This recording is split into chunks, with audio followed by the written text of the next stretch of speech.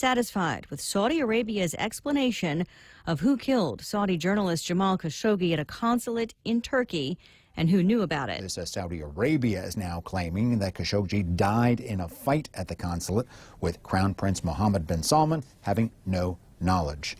This new cover story raising questions, including in Turkey. President Erdogan says he will be revealing the full details of his country's probe tomorrow. Fox's Greg Pelcott. Hurricane Michael now blamed for at least 39 deaths in all from Florida to Virginia. This after 4 more deaths confirmed in the hardest hit part of the Florida Panhandle, Bay County. In the Pacific, Hurricane Willa is now a Category 5 storm. Top sustained winds around 160 miles per hour expected to make landfall along Mexico's west coast by late tomorrow. An outpouring of support after an actress reveals she has MS. In an emotional Instagram post, actress Selma Blair tells fans she was diagnosed with multiple sclerosis in August, explaining, "I am disabled. I fall sometimes. I drop things. My memory is foggy, and my left side is asking for directions from a broken GPS. We are doing it, and I laugh, and I don't know exactly what I will do precisely, but I will do my best." The 46-year-old who stars as Harper Glass on Netflix sci-fi drama Another Life goes on to say she's had symptoms for years, thanking her team for their understanding. Adding, "By the grace of the Lord and willpower and the understanding of producers at Netflix, I have a job." Fox's Kristen Goodwin recapping Wall Street. A mixed day overall. The NASDAQ finishes higher, the Dow lower, down about 126 points. It had been down over 200 during the session. I'm Lisa Brady, and this is Fox News. If you can dream uncommon design and unprecedented engineering, you define the 2018 Lexus. The boldly designed IS Sport Sedan's aggressive design stimulates the senses. Advanced paddle shifting puts the exhilarating performance of the IS Sport Sedan at your fingertips. With deep, luxurious seating, the ES350 offers an ultimate level of comfort, while cutting-edge engineering delivers a thrilling drive. Put yourself in a 2018 Lexus. Now with special incentives. At Atkins Kroll. Security Title is honored to join in sponsoring Ray Gibson on The Point. Half a day. I'm Rita Tidegli of Manila, and this is where I start my day, listening to the voices of our community and sharing thoughts about issues that affect all of us. It all boils down to our people and our land. Ingatan ang iyong tahanan, protect your home. When purchasing or refinancing your home, remember to call the professionals at Security Title, just like you call Ray Gibson in the morning. Family Finance, serving the people of Guam since 1959. Now you can start planning for the holidays by getting a personal Christmas loan from $1,000 up to $3,500. Family Finance has 3 convenient locations to serve you. Give them a call in Dededo, 633-4473, Hagåtña, 475-4545, and the Upper Tumon location on the 2nd floor of the Pacific Building at 647-5626. Get your Christmas loans today from Family Finance. Meet all the candidates up close and personal and find out why they deserve your vote. On Saturday, October 27th, you can meet them face-to-face during Micronesia Mall's One-on-One with the candidates. From 1 to 4 p.m., you can ask the tough questions, exchange views, express your concerns, or just get to know your candidates better. Hosted by Ray Gibson and broadcast on 93.3 The Point with the Facebook Live feed courtesy of Shooting Star Productions. Go one-on-one with the candidates. Saturday, October 27th, only at Micronesia Mall. Calvo started with a simple handshake. As we celebrate 80 years, we extend a hand to all of you who have taken our hand in trust, to the dreamers and realists, the families, the businesses, the young at heart, and the old souls, our manamku and our children. From all of us to all of you, our deepest, happiest, and infinite thanks. 80 years here for you. 80 years thanks to you. Calvo's Insurance, a legacy of trust. Your first look at 93.3 The Point News is brought to you by Guam Hearing Doctors. Call the experts at Guam Hearing Doctors if you're worried about your hearing. The evaluation is simple and painless.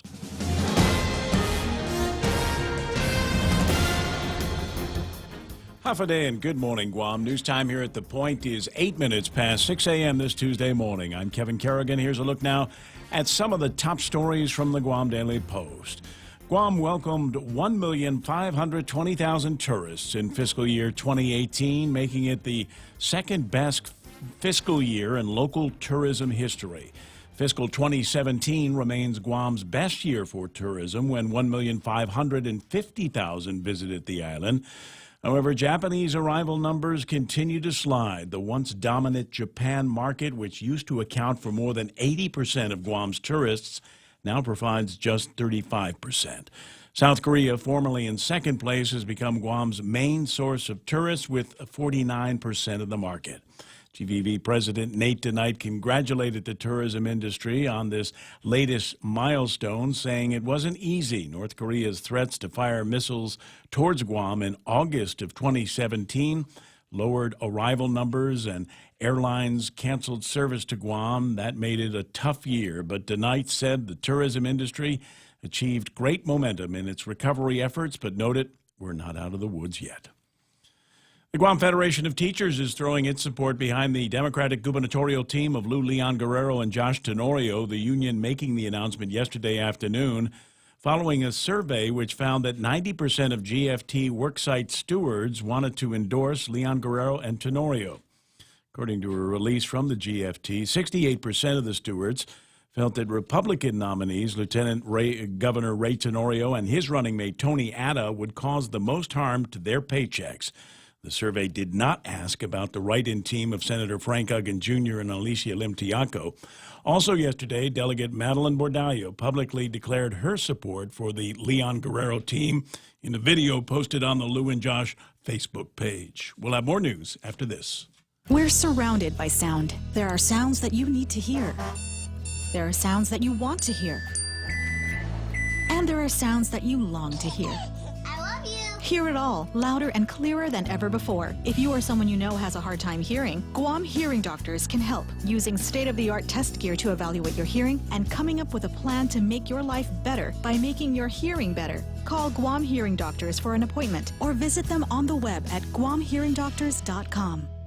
Morrico Equipment is the exclusive Freightliner truck dealer in Guam and Micronesia. That exclusive part is important because Morrico Equipment can sell new Freightliner trucks with the 2004 Mercedes diesel engine. If you operate trucks on Guam, then you know how important and reliable the old diesel engines are. The Mercedes diesel engine only in Freightliner trucks operates on both old and new diesel fuel. They do not require DEF fluid or engine regeneration. Freightliner trucks, only at Morrico Equipment. 11 minutes past 6 a.m. here at The Point. A new lawsuit has been filed in district court against former Guam priest Louis Brouillard, who died earlier this month in Minnesota. A man identified through the initials VP to protect his identity filed a civil complaint alleging Brouillard sexually abused and molested him when he was a teen in the early 1970s. Boy Scouts of America and the Archdiocese of Agana are also named in the complaint. VP was a Boy Scout for the Jonia Boy Scout troop, and Brouillard was a priest serving in the Archdiocese of Agana at the time. Brouillard has admitted to sexually abusing at least a dozen boys while he served as a parish priest and Boy Scout leader on island for nearly 4 decades. The U.S. Marine Corps' main base on Guam will be named in honor of the late Brigadier General Vicente Ben Blas. The base is currently under construction in Finnegajen. Delegate Madeline Bordallo petitioned the Navy to honor Blas by naming the Marine Corps base here after him.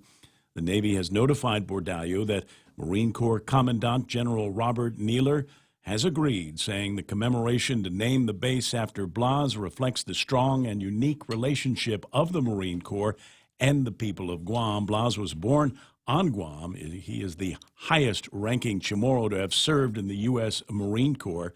He was a survivor of the Japanese occupation of Guam during World War II. He served in the Marines for 29 years and went on to represent Guam in the U.S. House of Representatives, where he served 4 terms as Guam's delegate to Congress. Blas died in January 2014, and he was laid to rest at Arlington National Cemetery in Virginia. For these stories and more, log on to postguam.com or pick up a copy of today's Guam Daily Post. Ray and Mike now take a look at weather. Well, it's Ray and Mike and Brandon from the National Weather Service. Let me pop up the satellite imagery and see what looks like a more dangerous and threatening storm than the satellite imagery indicated yesterday. Good morning, Brandon. Good morning, Ray. How are you doing? I'm okay. Just a little bit concerned. Looks like we've got a little bit more circulation going, a little bit more of a shape that this U2 has taken overnight. And I don't know what's happening with the track now. It looks like it wants to go a little bit more south than originally predicted. Yeah, that's some of the trends we've been noticing in the past couple of hours. The central convection has been quite consistent all night, and widespread showers and thunderstorms throughout within much of the central circulation. And comparing the 2 o'clock track with the latest satellite imagery, it looks like it has gone just a little bit south, and that's one of the things that we have been anticipating in the past day or so, because these bobbles, these deviations from the forecast track do happen, and especially being 600 plus miles away from the Marianas, it's something that should be concerning. It could result in some pretty big track changes, especially where it comes through the Marianas, whether it's north of Saipan, closer to Saipan, or elsewhere north or south. So it's one thing. We definitely don't want people letting their guard down, even though as of 2 o'clock, Guam is outside of the tropical storm force winds. A small change in track will bring those tropical storm winds or even stronger over Guam. All right, let's talk about what the storm is doing right now. Can you give me an idea of how strong that is, where it is currently? Absolutely. It has been intensifying pretty quickly overnight. It is currently, as of 5 o'clock this morning, 70 miles per hour, maximum sustained winds, moving west-northwest at about 16 miles per hour. To compare to last night and yesterday evening, it was moving northwest, and it was only 45 miles per hour in intensity. So this thing is intensifying. We're expecting it to become a typhoon later on this morning. Yeah. What's it going to be in a couple of days when it's closer to the Marianas? Right now, it's still looking quite plausible. We could be seeing a 125-mile-per-hour storm as it passes through the islands. So definitely a significant system, and one that everybody should be watching very closely and considering any type of preparations you might need to be doing, especially in the CNMI, but also Guam. Go ahead and get your preparation list together and know what you need to do. And be prepared to move. Be prepared to move quick as the storm is moving a little bit faster. As you said, 16 miles an hour and intensifying on the run. We're anticipating what number is that? 125 mile an hour winds. It's Cat what? I believe that's Cat 4, right, Brendan? That is a strong Cat 3. Category 4 is right at 130 miles per hour. Okay, there we go.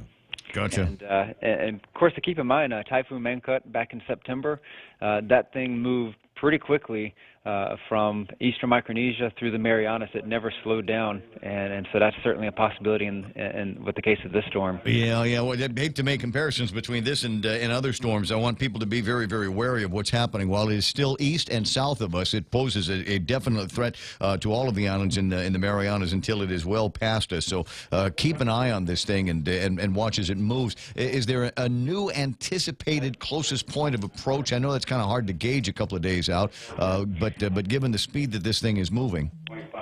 Well, right now we're still looking at Wednesday evening. It's a little bit earlier than yesterday's forecast tracks.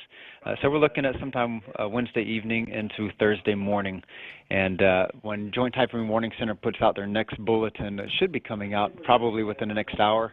We'll have the new track posted to our webpage and also our Facebook page before 8 o'clock this morning. And a note to listeners that want to be involved and want to be a part of this, if you are going to post anything on any of the social media, the WhatsApps or whatever, please make sure that you pull down any of the obsolete images. Anything that was on the web yesterday is now hopelessly obsolete and will tend to confuse people with what this storm is doing. So pull that stuff off. If you feel like you have to put something up there, post a link to the National Weather Service, post a link to the Joint Typhoon Warning Center, post a link to Jeff Weather at Jeff Pirates Cove.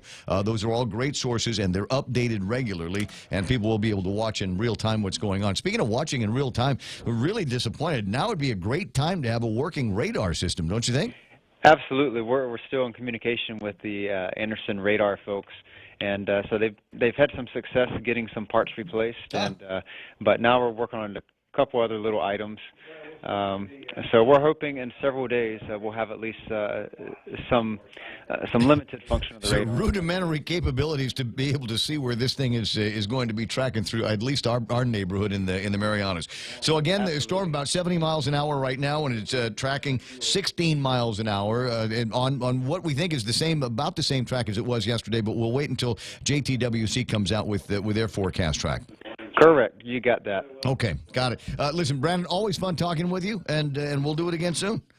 Thank you very much. I'll be here all day, all night for the next forever. I imagine you might be. 6:18, and the operative word from the guy is, listen, you need to be prepared. This got all the earmarks of the possible monster. I'm not calling it super anything, but it looks like it could be. The word somebody used online is formidable. What's the storm that came through that kind of surprised everybody? Was that Pongsona, or was that a different one? It was the one where they kept saying it was going to miss us, and then it wound up actually clipping the island. And this is, I'm not saying that's going to happen, but it's setting itself up in the same mood. So everybody really needs to keep an eye on it and just stay abreast of the developments. Yeah. You know what? It's going to be one of those things, and where we're going to tell you all the time about being prepared. So start thinking about it right now. Fortunately, we've had a couple of close calls recently, and I think everybody's level of preparation might be up a little bit high. We know where the shutters are, we know where the pins are,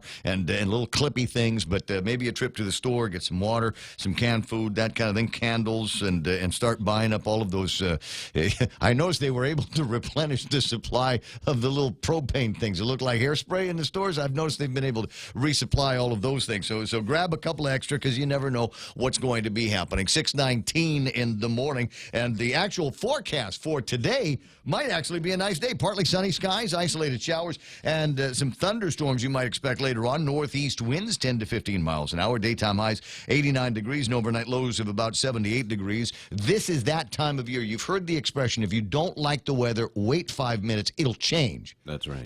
This is the time of year where we're talking about that. Blazing hot yesterday afternoon, and I thought, well, it's all right. I'm going to run out. I'm going to go outside and see if I can take care of a couple of chores on the outside of the house. Started raining. The second I started, it started raining in the backyard. And well, maybe not today. Daytime highs expected 89, overnight lows of about 78 degrees. Sunset tonight early at 5:57, and sunrise tomorrow morning at 6:12. That's news and weather together, brought to you by Bank Pacific. Where others put branches, they place roots. There's a reason every day a Guam homeowner is getting a solar system installed by Micronesia Renewable Energy. It's because MRE is the most trusted name in solar. With more solar energy solutions than any other solar company on island, homeowners have a choice to go solar for zero money down or take the path to ownership. Whichever way, it keeps our skies blue and your pockets green. And with the most experienced solar technicians and an energy production guarantee, there are no worries. Call 632-2613 for a free consultation. MRE, the smarter choice. I never worry anyway.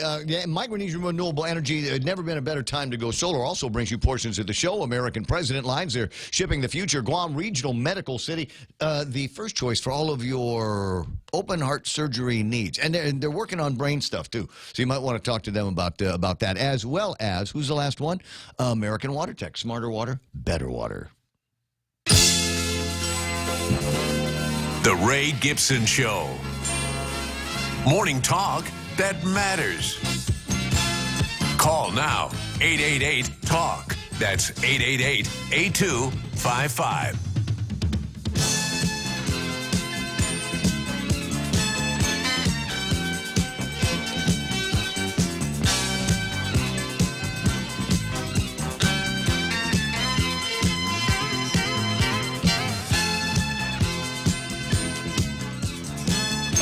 I think I've got it all together now. I'm fine. The notes over here and scripts over there, and I got my phone stuff there, and the brush. I got to have the brush for getting the program started. Welcome to the program. Excuse the organized mess that I'm in the midst of right now. My name is Ray Gibson. I'm the host of the Ray Gibson Show here on 93.3 The Point, and joined by a couple of broadcast professionals, seniors in the industry, if you will. Michael Knight, who will get the phone when you call at 888-8888. If it takes him a couple of rings, it might be because we're actually doing a little bit more by way of weather coverage, as you might imagine here this morning. There's a bunch of places where Mike likes to go and see if we can get a kind of a back channel view of what's going on. Always nice to talk to anybody that answers the phone over at the National Weather Service, and so we're going to be watching that. Do me a favor, keep an eye on the JTWC site. So as soon as that new forecast track comes out, I'm going to be interested to see what it says, because it looks like the barrel of that gun moved a little bit. Do you get that same feeling? And even Brandon said, it has tracked a little bit south of the forecast track overnight. And right now it's in what I typed it in our little talk here. It's in what we weather geeks like to call the embryo stage. If you look at it on the satellite, it looks kind of like a human embryo as it gets ready to make that ramp over in strength to actual typhoon. It's only 4 miles per hour below that threshold right now. So for all intents and purposes, this is it's already it's a typhoon. Yeah. By the time we're done talking about it this hour, it should be a typhoon, and it's going to be in the neighborhood. What, tomorrow night he was talking about? That's right. Yeah, tomorrow night into Thursday. So we are just a few hours away, 36 hours. I really expect that we will go Core 2 sometime today, just as a precaution. I think we should. I got that. Really. I got that feeling. I think you're right. Between the two of us, we've been watching things like this in the last couple of months. I think we've gotten pretty conversant in the ways of the Department of Homeland Security and Civil Defense. Official news comes from the official sources, and our official sources, the Guam Daily Post. Kevin Kerrigan is their managing editor. Good morning, Kevin. Good morning, Ray. Are you ready for some weather here? Take our minds off of the off of the political gossip and other current events that are taking place on Guam. Perfect timing, huh? I got stuff to do. This is a busy week. I'm laying out. I'm thinking about doing some water blasting over the next couple of days. And you know what? I don't know. You want a water blast when it's hot, when you get the opportunity for grill marks, when people are yelling at you. For heaven's sakes, put some sunscreen on. That's what I was hoping for. I don't want to be doing this in overcast skies. I have a totally useless conspiracy proposal here. Oh, yeah. Okay. I think one of the gubernatorial candidates created the bad weather. Who stands to gain? Let's. I don't know. There's research now. There are numbers that we can look at. But I need you to do me a favor. Can you go to the KUAM website and pull up the first set of numbers that they did, Ron McNinch and KU? No, I've got the new ones. But where's the first set? Because what they're talking, this is the second set, and they had a preliminary set of numbers that came out before, like 2 weeks ago, something like that. And it's the one that had Lulian Guerrero at 65%, and I think those numbers have changed a little bit. She's still in the lead, according to this survey, but Lou and Josh at 58%, which is a different number. Tenorio Ada at 32%, and the write-in at 10%. And I can't remember what the original numbers were. I want to see if there's been any swishing around with Mike Nicholas and Doris Flores Brooks. Looks like a couple of people on the senatorial side have traded places, and if this works out to be true, then any of those predictions that we'd heard in the last few days about there being a significant Democrat majority in the 35th Guam legislature will also be true. 10 Democrats to just 5 Republicans. Can you imagine the havoc that could be wrought if you've got a Democrat in Adelupa and a Democrat the legislature? Man, there should be no excuses for not being able to get anything done in at least the first couple of years of this. And if you ask anybody, they'll tell you the first couple of years of whatever's going to be happening, any time after about January of 2019 is going to be an interesting time for Guam. What with all kinds of shoes that are going to be dropping and all of the other stuff. At 626. Well, instead of doing that, Mike, do me a favor, punch the button on the Cheers theme. And let's get that going. Everybody knows your name. I'm hearing something else. Sometimes you want to go where everybody knows your name. And they're always glad you came. You want to be where you can see the troubles are all the same. You want to be where everybody knows your name. I'm hearing voices here this morning, and it's freaking me out. It's 626, and let's take a look at who's lurking on the Facebook Live this morning. Mark Cruz saying, good morning, Rayman. Nice to see you. Johnson Nicholas says, good morning, all. What storm? the monster that's about 600 miles over on the east and south of Guam. Ted Lewis saying, morning, Ray, Kevin, and Michael. I see Linda Gabriel and Shelley Gibson and Ismael Velez, who says, good morning. Happy birthday to my beautiful wife, Lisa, who is not only a great mom, but also a talented photographer, and it's nice, Ismail, that the very first thing that you're thinking about this morning is her. Am I making you look good here? That's good. I hope you got something nice. What is it? Forever 21, or what's the name of the place over at Ganya Shopping Center? And she's going to say, come on, honey, those are for young, size 0 women. And then the answer is you say, you're not a size 0? What? What? Tommy Marcinus is there. Juanita Machi is there. Ken LG responding to a story that Kevin had from the Guam Daily Post about the folks over at the Guam Federation of Teachers lining up for Lou, isn't it? They're lining up for Lou. And I guess they talked to a bunch of people in the GFT and said, yeah, we like Lou. And they did a couple of things, not so much Ray, and absolutely nothing about Frank. So Ken's very interested in that, wondering the real question is how many stewards? Why didn't they poll members? I'm sure based on the number of conversations I've had with GFT members, the story would have ended differently because that's the way they want it. Dion Shinhara, and happy belated birthday to Ken. Dormy Fegerger, Jeff Ojeda is there. Tom Tahadzi. Debbie Wise says, oh no, I've picked up all of the broken banana trees from Mangood. What a mess my garden jungle will be. I'm with you. Things just starting to get cleaned up, and it looks like we've got another scare. But we're old Pacific hands, Debbie. We can handle this. Andre Bainham is there. Ron F. Zahi. Andre, this should be a great morning for Andre. Despite, I guess, Frank's not going to be over at the UOG Great Debate. Can we still call it a great debate if one of the candidates aren't there? Is that possible? You found it. What a good man. Because otherwise I was going to give you an F for the internet.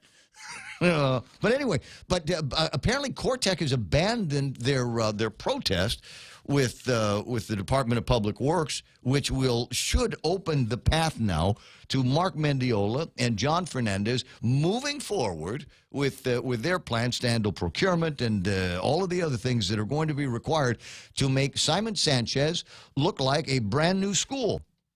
Well, I know that's asking for a lot, but hey, look what happened with JFK. That one only took, 7 years? Ron F. J, he is there. Vivian Castro Leon, Lillian Cruz, Carm Leon Guerrero, Zena Latore.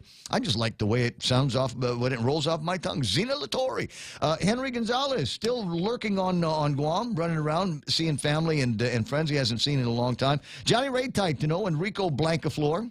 Are watching on Facebook Live. So is Bill Pettit, Bob Lizama, Amanda Shelton, Marvin Ike Iseki. I got Anita Muffness there. Debbie again saying you can water blast in the rain when there's not much wind. I did last Wednesday. Yeah, but my preference is to do it so I get a sunburn. Anita Muffness with the Valentine's eyes. That's always nice to see. Anita, is that really you, or is that an alias account for Johnny Monster? Amy Jean Suda says, I'm watching. I'm glad. I'm here, and I'm really glad you're there. Joe Flores is on the Facebook Live. Francis Salas, who's it? Janice Mendiola. It's a big list this morning. Valerie Lynn Maigi and Mandy Pahela. Some names get me. Amy Jean Suda. And there's Mark Mendiola. I was just talking. Mark, we're going to call. If I don't call you by 6:36, you call me at 6:37. Tricia Beneventi is there, and Jermaine Alerta. Hey, Jermaine. I just like saying your name like that, Jermaine. 6:30. Oh, 6:31 already. Yeah, I know. They got things beeping at me all morning long, trying to keep me on track. I'll work on that. I know we're ready to build a new Simon Sanchez High School, and one of the big stumbling blocks has been removed from you, and that's a good thing. Andre Bainham, we were talking about the thing from the GFT. Andre says, teachers were never polled. The presser is a political joke. Yeah, but who's it on is the question. Who is the joke on is the question. It's 6:31 and time for headlines from the Guam Daily Post. Here's Kevin Kerrigan. Half a day and good morning, Guam. In the headlines from the Daily Post this morning, a driver was pulled over for disobeying a posted stop sign over the weekend and arrested after a search of his vehicle led to the discovery of a modified shotgun, ammunition, and drugs. 35-year-old Derek John Punsalan found in possession of crystal meth, marijuana, a modified shotgun, 6 shotgun shells, and drug paraphernalia, according to the magistrate's complaint. In the vehicle with him were a female passenger and 2 children, ages 1 and 2. Punsalan was charged with possession of a Schedule II controlled substance with intent to deliver and possession of a modified firearm without a firearms ID. A 35-year-old man is behind bars after being accused of sexually abusing and impregnating a teenage girl, according to the magistrate complaint. The victim told police that her mother's boyfriend had sexually assaulted and beaten her for 3 years since she arrived on Guam from Chuuk at the age of 15. Wesser Wesson was charged Saturday with 3 counts of first-degree criminal sexual conduct and 5 counts of third-degree criminal sexual conduct. He's being held on $15,000 cash bail. Wesson was arrested last Friday after a store employee observed a disturbance between the girl and Wesson. The Guam Election Commission's $1,000 fine against a political action committee stands despite the threat of a lawsuit. Guam Election Commission issued the fine after the PAC People for Progress failed to file campaign finance disclosures. The information was also submitted to the Office of the Attorney General. People for Progress contends it is not under the purview of the Election Commission's disclosure law and therefore did not need to file finance reports with the Guam Election Commission. In response to the fine, the PAC's attorney, Jacqueline Terlahi, asked the commission to lift the fine by October 19th. The PAC is considering a lawsuit if the fine remains in place. For these stories and more, log on to postguam.com or pick up a copy of today's Guam Daily Post. Right on, I will. It's 6:33, 6:34 in the morning. That's iConnect time. Swing by iConnect and learn about why they are the practical choice. You'll find just incredible rates on push-to-talk and mobile and internet plans at iConnect. My opponents have attacked me lying about who I am or what I would do as your governor. So I thought you should hear from me. These attacks are flat-out lies and meant to distract you from the fact that they have failed you all these years. I am the only person running for governor who is a mother, grandmother, and a nurse. The truth is, I believe that when making decisions about her reproductive health, a woman should be guided by her family, priest, or doctor, not the government. They also claim I have a conflict with Bank of Guam. The truth is, banking is a highly regulated industry, and I will follow the law as I always have. Josh and I have plans to stabilize our economy and promote real growth to make healthcare more affordable, to provide resources to our police and fire departments, and to truly make education a priority. I am Lulian Guerrero, and I approve this message because you deserve to hear the truth. Paid for by the committee to elect Leon Guerrero Tenorio. Tony Sanford, Treasurer.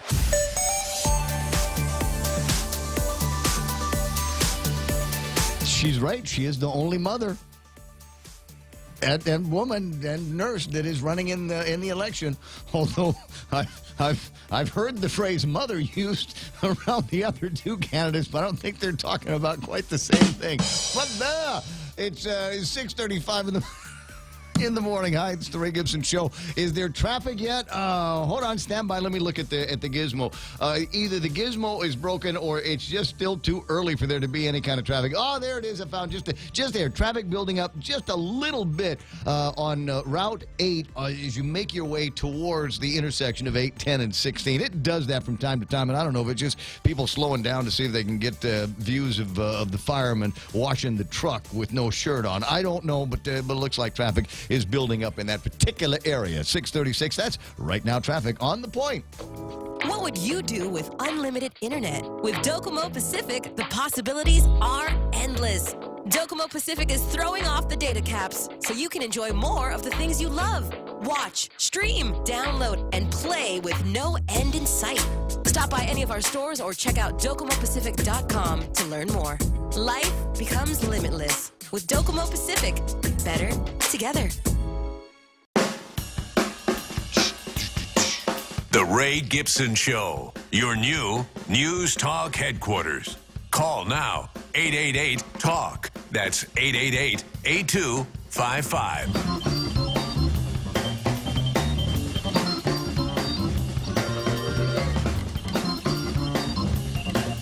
Once in a while, I kind of like to go behind the scenes on my Facebook Live and see what's going on, and it's nice, you know, when we get people that are recommending it. This is my favorite part, when I get people recommending the Point radio station to other people. My friend June Bells Carino has done that and has described us as an entertaining news station.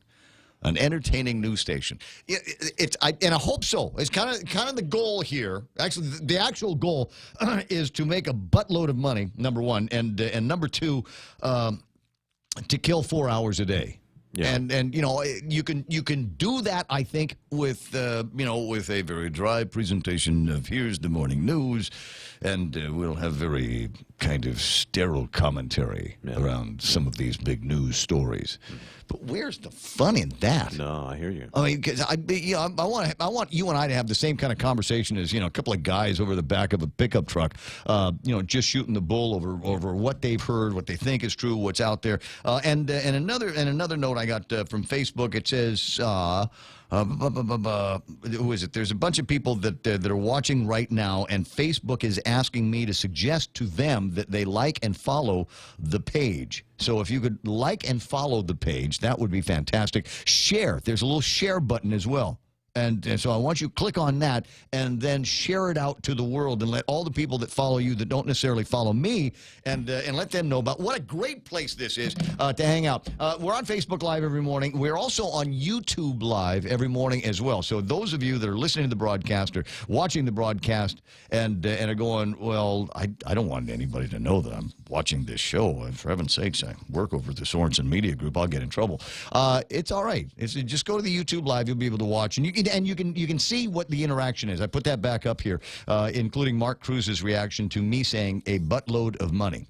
Hey, honesty is the best policy. Sincerity is important as well. Once you fake sincerity, you've got it made. You can run for office if you do stuff like that. 888-8255 is the telephone number, and then the WhatsApp is going off like crazy already. 988-5874. I'll throw a couple of WhatsApp memes at you in just a couple of minutes. In the meantime, 20 away from the top of the hour, as I said, I consider this to be a major story. Cortec has walked away from their protest with DPW, and as far as I know, Mark Mendiola, that's about the last impediment to the Department of Education, the Ed Board, from being able to take over completely now the project that is the rebuild of Simon Sanchez. Buenos, Jen Hoffaday. Hoffaday, Ray. Good morning. Getting prepared for parent-teacher conference today for the elementary schools. I don't have any kids in the elementary school. I don't have to go. You can't make me. I have two. So straight A's. I'm just proud of them. Oh, nice. The teachers and the schools. My kids are doing really well. Did you have the conversation with the kids and go, hey, look, dude, guys, I'm on the Ed Board. You have to get good grades. You know what? My wife is to be credited for a lot of the stuff that goes on, but we have them in a good after-school program. So when we're all working together, man, we're very successful. So I'm just glad that we have the time to just watch them grow and get a good education. Nice. Well, I'm glad to hear all of those things. I'm sure that they're going to get exemplary marks from the teachers. As you have these conferences, it won't be like when my mom would go and sister would say, Ray's a fairly intelligent guy, and he would do so much better if he only applied himself. If he only applied himself, right? So that was me. All of my life, I don't know what the heck you people are talking about. I'm here every day, aren't I? Isn't that applying it? Anyway, so let's go to the Cortec thing. Let's talk about that. Did you guys have outside conversations that led to this? I do know that the superintendent. We wrote a couple of letters a couple months ago asking the OTA. That was the last hurdle. That was Cortec and the government. I guess they settled on whatever was the dispute was, and now this just opens the pathway for us to get Simon Sanchez built. And I know that the board, along with the superintendent, want to get this done as quickly as possible. We requested it from the legislature a couple of months back to give us the procurement authority. I know including the superintendent, have taken all the procurement modules, the tests, and they passed it. We're up to the challenge. I do know that the first set is to send out the RFP to. So we're breaking this up into pieces so that we, go through the whole process. It's going to be a transparent process. Try to learn from the previous procurement. Yeah. Hey, listen, go call John Thomas Brown and just bring him in as a procurement consultant. And I'm sure I'm not going to say I'm sure he'd do it for nothing because he's a lawyer, but but this guy it help you steer clear of whatever some of the rocky shores are going to be moving forward with the procurement. It would be terrible to have lined up a great set of plans, great construction companies, and have access to the financing that you're going to need to be able to do this, and then run into another round of procurement hassles that prevents anybody from swinging a hammer for another year. Yeah, and that's the thing. We and that's I believe John and our our department that handles the procurement. I think we prepared ourselves as much as possible to prevent us from going down that road. I do know that we want to get it going as quickly as possible. Turn that shovel and get Simon Sanchez built, because the kids, it's going to take us a couple of years, I know, to get the school completed. So from start of the construction all the way to the time we open the doors for the kids. I visited the campus the other day, and we just want to make sure the campus continues to be safe for our kids, and that we're giving them as much support during the construction phase as well. Yeah. Well, that'll be different. We don't have what we had access to in the past, and it would have been awesome if we still had this kind of spare facility floating around. With remember Tiedzen was kind of a nice little overflow place. We're doing work at JFK, send these kids over there. We're doing work over at GW, send the kids over there. But we don't have that anymore, so we'll have to do this work kind of on top of classes. Right, and so I think that the superintendent, the initial plan is to build the school on a different footprint that's currently there. There's a lot of temporary rooms up at Simon Sanchez, so we just got to make sure that those classrooms are continue to remain functional, safe, that meet the standards, and once they get a new school, it'll be a thing of the past. When do you suppose we'll be able to see some of the first work being done? I do know that the superintendent wanted to work on the initial. I do know the legislature, I think it was Senator Frank Huggen, that authored the bill to start the initial A&E design. Wait, Frank Huggen, the guy that's running as a write-in candidate? I heard about him. Yeah, yeah, he was the one that actually championed that legislation, gave us initial funding for the A&E design, and so I do know that work's going to be the first one out the gate. So to our construction and those folks that are interested in doing that type of work, please look out for it. We're going to try and get this procurement going as quickly as possible. And, of course, we've got to follow the timelines, follow all the rules. And so, we're ready. Our students are ready, and our parents are ready. So where's the rest of the money coming from? Because I recall, I can't even ballpark it, but I recall there was sufficient funds, I suppose, for the A&E that needed to be done for this new place. But I mean, that's just going to cover the blueprints. Where are you going to find the rest of the money for actual wood and rebar and concrete and light switches and air conditioning? I believe, if I understand correctly, I believe it was a bond that was floated, and I think that money is held in trust until the construction can start. So I do know that that's already part of the overall government of Guam budget for DOE for actually the construction. Hold on. You know how it works around here, right? So if there's any money in an account and the government has to do payroll, any funds are no longer safe. When was the last time anybody saw the bank book for that account? I think it was one of the bonds that were floated, I think, for the purchase of for the reconstruction of the school. Remember? Okay, so it should definitely be there, because if it's bond, then the people that gave us the money are going to be very interested to make sure that those dollars go where they're supposed to. Yes, sir, that's correct. Absolutely. Check anyway. Yeah, I will, definitely. We're on top of it. I know the department's ready for it. All right. Any word from the guys in Washington, D.C., third-party fiduciary agent? Are they ready to cut you loose?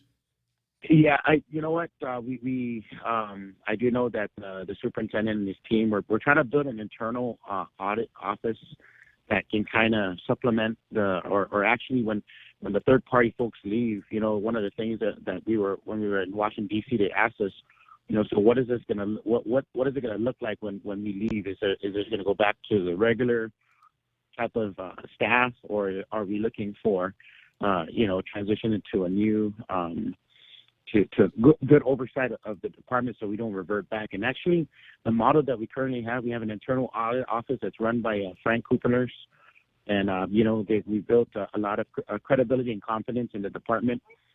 with the U.S. DOE with respect to our audit findings. If you remember, one of the biggest challenges that put us in the first place was the unauditable books of GDOE. Now for the past couple of years, we've been at clean audits. Our books are good, and so we sent the supplemental budget request to the legislature, and we asked them to recognize these folks, and a lot of people are headhunting our good people, and unfortunately the internal audit office, our chief auditor is making an entry level at the OPA's office. Such a disparity. A lot of the autonomous agencies have auditors within their agencies, and they get compensated very well. Well, I mean, go and look at the public Office of Public Accountability. They had some people out there, but even their budget numbers are in reverse. So BJ had to let a few people go, some real high profile folks as well. Right. But when you're managing the largest government agency in the government of Guam, and we're trying to get off of this third party issue, we're right there. $3 million. Well, call Yuka and hire Yuka. She's going to be looking for a job. Interview her. Again, call me later. I'll give you her WhatsApp.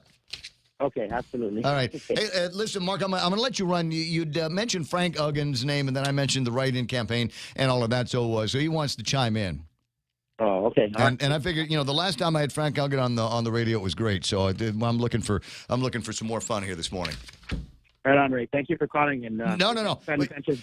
I'm deeply interested in it, and as I said, that was one of the things. I knew that there was money coming your way. I knew that things were going to be happening. The legislature had approved the Department of Education and the Ed Board moving forward as the masters of this project, and there's a lot of confidence behind you and a lot of people that want to see good things happen, including Frank Uggan. So I'm happy to talk to you about it. This is as big a headline as, in my mind, as General Ben Blas being the namesake for the Marine Cantonment area. I think that's huge.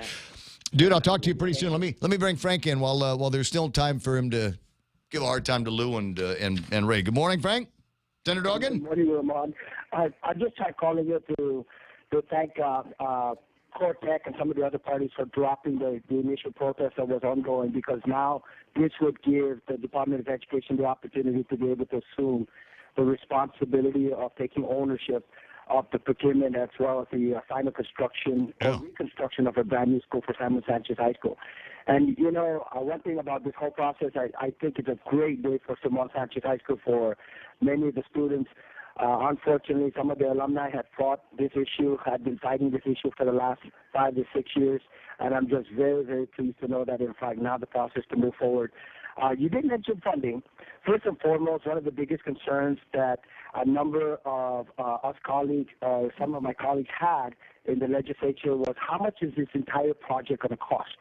So we took a different approach, and we provided funding allocation, $1.5 million from the tax amnesty from the last fiscal year, and then $1 million from this fiscal year's budget. So approximately $2.5 million has been set aside specifically for the A&E and some of the initial design work of the school. And then they will give us a requirement in terms of how much the school will cost.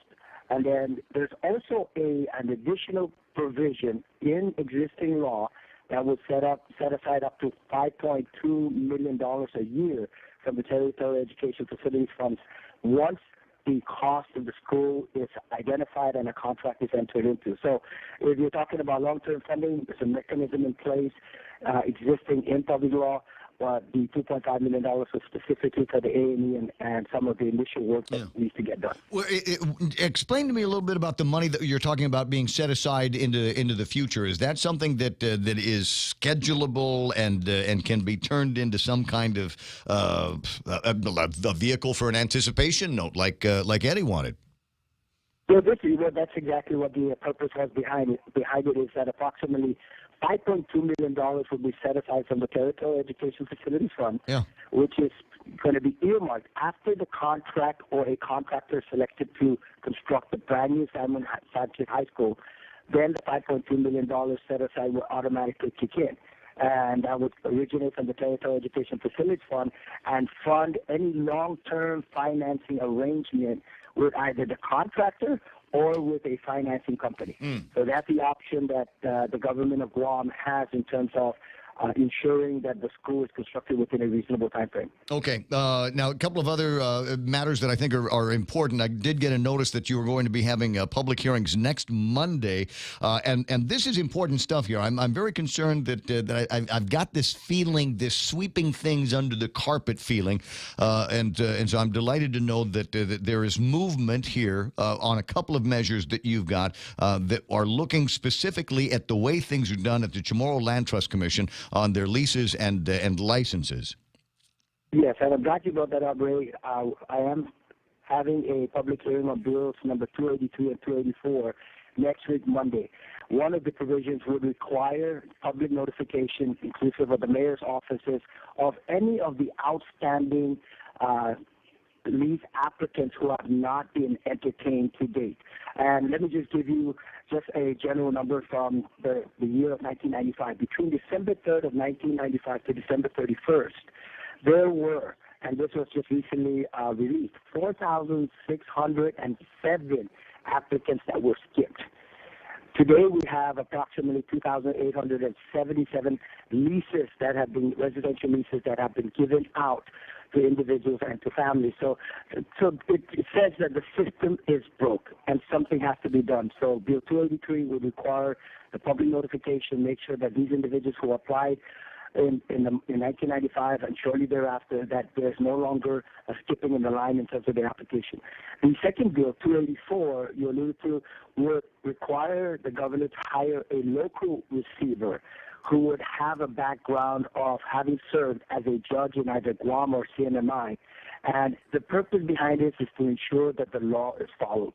Because if the law was followed since day one, then all of these discrepancies, the void and the null and void that the Attorney General had identified as it applies to these leases would not be an issue because they are already requirements in law. So that would require the hiring of a local receiver and then also require the rules and regulations be enacted to address conflict of interest, to address personnel issues in terms of distribution of property to fellow coworkers or distribution of properties to family members and other issues that are necessary as part of the administrative process.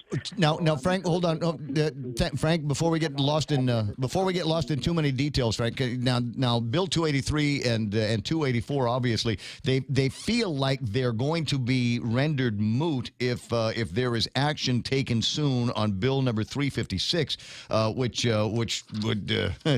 would basically just allow for the resolution as proposed by the board of the Chamorro Land Trust Commission to say, hey, listen, the government screwed up, but we don't want to take it out on the people that've got the land, and so we're just going to go ahead and honor all of the leases that we have. We did our own investigation. We found no evidence of any kind of wrongdoing whatsoever, and it seems to me that Bill 356 would essentially what's the word I'm looking for? Negate any of the need to see anything coming out of 283 and 284. Do you feel the same way? Yes, I absolutely feel the same way. And in this particular case, and one of the comments that I shared at the public hearing is that this is a trust. And my understanding of a trust is that it's quasi-independent of the government of Guam. So for the legislature to get actively involved and to ratify any decision of the Chamorro Land Trust Commissioners, it's to me, it's meddling into the activities of the trust. What we should do is pass policy, what the legislature should do is pass policy that sets parameters and sets guidelines in terms of how the trust should be administered. And then that responsibility should continue to lay in the hands of the trust. And I agree with you that having the legislature get involved to ratify the decision of Chamorro Land Trust is like sweeping the mess under the rug. And it's just disregarding the entire process and not recognizing that the law was broken. And nobody is going to get held accountable. Not only this executive director, but prior executive directors, and then some of the staff within the Chamorro Land Trust Commission. And that is at the heart of government corruption in terms of ensuring that, hey, if it's mandated by you, that is your job. That is your responsibility. If you're not following the law, then there's got to be disciplinary activities or actions taken to ensure that you follow the law or you're no longer involved in the process. Don't disagree. I don't disagree. It's not my place to mete out that punishment, but it is going to be interesting. So is anybody? Did they actually deny your request on another subject? We'll move into political gossip here. Did you request for a position at the University of Guam Great Debate? We have submitted a request for consideration to be involved in the University of Guam Great Debate, and we are awaiting response from the president. I don't know if you're going to get it. I'm looking at there's a story. Janella Offline in the last couple of weeks. So. Yeah, I heard that. I'd heard that story that he was. In the next few days. Janella Carrera did a story last night on PNC talking about the great debate next week, and there's going to be a coin toss deciding which side of the stage they'll stand on. The team chose the left side. Leon Guerrero won the second coin toss and has chosen to enter the event second for opening remarks. Tenorio Ada will go second. The team will also answer questions second in the first round, while the in-team will answer. Doesn't say anything in here about Frank and Alicia.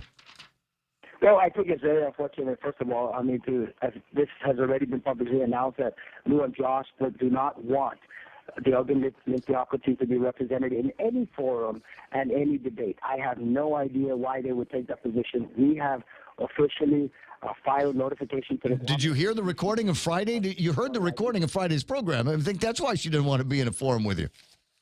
No, look, if the truth hurts, then I'm sorry. In this particular case, the truth is going to come out. So it's just making sure that the people of Guam know and understand exactly what the individual teams stand for and what they will do as governor and as lieutenant governor. And I believe that Alicia and I have the best agenda and the most purposeful approach in terms of making sure that we address the issues and the concerns of our everyday people. And one last political gossip question. This came to me last night. What? No, but it's not about you. It's not about you. It is just FYI, not sure you heard it, write in for MZB, for real.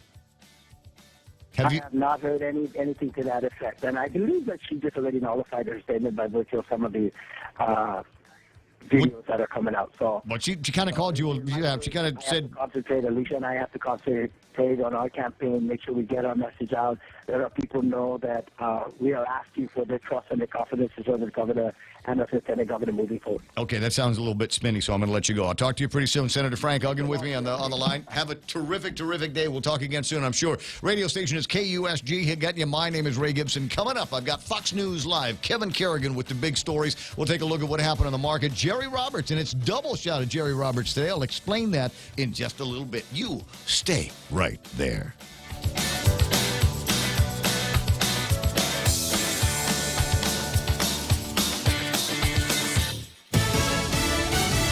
Just over 2 weeks to the midterms. I'm Lisa Brady, Fox News. President Trump hitting the campaign trail again, due in Houston later this hour to stump for former presidential rival Senator Ted Cruz. And he's expected to keep part of the focus on immigration as a mass caravan that started in Central America keeps heading north to the U.S. border with Mexico. They have a lot of everybody in that group. It's a horrible thing, and it's a lot bigger than 5,000 people.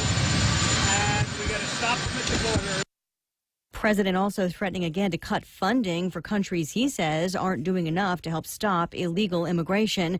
President Trump also getting more specific today about his call for more tax cuts. Fox's John Decker live at the White House. The president promising a new round of tax cuts for individuals and families after the midterm elections. We're giving a middle income tax reduction of about 10%. We're doing it now for middle-income people. This is not for business. This is for middle. House Republicans last month passed a tax bill that would extend tax cuts for individuals that under last year's legislation are set to expire in 2025. So far, though, the Senate has not expressed any interest in taking up that legislation. Lisa? Thanks, John. The president says he is not satisfied with the Saudis' story that journalist Jamal Khashoggi was killed by mistake during a fight at their consulate in Turkey as the investigation of his death continues. The latest comes from a Turkish broadcaster saying the police have found a car in a parking garage in Istanbul they say belongs to the Saudi consulate. Turkish authorities claim the footage shows a man transfer a package from that car to another car with diplomatic plates, and they're investigating this as part of the murder of Jamal Khashoggi. Fox's Rich Edson at the State Department. Turkey plans to release more of its findings tomorrow. This is Fox News. KFC has finally answered the world's most important question. What came first, the chicken or the egg? And the answer is both. Introducing KFC's KFC AM, their new Southern and local-inspired breakfast. AM-loaded platter with chicken fried rice, waffles, and Colonel's chicken congee. KFC also has your all-time favorites, AM chicken and egg wraps, Southern biscuit and sausage sandwich, and hash browns. So for finger-licking good mornings, AM will never be the same at KFC. KFC, it's finger-licking good. It's important to have claims process that works for you. At Guahan Insurance Services, we make things simple and convenient. Same door you walk in to purchase your insurance is the same door you open to file your claim. We can't pretend that the car insurance claims process is fun, but we can promise a hassle-free and speedy recovery without any runarounds. For your home, auto, and business insurance, visit us at the Camacho Landmark Center on Marine Corps Drive in Tamuning. Don't forget to like us on Facebook or give us a call at 475-1162 or text 929-SAVE. That's 929-7283. A major hurricane set to hit Mexico tomorrow, possibly just north of Puerto Vallarta. Hurricane Willa off the west coast of Mexico is now up to a Category 5 hurricane with wind speeds of 160 miles an hour. Hurricane watches and warnings have been issued along Mexico's central west coast. The storm is projected to weaken to a Category 2 hurricane by the time it makes landfall on Tuesday. By midweek, the remnants of Willa will bring tropical moisture and locally heavy rains across Texas, which could add to ongoing flooding in the region. Fox's meteorologist Adam Klotz. Central Texas still recovering from heavy rain and deadly flash flooding in recent weeks. Residents in Austin are under a boil water advisory to allow more time to get the drinking water supply back to normal. And the long, hard recovery from Hurricane Michael continues, now blamed for 39 deaths from Florida to Virginia. 4 more confirmed today in the hard-hit Florida Panhandle. Tesla CEO Elon Musk says the Hyperloop tunnel being developed by one of his other firms, the Boring Company, is coming soon. A December 10th opening set for the test section running under an L.A. suburb. The trial tunnel starts at Musk's Rocket Company site in Hawthorne, California. Passenger modules will travel at a top speed of 155 miles per hour, which is faster than the 125 mile per hour test sled that took to the track last year. The idea of Hyperloop is simple. A series of sealed tubes will connect locations around the country. Inside the tube, the air pressure is lower, almost near a vacuum, so passenger pods will zip through the tubes at over 750 miles per hour, faster than a jet airplane. So far, tests haven't hit the 750 mile per hour speed, but certainly the trial tunnel will bring that reality closer. Fox's Brett Larson. Daydreaming across America about the $1.6 billion Mega Millions jackpot, claiming the title now for biggest ever in the U.S. for tomorrow night's drawing. Nobody won Powerball over the weekend either. That's up to $620 million for Wednesday. Lisa Brady. And this is Fox News. Taste the sizzle at Chili's with our new fajita flavors. Our signature fajitas are served with sliced bell peppers, caramelized onions, topped with chipotle garlic butter, and chopped cilantro. Build your fajita with over 16 ounces of tender grilled chicken, juicy steak, and a dozen pieces of seasoned grilled shrimp in the family fajita trio. All served with warm flour tortillas and fresh toppings like mixed cheese, guacamole, salsa, and pico de gallo. Experience bold, sizzling fajita flavors only at Chili's. More life happens here. Alpha Day, I'm Madeline Bordallo. For over 60 years, I've spent my life serving you. Through the years, we've done so much. And those of us who have run for public office know that we run on our records and that we are judged by what we've done and what we've failed to do. My late husband, Ricky, imparted this teaching moment. In elections, we win some and we lose some. Personally, I know there's immense difficulty in defeat, but it doesn't serve the good of our island or our Democratic Party when we don't embrace the will of our people. So now more than ever, we need leaders who understand the issues and have a plan for the future. On November 6th, I'm voting for Lou and Josh, and I'm asking everyone who wants positive change to vote for them too. I'm in with Lou and Josh, so vote Democrat. I'm Leon Guerrero, and I approve this message. Paid for by the committee to elect Leon Guerrero Tenorio. Tony Sanford, Treasurer. Docomo Pacific is making the Better Together bundle even better. 2 great services plus more. Get unlimited local calls, SMS, and 20 gigs of data, plus unlimited home internet for $109 a month. Sign up today and get free installation and choose between a free Galaxy S8, S8 Plus, or $100 off select devices. Mobile plus online from Docomo Pacific. Better together. Some conditions apply. See store for details. If you can dream uncommon design and unprecedented engineering, you define the 2018 Lexus. The boldly designed IS Sports Sedan's aggressive design stimulates the senses. Advanced paddle shifting puts the exhilarating performance of the IS Sports Sedan at your fingertips. With deep, luxurious seating, the ES350 offers an ultimate level of comfort, while cutting-edge engineering delivers a thrilling drive. Put yourself in a 2018 Lexus. Now with special incentives. At Atkins Kroll.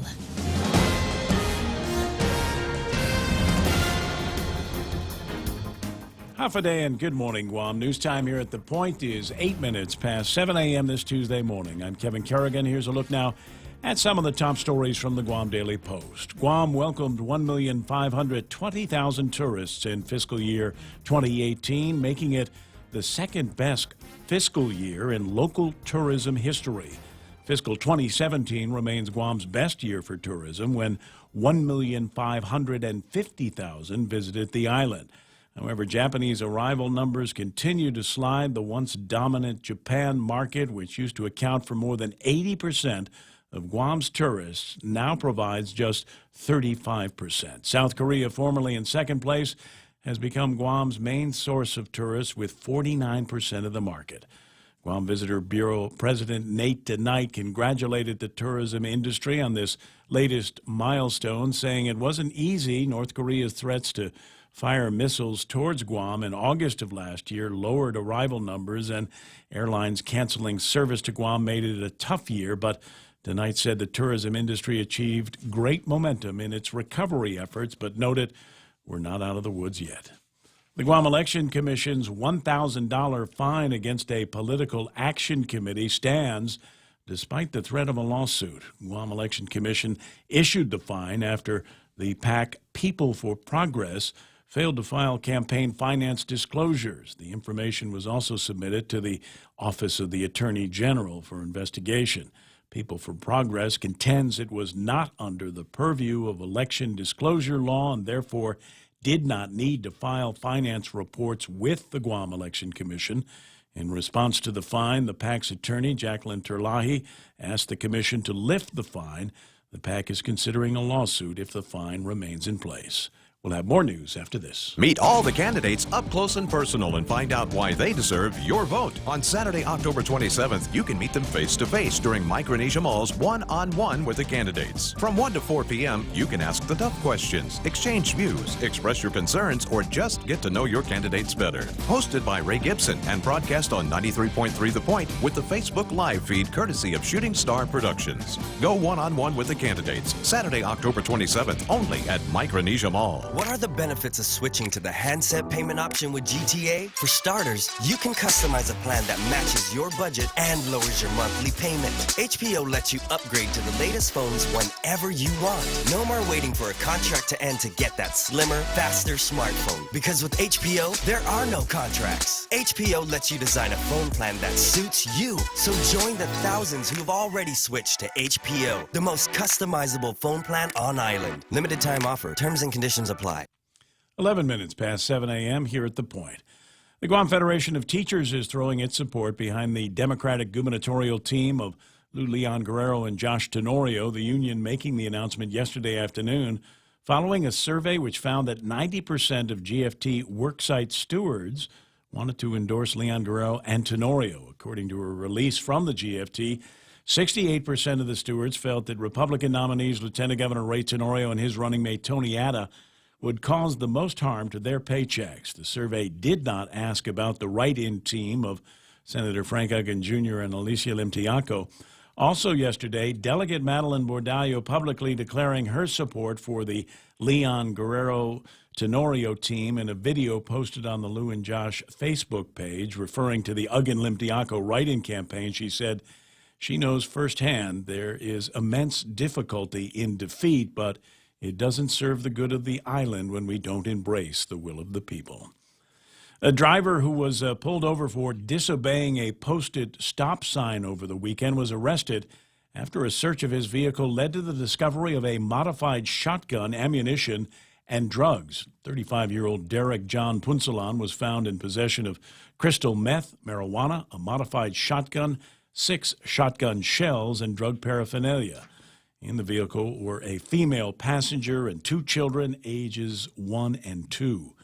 Punsalan was charged with possession of a Schedule II controlled substance with intent to deliver and possession of a modified firearm without a firearms ID.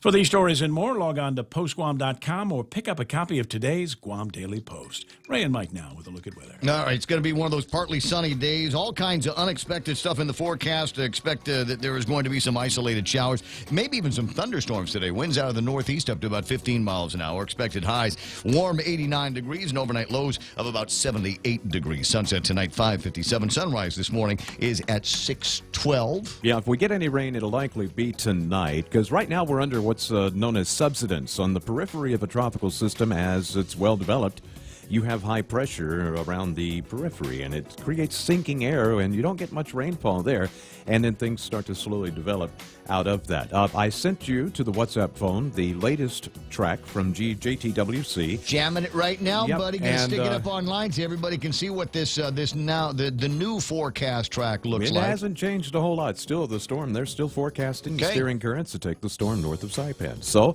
for now, it looks like we're still in the same realm that we were before, just on the very outer edges of possibly tropical depression or tropical storm force winds.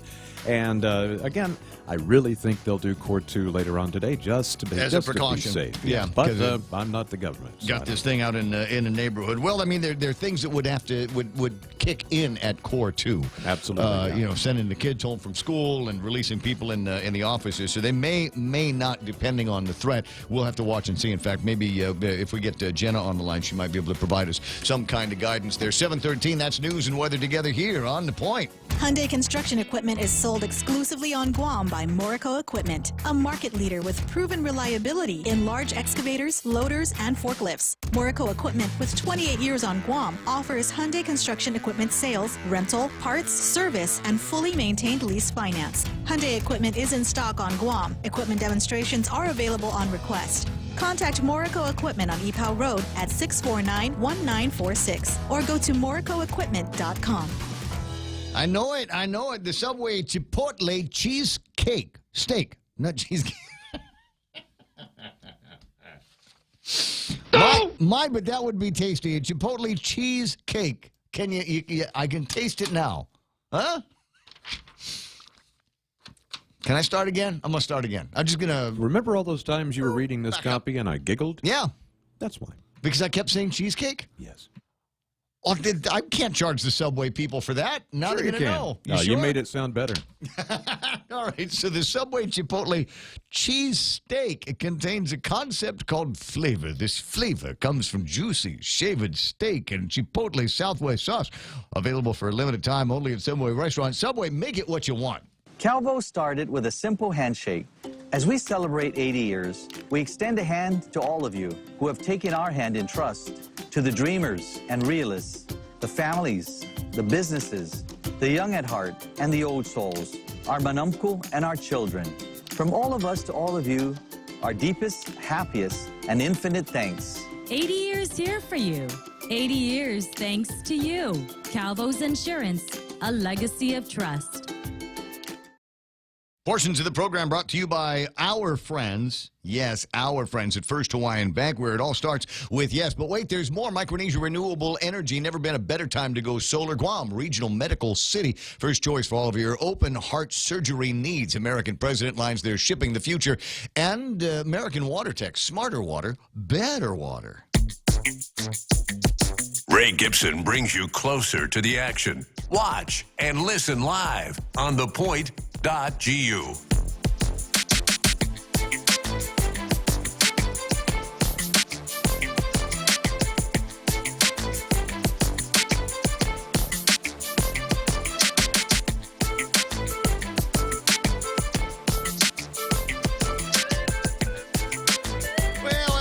All right, it's time to take a look at what happened in the market, and near as I can tell, and just from a cursory look at some headlines against Bank of America, let everybody down here. So the Dow Jones Industrial Average at 25,317, off by 126 points, but still banging over 25,000. I'll just point that out to you haters out there. NASDAQ at 74.68, 19 points higher than when it opened. That's always good. At least somebody's moving up. S&P 500 at 27.55, off by about 12 points here, and so yeah, mixed markets, mixed closures on the markets. Wonder all kinds of things that are going to have an impact on what's going to be happening with the markets.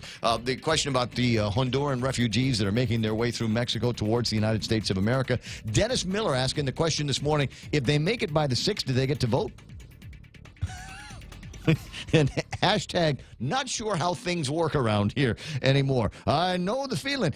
Japanese market, where are we at? 22,614. They're up by 82 points. The Hang Seng's up by 591. They're at 26,153. And the Shanghai Index up by 104 points. So the Asian markets are looking pretty good. Only thing is, who's got funds that are indexed to those markets? I used to have one that was indexed to Japan. In fact, I might still. I don't know. It was one of those sticking in the buy and hold category, and so maybe I'll check on the portfolio and see if there's anything in there that's worth looking at. Hey, West Texas crude, $69.25. That's nice. Lower than, in fact, that number lower than another index that I was just looking at a second ago. So that's good. West Texas seems to be moving in the right direction. And Tapas at $80.82. It kind of locked into that rate over the next couple of days until somebody kicks the Tapas and we get a new set of numbers. A buddy of mine was asking me the other day, because he believes in my ability to read English. He says, Ray, I said, yeah, because that's my name. He says, can I buy you a drink? I said, yeah, of course. He says, while I'm getting the drink, can you answer a question about Tapas crude? Is it possible that we are buying the most expensive crude oil that turns into, gasoline that is made from the most expensive crude oil on the planet? It's close. It only seems that way. It only seems that way. There are a couple of flavors of oil that are a little bit more expensive. Out of Russia, there's one called Sokol, S-O-K-O-L, and that one's trading today for about almost $83 a barrel. And then there's, I think of you when I see this one, because I can hear you saying it with your accent. Bonnie Light. Bonnie Light. Yes. In your Irish accent. Oh, in my Irish. Yes. Can I give it a shot? Could you do it now? Kevin might be better at this. He's an actual Irishman. Bonnie Light. Bonnie Light. $81 for a barrel of that. So just a little bit over Tapas today. So the answer is, yeah, we probably could buy more expensive oil. But again, we're talking about oils that are coming from someplace other than the fairly accessible and regionally friendly areas of Singapore. 7:19 in the morning. Jerry Roberts. And today is a double Jerry Roberts day. He's also in today's Guam Daily Post, which I don't have in front of me right now. What he's asking you to do in the Guam Daily Post, though, in his working notes, is to take the boss inventory. Now, he's talking about the boss. I'm not sure if he's talking about the boss radio station. Might be. I doubt it, because near as I can tell, we don't have anything to do with training, and got some brilliant employees there, but that's it.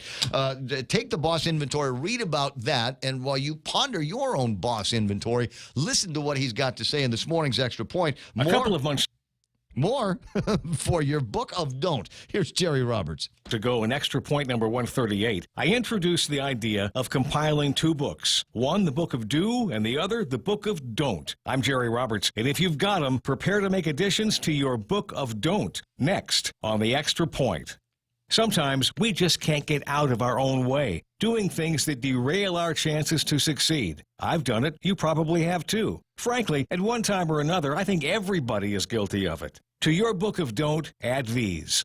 Number 1, don't hold grudges. Let it go. You're not going to forget, but do forgive. If you don't, it will close off all future opportunities with this person or company. Maybe they just don't see the situation like you do. Talk it out. 2, don't burn bridges. If you want to slam the boss on your way out the door after resigning, or anybody else, don't do it. Don't go on Facebook and bash the former employer. You might feel great for a while, but it can backfire because it doesn't make you look good and could influence others to avoid working with you. 3, don't air unnecessary opinions. Just because I have an opinion doesn't mean I have to give it. Sometimes the best thing to say is nothing.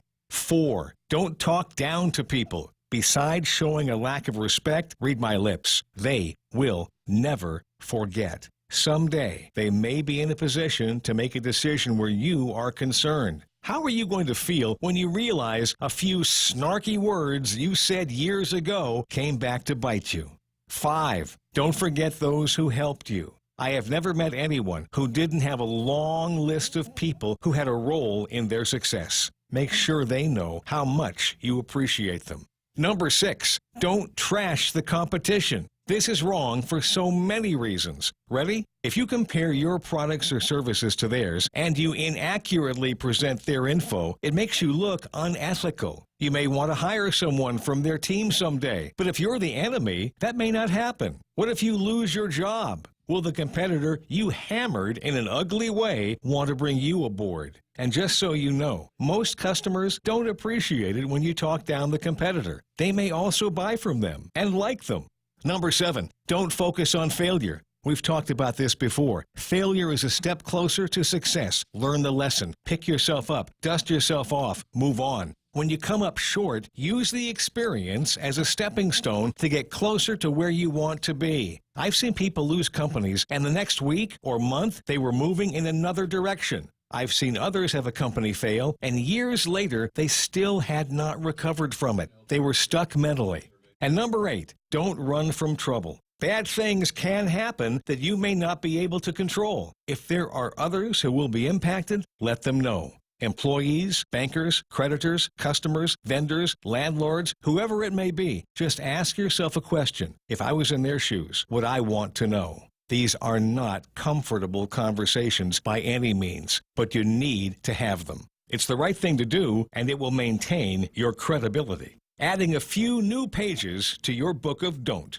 That's the extra point. Get out there and make something good happen today. For 93.3 and the Ray Gibson Show, I'm Jerry Roberts. There are a couple that I'm stuck on. Jerry, going to have to help me through this. Don't air unnecessary opinions. Just because I have an opinion doesn't mean I have to give it. Sometimes the best thing to say is nothing. Is useless for a talk show host, guy. So there's somebody in here that's got stacks of news in front of me and all kinds of comments coming in on the Facebook Live and in the WhatsApps and stuff. I was happy for a couple of years, waking up every morning and looking at the newspapers and going, I don't have to have an opinion about this. This is awesome. And then I got back into talk radio, and now I have to have an opinion about everything. And some people would say, well, it's too bad you got to do that. You got to give an opinion. You have to formulate an opinion sometimes on the fly about how you feel about things. So that one's going to be a little bit tricky for me. I like this one here. Don't run from trouble. Don't run from trouble. Good leaders will run towards trouble. You look for trouble and look for problems to solve, and don't focus on failure. All I can say on that one is amen. It's 7:24. If you want more Jerry Roberts, you go to GuamTraining.com and the World Wide Web, or go to today's Guam Daily Post and read up what he's got to say about taking the boss inventory. At Guam Regional Medical City, it is our mission to become the island's premier choice for specialty care, like cardiology, pulmonology, neurosciences, orthopedics, oncology services, and more. We aim to protect our island from heart attacks, strokes, cancer, and diabetic complications. But should you suffer from such diseases, we're ready with world-class options, both inpatient and outpatient. For more information, visit us at grmc.gu. 7:25 in the morning, looking at the traffic gizmo, and I got a line of traffic that has gone from slow to just building, or just a bunch of cars out in around Big Navy and Sumai. Nothing in front of Navy Hospital. I'm looking at a line of traffic on Route 3 from the Ukadu area right to the intersection of 1 and 3, and that is going to be cause for people going to take a little bit of extra time to get through that intersection. Any other routes that you can use to avoid it? Unfortunately, cannot. Got a line of traffic now that is moving slow up towards the entrance to Anderson Air Force Base, southbound Marine Corps Drive. Not so bad. Up in Jigo, you might see a couple of things in front of the schools, but as you make your way towards Dededo, should be smooth sailing until you get actually into Dededo, and you'll find a few more cars, but they're all moving at the speed of light, so you're going to be okay. Route 10. Anything happening on Route 10? No, don't necessarily see anything on Route 10. Around Father Duenas, there seems seems to be a line of traffic that is beginning to build up in the Ta'i area, but it goes away by the time you get to the intersection of 4 and 10. Nothing at 10 and 15. Nothing so far happening at 8, 10, and 16. So at 7:26 is not a bad time to be on the road. That's right now traffic on the point. Get a 20-ounce stainless steel Circle K Coffee Club tumbler. Just stop into any Circle K, sign up for our Power Pass rewards program, and after your purchase of 15 cups of premium coffee, any size, you get your tumbler for free. While supplies last, conditions apply. See store for details. Get a 20-ounce stainless steel Circle K Coffee Club tumbler. Just swipe your Power Pass key fob when you purchase Circle K premium coffee, any size, and after 15 cups, you'll get your tumbler for free. While supplies last, conditions apply. See store for details.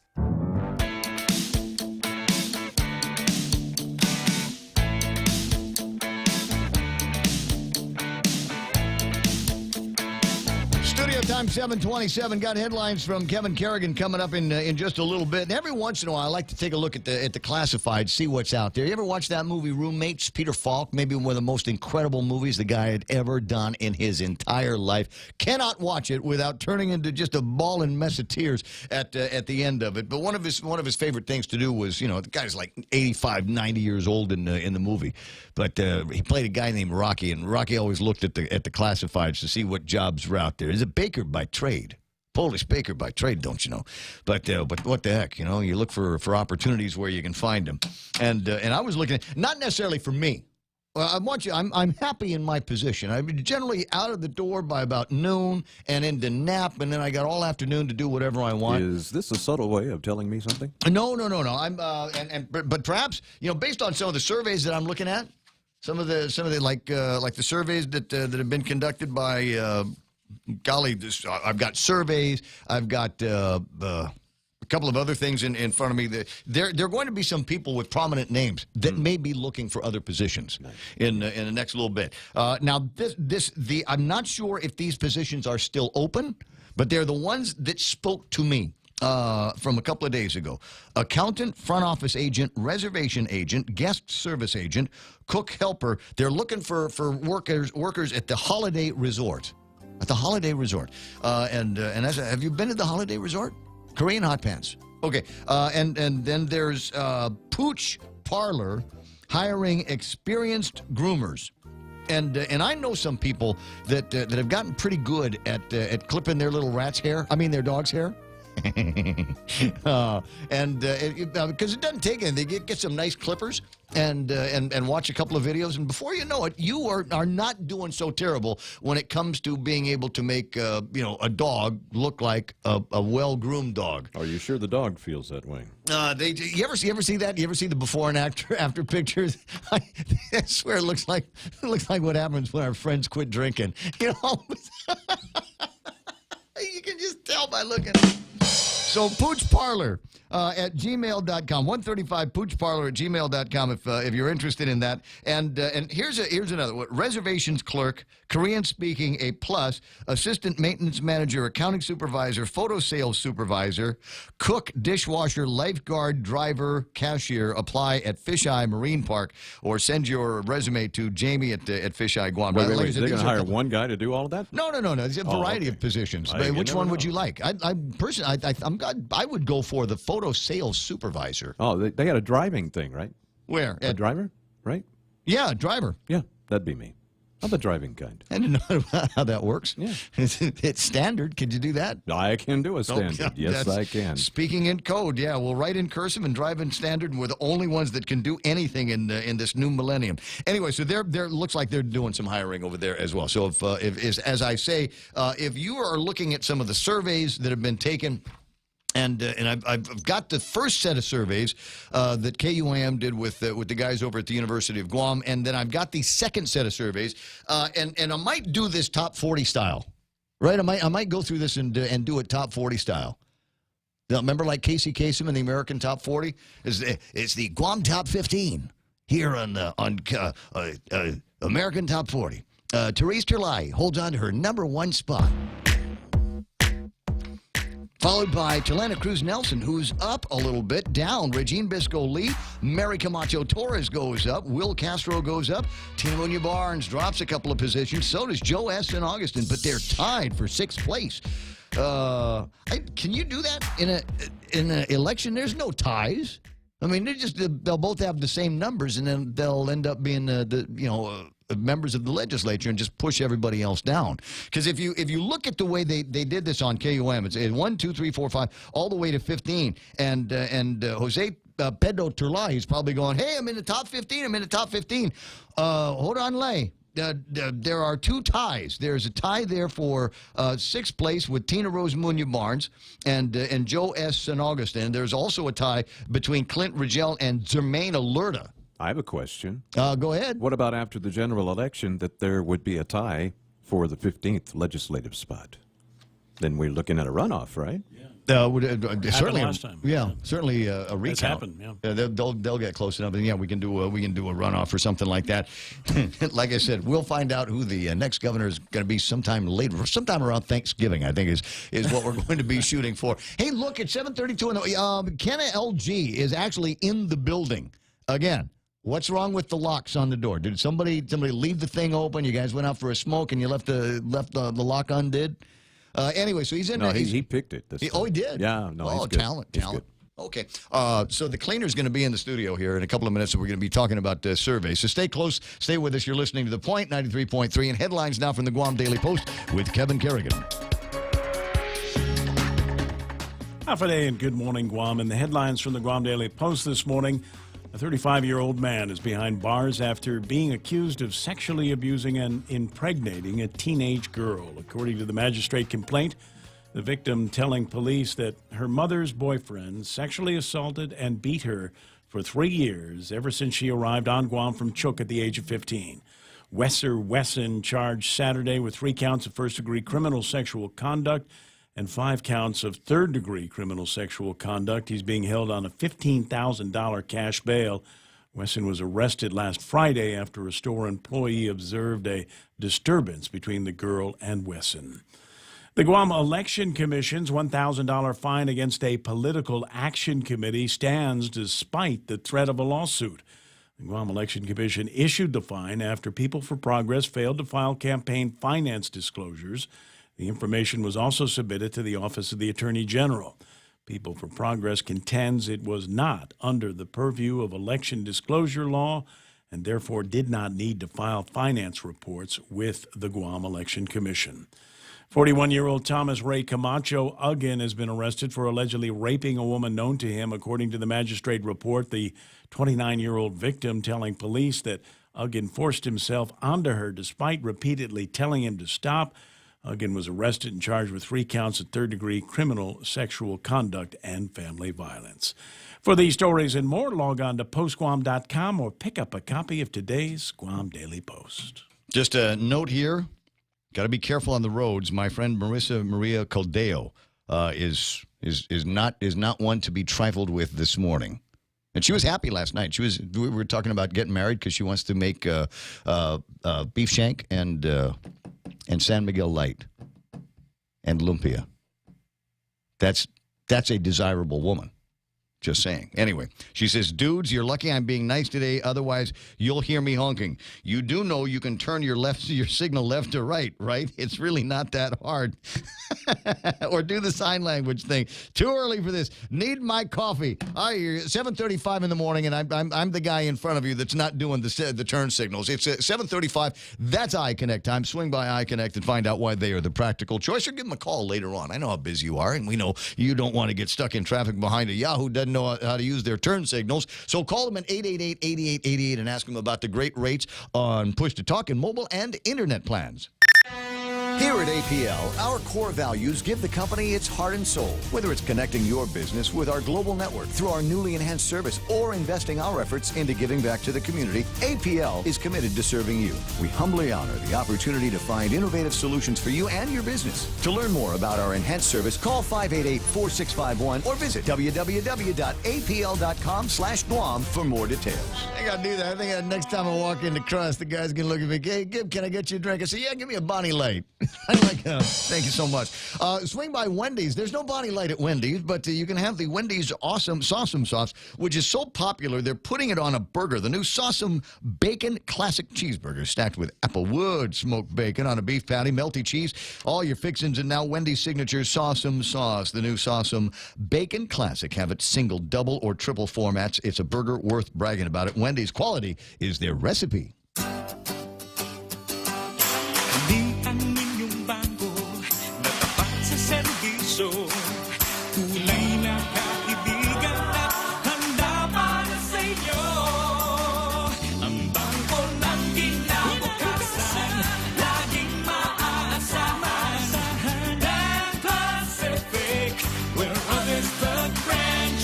We place through.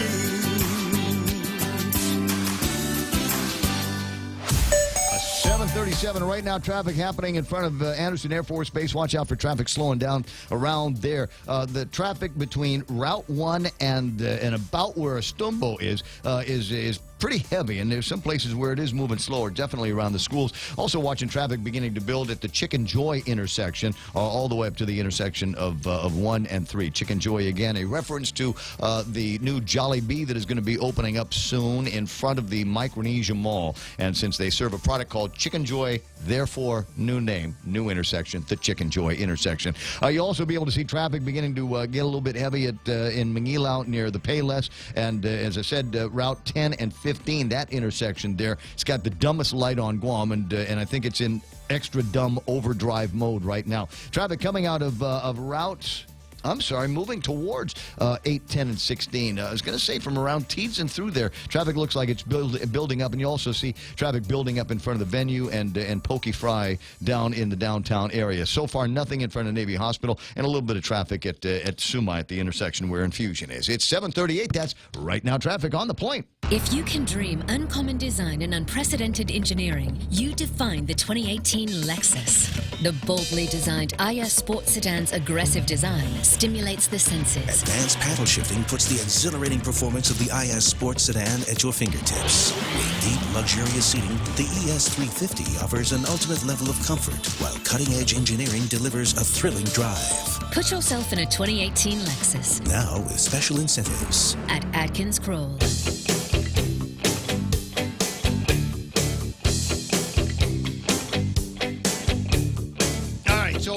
Accounting for ties in a couple of places on the list here. The latest from KUAM and Dr. Ron McNincha, students at the University of Guam. As I said, it doesn't look like there's too much that has changed between Lou and Josh and Ray and quote right in. We've also got the race between Mike St. Nicholas and Doris Flores Brooks. Not a whole lot has changed there. Leaving Camacho and Doug Moore, and Leaving still enjoying a pretty comfortable lead. Now, it does look like there have been some changes in what could be the construct of the 35th Guam legislature. Last time I looked at it, the numbers were different, and it's supposed to have a little bit more Republicans in there. It was going to be a little bit more even, about 7 and 8. Now it looks more like 10 and 5, if I'm reading everything correctly. At number, in fact, I'm going to try to avoid giving you the numbers. I'll just give you the list the way it looks now. Therese Terlahi, Chelena Nelson, Regine Bisco-Lee, Mary Torres, Will Castro, Tina Munya Barnes, Joe St. Augustine, Louise Munya, Jimmy Moylan, and Amanda Shelton. Then the bottom 5, Amanda Blas, Clint Rigel, Jermaine Alerta, Kelly Marsh, and right there at the bubble, with only a couple of votes separating her and Kelly and Julia Santos up or down, is Telo Taitagui. And that's the way the top 15 are looking based on the recent set of numbers that we've gotten. As I said, not too far off from what we're seeing in what we saw in the first one. And I don't know how this jives with other bits and pieces of research that are floating around, but it's nice to at least have some access to numbers as we peruse some of the political gossip that we've got floating around here. I am interested to see not necessarily significant changes, because none of the placements seem to be moving around very much, but the numbers are changing. Lou and Josh originally had 63%, and now they are down to 58%. Tenorio Ada had 33%. and now they are at 32%. And write-in was at 4%, and now they are at 10%. And so obviously something has happened since then, and that something is, as we were all kind of waiting for happen, Frank and Alicia decided that they were going to participate in a write-in campaign. Ken Leon Guerrero has found the radio station. Morning, Ken. Good morning. And happy belated birthday to you. Thank you very much. Hey, that's a cup of coffee you got there from 76 Circle K. Yes, it is. Yeah, which one did you get? Which of the candidates that are vying did you get? I got the write-in cup. How about that? What a surprise. And I surprise. was 2 out of 3 this morning over at Airport Mobile. The third person drank the wrong coffee and got a red cup for some reason I don't understand. And despite my trying to give him a card, he refused to change his jacket before he went to the cash register. Anybody we know? No. No. All I know is he works for a taxi cab company. 7:41 now. You're in the studio, and just for clarity, I did not invite Ken, but we have from time to time, as in the last couple of weeks, Frank Uggins found his way to the radio station uninvited, but I'm a gracious host, so welcome to the program. Excuse the mess. Wipe your feet. Thank you very much. And the reason why I wanted to drop in was about the news story of GFT endorsing Lou. Because when you look at that combined with the KUAM poll of 238, let's go back to 2016. Well, don't throw too many numbers at me. It's Tuesday morning. Okay, in 2016, the KUAM UOG poll predicted at most 1, maybe 2 positions would change, and 7 positions changed. And this goes back to the small numbers. When you're doing polls on small numbers, it skews the results wildly. When we were doing a survey on diabetes when I was working with the NCD, after the first 350, I was so depressed because it looked like 72% of the people on Guam had diabetes. But by the time we hit the 1,500 mark, it dropped down to 38%. By the time we hit the 2,000 mark, it dropped down to the 35%, which matched up with medical records from a number of institutions. So, a 238 number is really, as far as I'm concerned, on something like this, insignificant. Now, actually, this, I think, is more... I want to say that you can get within repeatability and things like that. Around 350 or so should get you about 95%. But the problem is how they do the poll. You see, when we were doing the diabetes poll, we were out in general populations.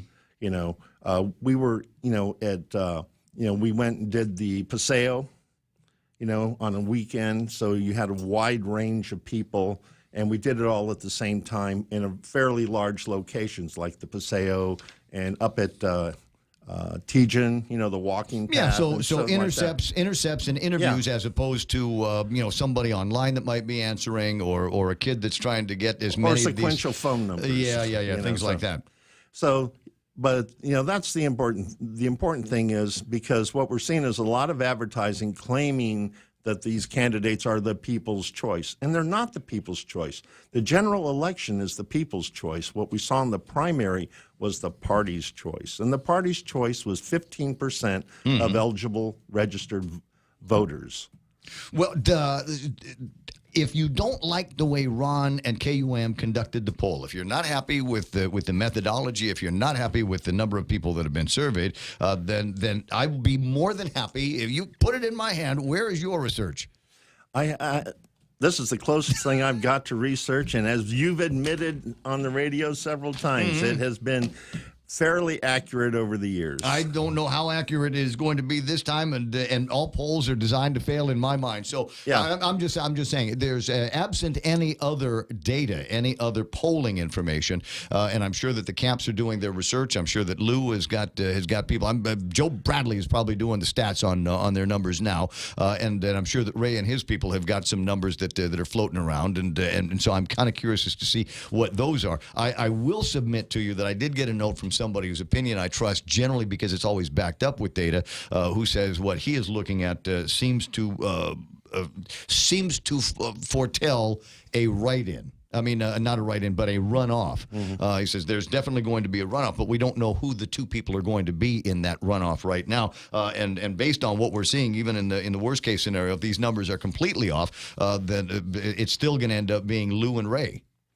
Well, that's where we differ, because in our interviews and talking with people in the field, we don't run into a lot of Ray supporters. We run into a lot of Lou supporters. We run into a lot of Frank supporters. We don't run into a lot of Ray supporters. Go find more Republicans. Hit the cafes. Yeah. They're not at the gas station. Stop going to the gas station. Go to the cafes and find the Republicans and the GOP voters out there, because I'm still seeing it. And I kind of got to play devil's advocate around here, but I'm still seeing a lot of cars with the BOTA stickers on them, despite Hey, we saw that rally Sunday. Driving up rain or shine, people showed up, right? Yeah, but I go back to a story because one of the people I talked to had a big sign in the back of his truck, and he was for a different candidate. Mm-hmm. And I asked him, well, what about that? And he looked me in the eye and said, that's because I have to, not because I want to. Oh, well, there's all of those stories floating around. People getting fired for showing up at different rallies or being seen at different rallies. There's a seems level to me of... that Tom Fisher has never met anybody he did not suspect was in with Lou.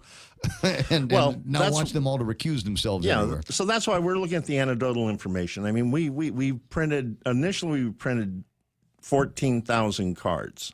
All those cards were gone in a matter of 4 days. Then we printed another 10,000. Those cards were gone in 5 days. We printed another 10,000. I've only got 2,500 left. Make sure that Limtiaco is spelled demand. correctly. Take a look at it, because somebody sent me a picture of one of those cards, and Limtiaco is spelled L-I-M-T. Pass them out to your friends and family.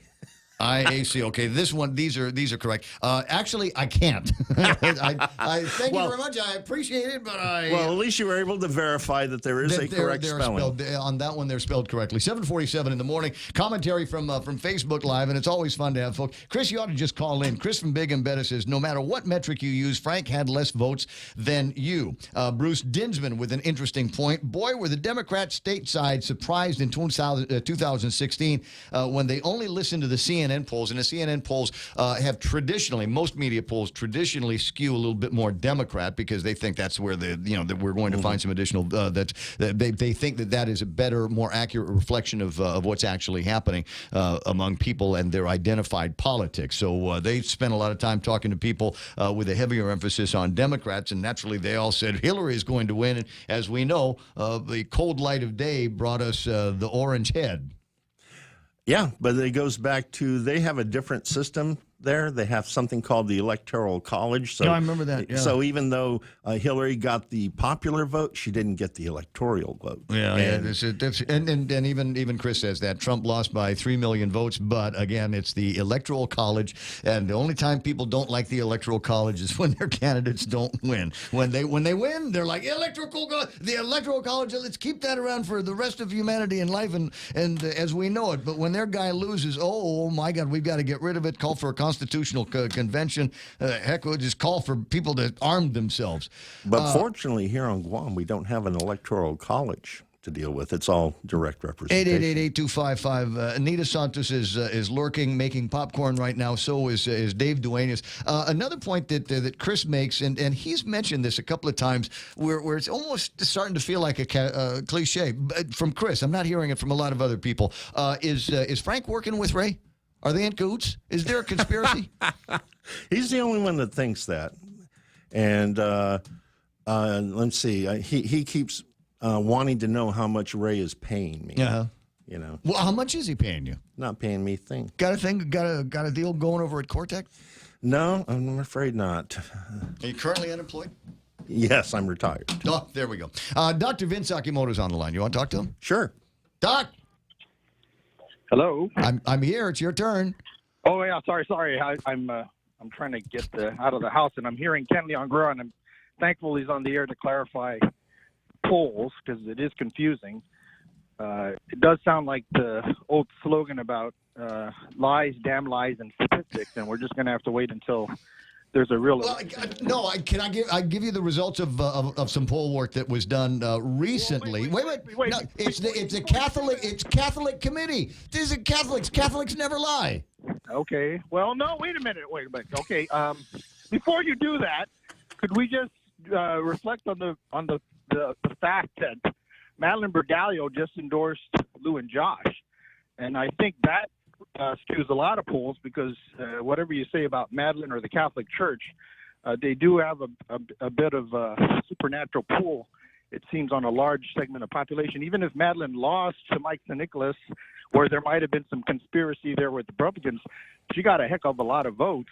And so it does seem like there is a possibility that Madeline's endorsement is going to skew any poll that was done last week. You're right. It is a possibility and a recent addition to the conversation, the political gossip conversation, although everybody that I've talked to said, yeah, need endorsement. Where's your endorsement for Mike St. Nicholas? Yeah, well, that's the thing, is that she didn't endorse Mike St. Nicholas. She endorsed Lou and Josh, and it does seem like that powerhouse politically is going to have to be contended with, because again, if she says that Frank is not being a good Democrat, I think that does affect some of Frank's supporters, because Frank's supporters by and large are good Democrats. They just feel that they weren't heard in this last election. Again, I would argue that it's not too late for Alicia and Frank to sit down with Lou and Josh and figure out how to make this work, because otherwise Ray's going to win. Interesting prediction. Yeah, very interesting prediction, but one I think has a very low probability, because even before the primary. I'm not going to say anything about probabilities. I'm just saying it's an interesting prediction, and every little thing is going to sway votes around. But I don't think it's like that movie Independence Day. We hit the alien spaceship with everything that we had. It still wasn't enough to bring it down until we found some guy that did the I'm back thing in the jet that flew up the tailpipe of the thing. You know what I mean? So I don't know that there's any one particular camp, and I'm certainly not seeing out of Frank and Alicia that is doing the up the tailpipe thing, going, I'm back. Okay, you lost, I think, half the audience, because most of them were born after. Everybody's watched Independence Day. Everybody's watched that movie. Come on, they made it's a kind of sequel like out Top it, Gun, Everybody's seen Top Gun several times. Or every version of Star Wars, okay? We got the thing. You got to take it apart from the inside. Titans now. You guys are way off. But hey, just so that we make sure that this matters, this is not just political banter. The hospital is a political entity, and apparently, according to Frank, he wants to keep it a place for political patronage. He has no intention of firing anybody. No, that's Lou and Ray. No, Frank is the one that wants to bring in a receiver. On the air on Friday, he said he has no intention of letting any of these people who are apparently there for life have any way to get out. So again, let's just be clear. This is about the hospital. It's about the schools. It's about making sure Guam gets better. And if Frank's solutions are the same, don't vote for him. Well, Frank's solutions have consistently been to bring in a receiver and to have a receiver take over the hospital like the receiver took over the landfill. Sir, we've agreed on many, many things, but I think if you were at the last debate, you heard, and it was supported by the people there, having a receiver is basically telling all the hardworking people at GMH that you're incompetent and you need some white person from the state to tell you how to do your job. They did that with the dump. Well, what's wrong with white people? Yeah, okay, I'm sorry. Okay, okay, whatever. But hey, so the point is, let's just do this right and do it ourselves. There's no reason for an outside person, and I'm sorry to any white person who takes offense, that we need to do this. We've been doing it ourselves for 30 years, and this is where Socrates, if you always do what you've always done, you'll always get what you always got, applies. The political patronage thing, position that Frank is taking is idiocy. You're right. I wish you wouldn't humiliate my friend on the air, but it is insanity that Frank would think that having government employees' lifetime protected more than my patients is okay. That's just a dumb idea. But yeah, you said it, not me. What do you? Wait a second. My producer's pointing at something. Oh, Romeo's on, too. Oh, this will be fun. Yeah. Romeo, you're on with Dr. Vince and Kenley Unguerrero, and I'm just going to sit back and chew on some popcorn. Oh, geez, I didn't know if I'm making the choice. We're making way for you, sir. Come on in. I just wanted to comment on something Dr. Okamoto said regarding Madeline Badallo and Syndrome. You really look at what's going on. This election's coming down to a choice between politics and people, literally. And what we see happening are people who are more focused on the power of institutionalized politicians and then the structure itself, flocking to Lou. Madeline Badallo is a consummate political player, and having endorsed Lou just demonstrates that basically everybody with the machine mentality is on that side. And the call backing by people like Dr. Akimoto and other inside supporters, to skew opinion using media to that political focus on her end of things really is, demonstrative of what we have to choose between this election. Do we choose empowering the institution over people, or do we put government back under the control of plain people, regular people, the average voter? And, I appreciate Madeleine Badalia's work in the Congress, and her endorsement is nice, but there's a bit of, I don't know, there's just a distaste to the whole thing, where you can go out of your way to be recruited to support a standard bearer for the Democratic Party, but you remain absolutely silent on your support for a Democratic congressional candidate. And at the same time, we have this dialogue of unity that just really goes hollow and shallow, just untrue and inauthentic. And that's been the biggest problem with the Lil and Josh campaign moving forward. She stood on the stage last Thursday at the Hyatt and discussed the idea of tax breaks for smaller clinics, and it just kind of reminded me then how that would be the position Dr. Akimoto had been wanting, and how upset he was because he was not allowed a quality QC. And you can almost see the deal, the buy-in that's being structured. And it's time that we just put all that behind us, just end it. Let's get back down to politics. Chris Carrillo calling in, and Derek Kanata and all the other inside strategists who keep insisting publicly that they're not on the campaign officially, really do a disservice to us as voters, because we need to have real discussion, honest discussion, open discussion, and not all this backdoor deal making and spinning and Well, that's why I like being on the radio and being able to answer the phone, because I think this is cool, real talk that we're having about the election. Unfortunately, as you know, Romy, and I'm going to let you run. As you know, the problem that we have in this time is that everything looks like a deal. That's the hammer we're holding, and everything looks like a nail. And if you see somebody here, you go, the deal is on, the fix is in. As I said, you think about Tom Fisher, who has never met anybody that he did not think was an in supporter, and therefore on the enemy's list. So I've only got a couple of minutes left. So Vince, did you have anything else that you wanted to add? No, that was pretty cool coming from a media consultant like Romeo Carlos. Obviously, we want to have this out in the open, and I think it is better that free-speaking people like myself and Mr. Leon Guerrero are participating. You're talking to a couple of citizens, one who's retired and one who's working really hard to pay his bills. We're not politicians. Ken's not a politician, neither am I. I think the people of Guam are tired of politicians saying one thing and then doing completely another. And in Frank's case, he allowed the taxes on food and medicine to go up. You're now paying 5% GRT for the privilege of doing business on Guam, or the privilege of getting sick on Guam.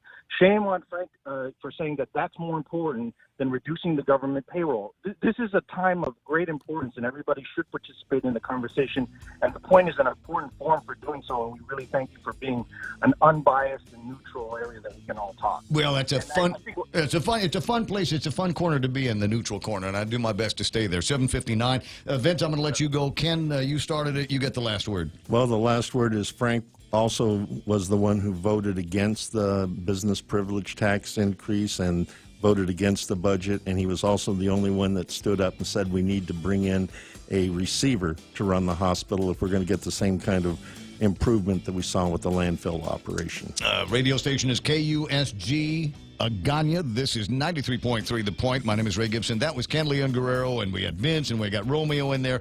And now the running skirmish on Facebook Live. This is going to be fun for the next couple of minutes. Forget the Fox News. Watch what's going on the Facebook Live chat side.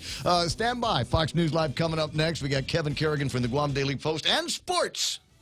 Cutting aid. I'm Lisa Lacera, Fox News. President Trump again saying he will reduce aid to Central American countries like El Salvador and Honduras over a group of thousands of migrants headed for the U.S. border. We have been giving so much money to so many different countries for so long, and it's not fair and it's not good. Earlier today, tweeting that he's alerted Border Patrol and the military that it's a national emergency. The president making the comments this afternoon on his way to Houston to campaign for former rival Senator Ted Cruz. He's not lying, Ted, anymore. What is he beautiful, Ted?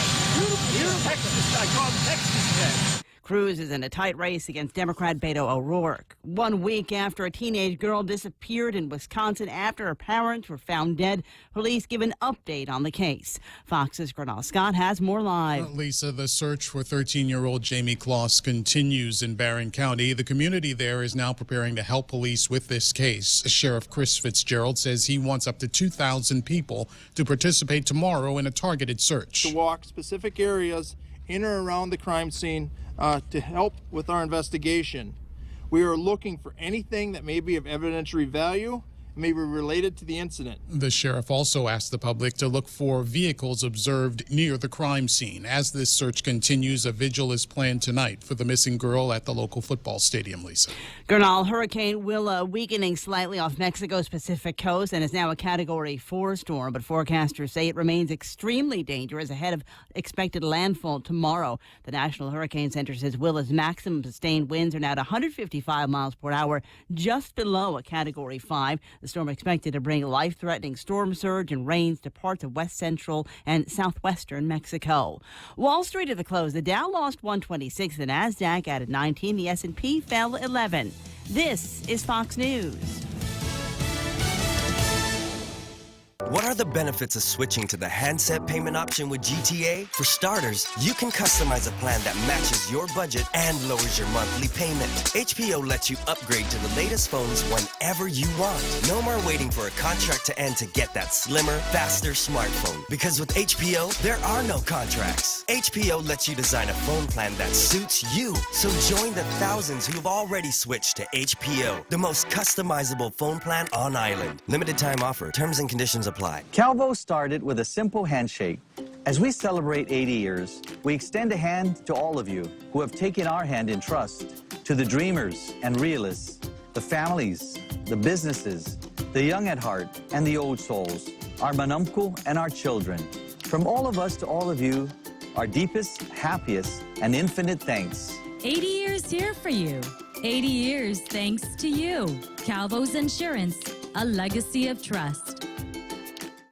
The Trump administration reportedly considering a new definition of gender that would effectively deny federal recognition and civil rights protections for transgender Americans. This document that the New York Times reports on says that HHS is looking at the definition of sex under Chapter 9 protections and whether or not sex should be defined as how one is born or how one identifies themselves. This was the president. I'm protecting everybody. You know what I'm doing? I'm protecting everybody. I want to protect our country. Reaction from the Human Rights Campaign. They call this a destructive precedent that the administration would be engaging in. They say, quote, the Trump-Pence administration intends to erase LGBTQ people from federal civil rights protections and eviscerate enforcement of non-discrimination laws, defining sex in this narrow language tailored to the talking points of anti-equality extremists. Fox's Blake Berman at the White House. Former President Obama in Nevada accusing Republicans of voter suppression. Where they have tried to say that students and college students operate under different rules than others and make it harder for them to vote. The Nevada Senate race expected to be one of the closest. Democrat Jackie Rosen trying to unseat Republican Dean Heller. A college student suing a senator after a cell phone scuffle at a campaign event. A Georgia Tech student is suing Georgia Republican Senator David Perdue. Video of Perdue and the student was posted online by the university's Young Democratic Socialists, showing Perdue grabbing the cell phone of the student earlier this month. Perdue's staff says the senator believed he was being asked to take a picture and return the phone when he realized he was not being asked for a photo. In Washington, Jared Halpern, Fox News. World will have to wait a little longer for a Wonder Woman sequel. Warner Brothers announcing Wonder Woman 1984 will now open June 5th, 2020. It was slated to open in November of next year. I'm Lisa Lacera, and this is Fox News. My opponents have attacked me lying about who I am or what I would do as your governor. So I thought you should hear from me. These attacks are flat-out lies and meant to distract you from the fact that they have failed you all these years. I am the only person running for governor who is a mother, grandmother, and a nurse. The truth is, I believe that when making decisions about her reproductive health, a woman should be guided by her family, priest, or doctor, not the the government. They also claim I have a conflict with Bank of Guam. The truth is, banking is a highly regulated industry, and I will follow the law as I always have. Josh and I have plans to stabilize our economy and promote real growth to make healthcare more affordable, to provide resources to our police and fire departments, and to truly make education a priority. I am Lulian Guerrero, and I approve this message because you deserve to hear the truth. Paid for by the committee to elect Leon Guerrero Tenorio. Tony Sanford, Treasurer. Are high power bills sending your budget into chaos? Take control with the help of Micronesia Renewable Energy. Using the highest quality panels, a solar energy system from MRE will guarantee to save you money on power. With MRE, Christmas comes early. With every solar energy system, homeowners not only get $400 for signing up, but also an entry for a chance to win $1,000 in cold, hard cash, just in time for Christmas. It pays to be an MRE customer. Conditions apply. Call 632-2613 for details. MRE, the smarter choice. Meet all the candidates up close and personal and find out why they deserve your vote. On Saturday, October 27th, you can meet them face-to-face during Micronesia Mall's one-on-one with the candidates. From 1 to 4 p.m., you can ask the tough questions, exchange views, express your concerns, or just get to know your candidates better. Hosted by Ray Gibson and broadcast on 93.3 The Point with the Facebook Live feed courtesy of Shooting Star Productions. Go one-on-one with the candidates. Saturday, October 27th, only at Micronesia Mall. One of the longest-running primary care clinics on Guam, the FHP Health Center, has been your convenient one-stop healthcare clinic for you and your family for many generations. FHP's highly trained and well-known medical, dental, and vision providers and their friendly clinical support team are here, ready to take care of you. In addition to the excellent care, FHP offers a full-service pharmacy, laboratory, radiology, and specialty care center in one location. FHP Health Center, our island, your clinic. Most insurance accepted, including Netcare, Aetna, and TRICARE.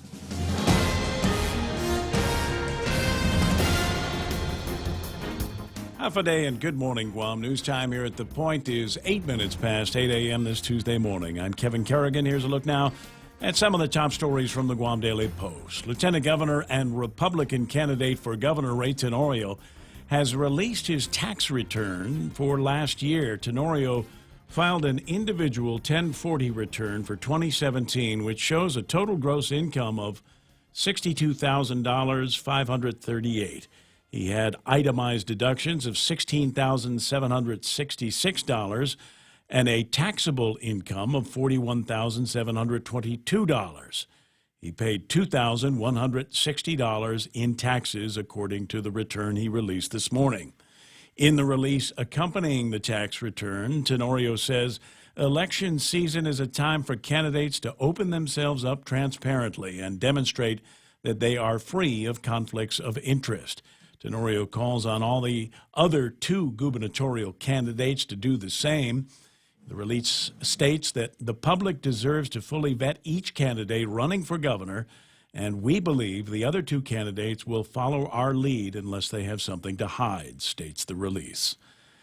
The Guam Federation of Teachers is throwing its support behind the Democratic gubernatorial team of Lou Leon Guerrero and Josh Tenorio, the union making the announcement yesterday afternoon following a survey which found that 90% of GFT worksite stewards wanted to endorse Leon Guerrero and Tenorio. According to a release from the GFT, 68% of the stewards felt that Republican nominees Lieutenant Governor Ray Tenorio and his running mate Tony Atta would cause the most harm to their paychecks. The survey did not ask about the write-in team of Senator Frank Huggen Jr. and Alicia Limtiaco.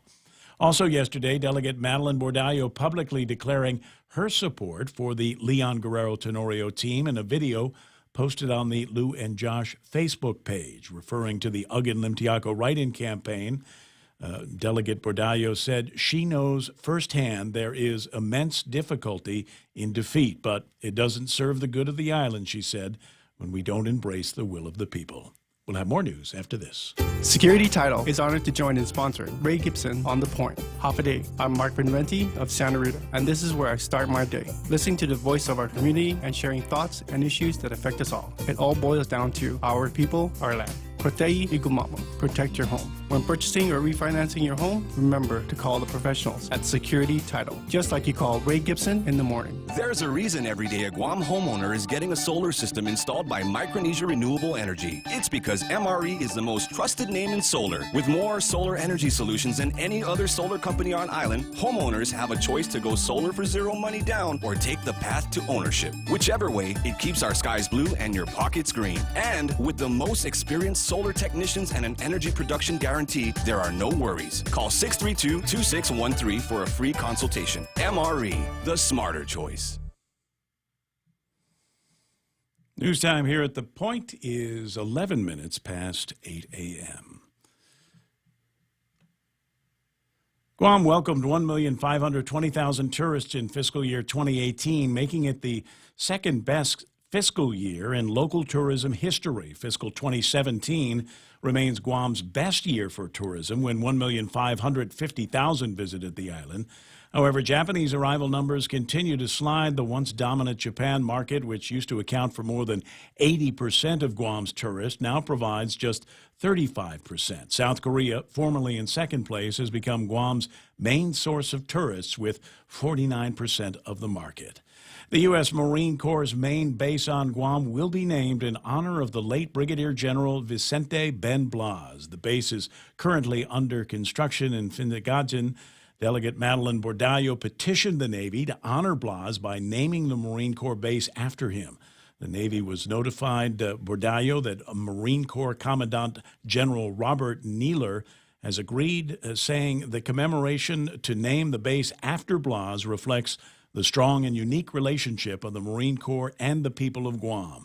Blas was born on Guam and is the highest-ranked Chamorro to have served in the U.S. Marine Corps. He was a survivor of the Japanese occupation of the island during World War II. He served in the Marines for 29 years and went on to represent Guam in the U.S. House of Representatives, where he served for 4 terms as Guam's delegate to Congress. Blas died in January 2014. He was laid to rest at Arlington National Cemetery in Virginia. For these stories and more, log on to postguam.com or pick up a copy of today's Guam Daily Post. Ray and Mike now with some weather. I'm in love with that story about the cantonment area being named after General Ben Blas. I think that's the smartest thing that they have done in this entire military buildup that we've talked about for 10 years. 8:12 in the morning. Let's take a look at what's happening in the weather. Partly sunny today with isolated showers and thunderstorms. Northeast winds 10 to 15 miles an hour. Highs 89 degrees and overnight lows of about 78 degrees. And my prediction should be fairly easy, is it's going to continue to get snottier here over the next couple of days as a result of tropical storm Yutu being out there. Surprised we're not calling it typhoon yet. Yeah, I'm sure it will be on the next updates. And as we can see on the satellite here, it's starting to turn into a pretty formidable system. That big blobage there, they call that the CDO, the Central Dense Overcast, as it starts to kind of conglomerate over the center of circulation. And once that happens, the center will start to clear out, and then you'll get the eye. So right now, still in the severe tropical storm stage, maybe an infant typhoon. And the track from JTWC has not changed that much, in spite of the fact that the system has tracked a little bit more south of what they had forecast. It looks like it's going in that direction, but that may be just something that we're seeing on the satellite. They've got access to all kinds of more sophisticated technology out there that gives them an opportunity to review their numbers and their predictions in ways that I cannot even begin to fathom. Yeah, for me, as I watch these things year in and year out, this one in particular is quite impressive, and we're going to see some pretty rapid intensification over the next 24 hours or so, and it's going to look pretty scary by this time tomorrow. But it's also moving fast. Is the thing. So what I'm in my head, it's Hunt for Red October. The guy fires the torpedoes, and Sean Connery turns towards the torpedoes, eliminating the time for them to arm. So I'm thinking along the same lines. As it's developing, as it's moving fast, it means by the time it gets to the Marianas, it will be a weaker. It won't have reached its full potential had it been moving slower. Yeah, if it were tracking in at Manghut speeds, that would be true. Yeah. This is actually pretty nominal track 16 speed, miles an hour, 16, yeah, it's about right, and really is a perfect speed for it to continue to intensify. And again, the forecasts are for rapid and even explosive intensification. This is from my buddy over at JTWC, Mr. Patrick Laurel. And so we are about to see a monster develop out there, and hopefully it will miss us. We do have listeners in Saipan, though, and they are going to get the full brunt of this thing one way or the other. Gotcha. It's just the way the Marianas are this time of year. That's what's happening in weather. Let me put the cameras back on where we're supposed to be and let you know that that's news and weather together here on The Point. Morico Equipment is the exclusive Freightliner truck dealer in Guam and Micronesia. That exclusive part is important because Morico Equipment can sell new Freightliner trucks with the 2004 Mercedes diesel engine.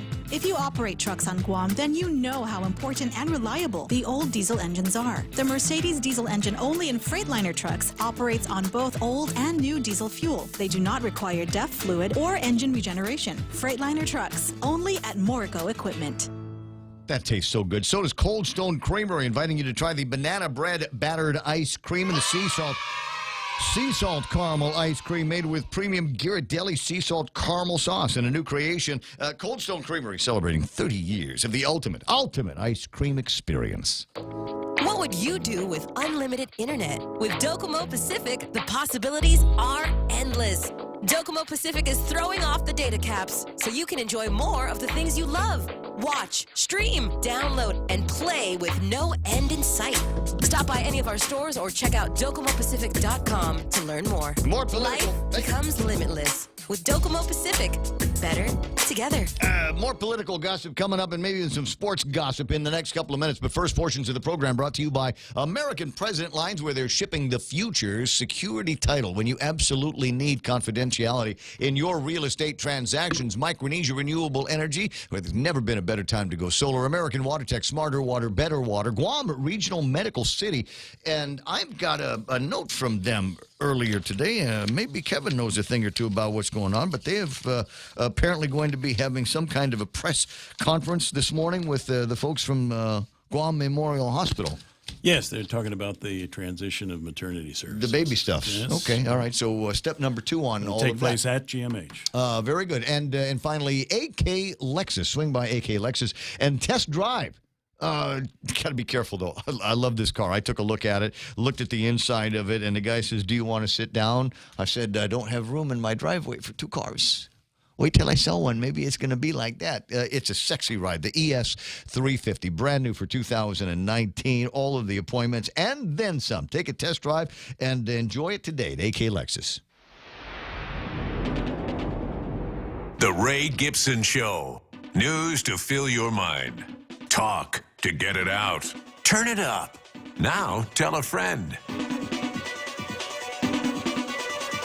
You want the easy way to tell a friend if you're watching on Facebook Live, there's a share button somewhere, and I'd like you to share, as in S-H-A-R-E, your excitement for the feed that we do on Facebook Live every single day. It's wonderful. If you're watching on YouTube Live, I believe that there is a share button that you can put in there and just share to whatever your favorite social medias are and things like that. The more people, I'm serious now, and you're not feeding my ego. You totally are, but you're not. I've got to say that you're not feeding my ego when I see that you're sharing and some of the people that are responding to the shares. I honestly believe that this is the way we're going to be doing what we used to call radio back in the olden days. It's audio, we've got video, we've got instantaneous interaction. And you've got to admit, for those of you that are hooked on this, that the instantaneous reaction of people on Facebook Live to the junk that comes out in my mouth, the stuff that comes out of the caller's mouth or the guest's mouth, you've got to admit, that's great. It used to be somebody says something on the radio, you got to wait till somebody calls in. But with Facebook Live, it's right there. The commentary, one way or the other, agree, disagree, is right there, right now. Mm-hmm. And you don't have to wait for busy signals like I did as a kid, trying to call and request my favorite songs. Yeah. This is the whole thing. Eddie Cruz, as an example, Eddie Cruz this morning. I laugh about the political scare tactics going on. There are so many scammers posturing to get a cut of Gov Guam pie so they can grab taxpayer money. See, doesn't it look like that? Is it just me? No, it's not just me. I mean, that's the gist of a whole lot of what the commentary that I'm hearing is. You start talking about any camp, and you start talking about, hey, so and so's in that camp. Boy, you get ready for the eye roll. Oh my God, what's he doing there? You know, so-and-so is associated with that camp, and they're going, oh, her? Corrupt, right? And it feels like everybody has got some kind of deal going with this, maybe more so now. Or maybe I'm just more sensitive to it now. I think the only people that you can trust not to have a scam going are right here on the radio. Because frankly, I'm only speaking for myself, I'm too lazy. And somebody says, hey, come on, you want to hang out here? We'll give you a job in the new administration. No, I'm too lazy. I like this. Wake up in the morning. It's too much stress having to worry about if you're going to get reelected, if you're going to have a job because you're going to get reelected or not. Pleasing everybody. Yeah, that's what would get me. That's what would get me is and it's not, but the seasonal help aspect of it. It's like, you're only here maybe until 2 more years, maybe not. Yeah. Maybe I could 4. never make it because anyone that knows me knows I don't care what anyone thinks. It just doesn't matter. Yeah, vote for me. And I've always joked about this would be my platform. If I was to get elected, I would be the guy at the legislature that votes no on everything. Everything? Everything. And just you need to start with no. And we'll negotiate to maybe. The get off my lawn platform? Exactly. Just start the discussion. Yeah, no, I've got this great idea. It's going to help out one of the downtrodden members of our community. Shut up. Humbug. No, I don't care. I don't want to hear about There's nobody downtrodden here. They're downtrodden because they choose to be downtrodden. There's no. Next, what do you want to do? We got to help out this agency and this commission here. No. Let's make it like this ethics commission. You hear about this? It is so funny because it's the subject of an editorial in the Guam Daily Post today where they're talking about this ethics commission, right? Tom Fisher wants to have what ethics commission? Exactly. What is it? And how long have they been screwing around with this since the 24th Guam legislature? Had I been in the 24th Guam legislature, I would have hit them with the hammer of reality and said no, because we'll never be able to stand up this commission. And in all of the years since then, they haven't. They've never appointed anybody to it. So, it's fairy dust that we try to sprinkle over this. And my favorite, solutions out looking for problems. And as it turns out, I'm wondering if this medicinal marijuana thing is going to start looking like a solution out looking for a problem. Kevin, I ain't high, I'll tell you that, man. How many people have applied now? I don't know. I believe the number was 1. Well, that was a couple of days ago. Yeah. Really? Last week, I think. Yeah. What's the holdup? You think it'd be like 1,000? As I said, a solution out looking for a problem. They're going to hold a special celebration when the 420th signs up. if they ever get that far. How old will we be? Hey, you know what? I forgot. You know what we're supposed to be doing now? Sports with Blake.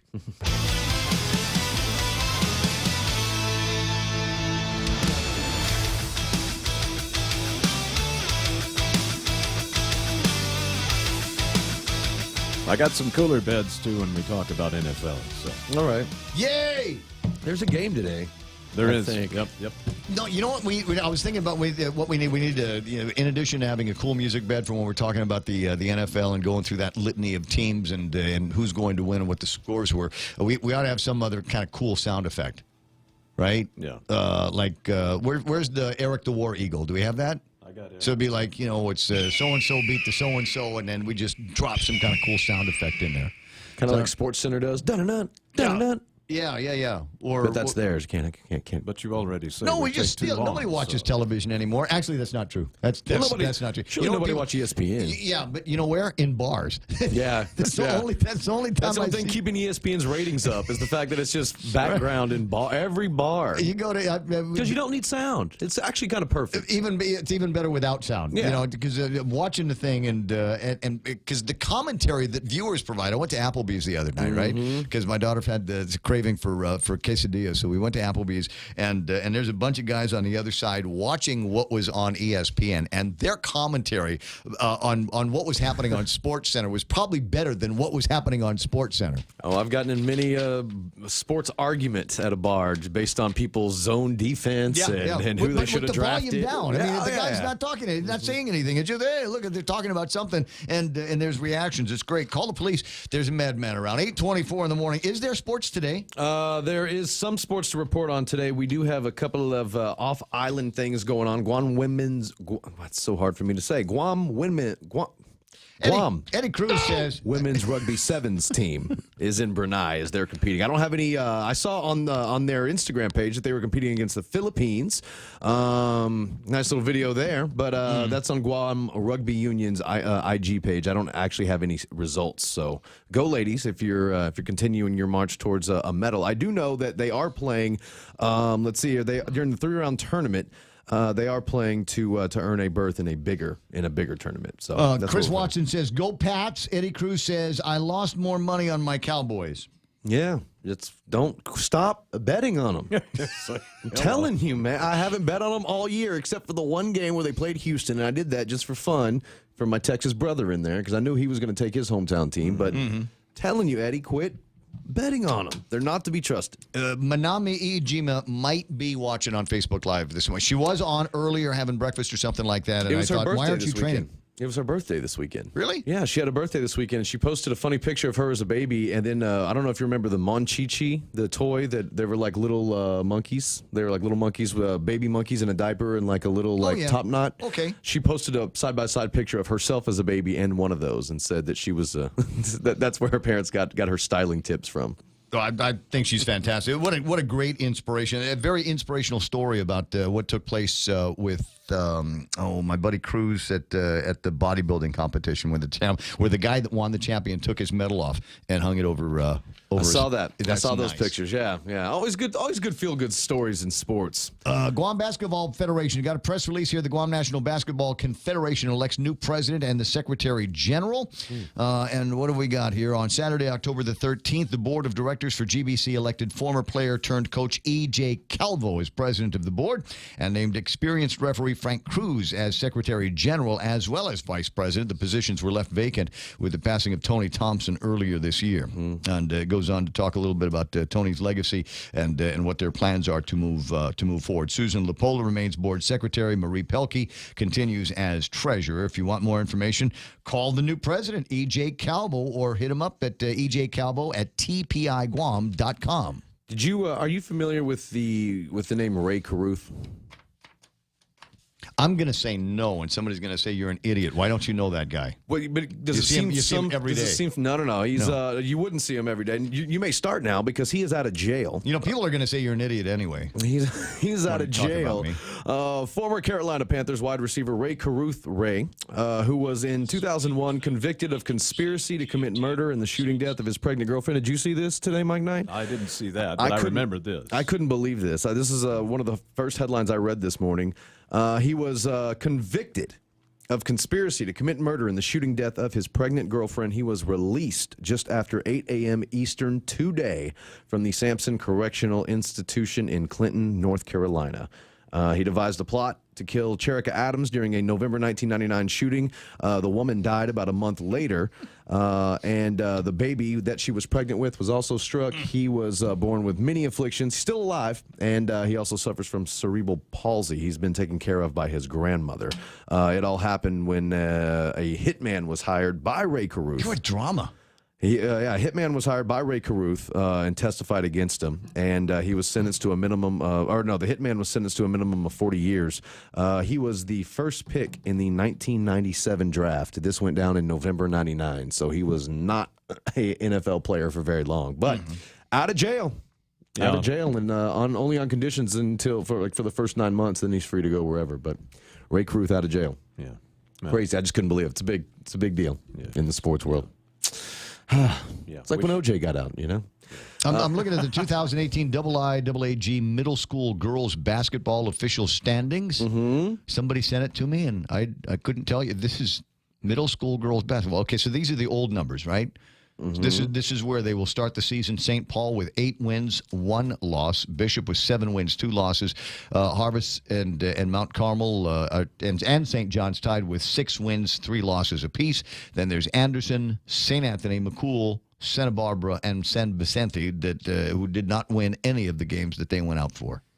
So everybody's got something to prove as the new IIAG middle school girls basketball season gets underway before too much longer. And I will express my bias now. My daughter is playing for the Harvest A team, and I anticipate that they will beat Bishop and St. Paul and come in first. You think so? Do you have a shave your head Well, or like I'll cut a mohawk wager on it with anybody? I just said that my daughter's on the team, so now I gotta back it up with something, you got right? to. But you got to go find a parent for one of the other teams. I'll eat a bug. Okay. I'll eat a bug.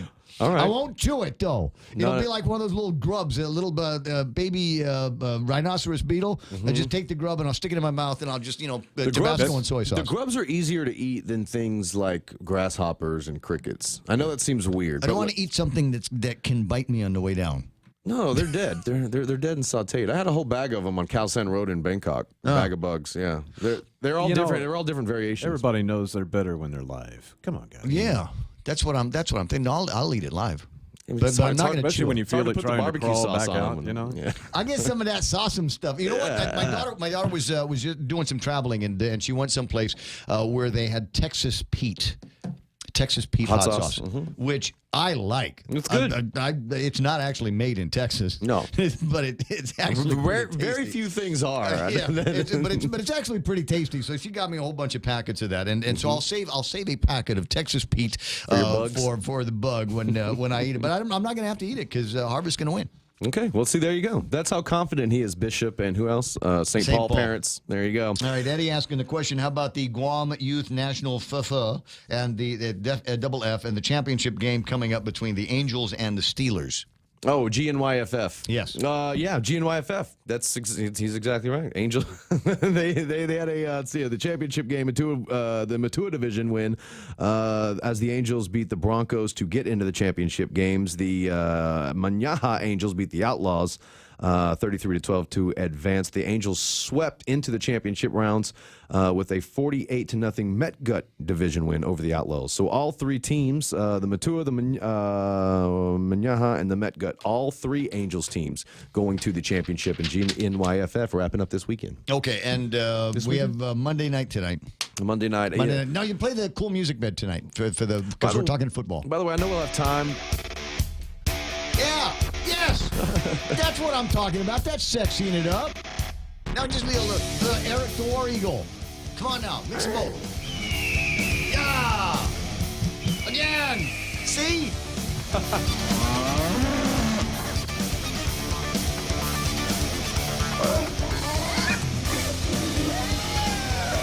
And now it's just noisy. Now you're using too many sound effects. Jesus thing. I was about to say, well, where is she? I was waiting for her. I was waiting for Jesus Day later. We got football. We do. I gotta. Where's Renee? I gotta call my friend Renee because I think she actually the story I heard is I think she worked yesterday so that she could take today off to watch the football game. Who does she like? Who's playing? It's a terrible game. Atlanta, the Giants. The Giants are 1-5, and Atlanta's But she's from around there. Okay, well then maybe. I tell you what, Kansas City's for real. Yeah. Man, they shellacked Cincinnati, which is not a shoddy team. I mean, Cincinnati's not great. Music. Yeah. Yeah, so yesterday's game, the Kansas City Chiefs won. They beat Cincinnati. Like I said, I'm riding the Mahomes train all the way to Atlanta. That's where the Super Bowl is this year. And, today, Giants 1-5. I mean, good luck, New York. As long as they have Eli, I don't think they're going to do much this year. But they're 1-5, and Atlanta's 2-4. So this is a none all too exciting game. But listen for Jason Witten and all of his Jason Wittenisms to mess up as he's commentating. That's always good. Joe Cruz asking, what in the Rain Nation is going on in there? And Eddie Cruz said, no, the championship in 2 weeks is what he's asking about with the GYNFF. Okay. No, I mean, they're all making... I got my weekends wrong. I guess it's next weekend, not this weekend. Okay. This weekend, yeah. Hey, Eddie, if you want to do this sports report, 888-8255. 888. We'll give you a cool music. We'll give you a cool music. We'll do the Eric the Eagle, the War Eagle thing, whenever you want. We need a War Eagle. Mm-hmm. Perfect. I'm telling you, 834. This is my dream radio gig. All right, and just because I like to keep Kevin around a little bit longer before we get to headlines, a note, there is I don't want to say it's a new hot dog place. I discovered a hot dog place in Agania yesterday. I had an appointment, and I got a call from the lady I had the appointment with, and she said, I'm running late. And I said, okay. which was fine because I was hungry, and but I was near the post office, near the museum, and I'm going, where the heck? When I was growing up, there always had hot dog stands in the area, and I couldn't find one until I looked under the tree across from the post office, you know, in that the old one-way street that went to the old administration building that Eddie Calvo and Roy Respicio eliminated. Oh, eliminated. Yeah. I was so mad about that. Yeah. But anyway, there's a nice and she's got hot dogs and chili dogs and sodas for under $5. Under $5. Under $5. There you go. Got a hot dog, chili dog, and a soda under $5. That's good. Yep. I love a good hot dog too. Hot dogs are good. Underrated, I think. And crispy jalapenos. Not the ones that've been soaking in a jar for 2 or 3 days. The crispy jalapeno. Bite into it, nice little crunch to it. Yep, nice. Anyway, 8:35. Just thought I'd share that with everybody. It's Brad's going to be at the Kansas City game against Denver next week. He said. He says. Enjoy. Eat some ribs for me, Brad. Take Frank Huggan with you. I have a lot to talk about. Okay, so that's all the time we've got for sports this morning. Thanks so much for tuning in. Blake's going to go next door and finish the morning show on Star 101. And we're going to listen to headlines and maybe do a little bit of traffic on the other side of these. Family Finance, serving the people of Guam since 1959. Now you can start planning for the holidays by getting a personal Christmas loan from $1,000 up to $3,500. Family Finance has 3 convenient locations to serve you. Give them a call in Dededo, 633-4473, Hagåtña, 475-4545, and the Upper Tumon location on the 2nd floor of the Pacific Building at 647-5626. Get your Christmas loans today from Family Finance.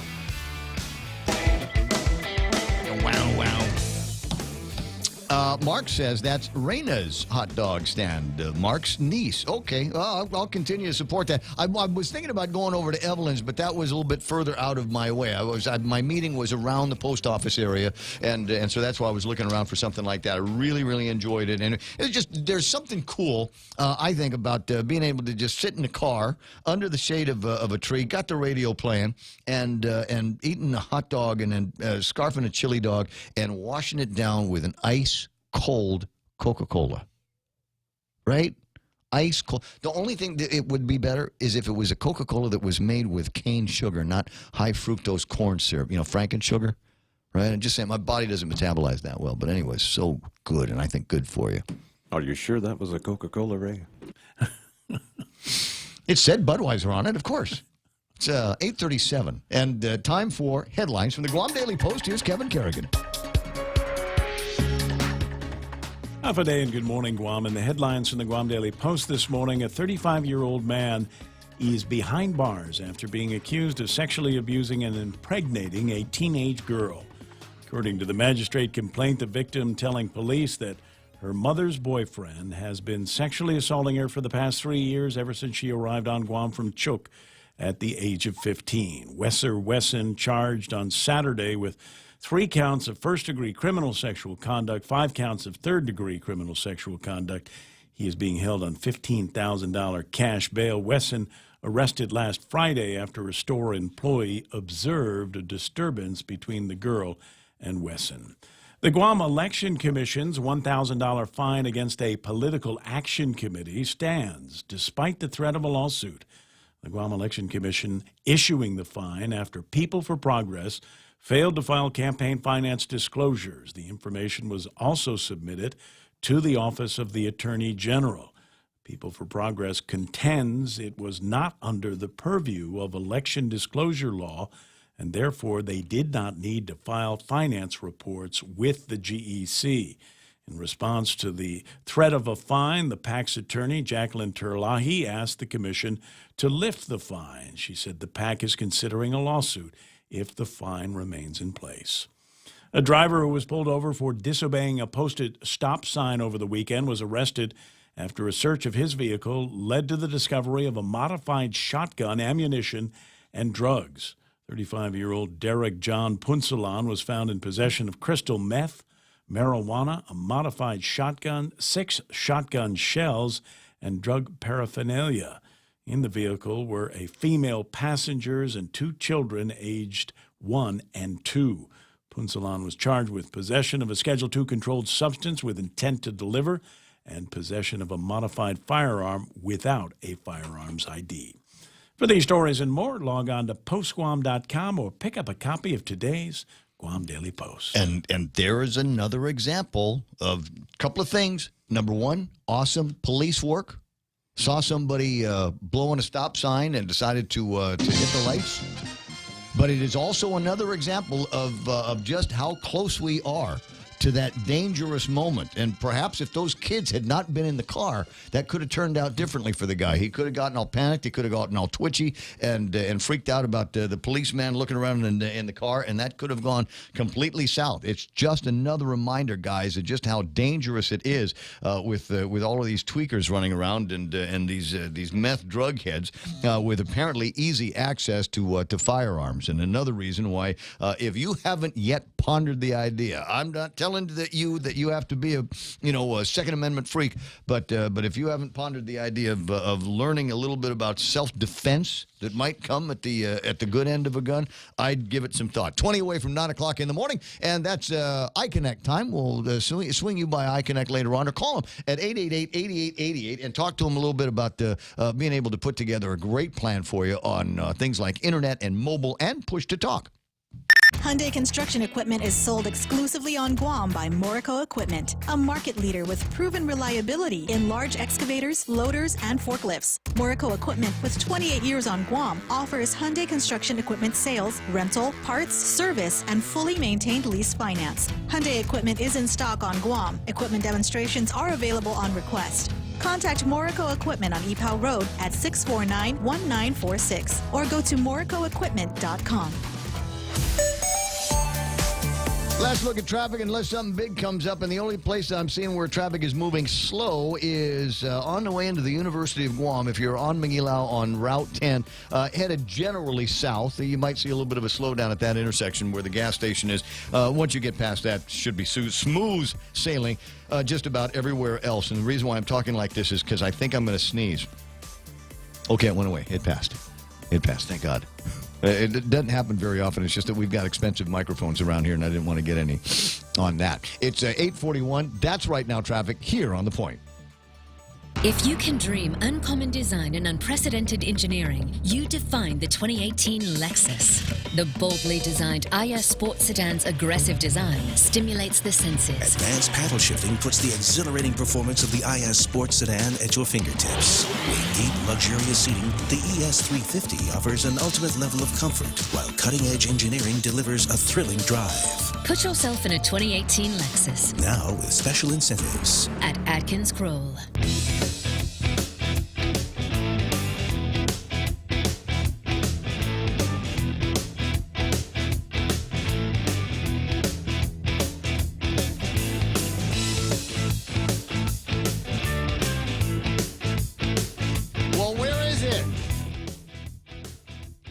Pretty Ashley Rodriguez on Facebook this morning posting pictures of different kinds of beer. Pumpkin ale from, who makes this stuff? Douglas Head? What? I can't read it.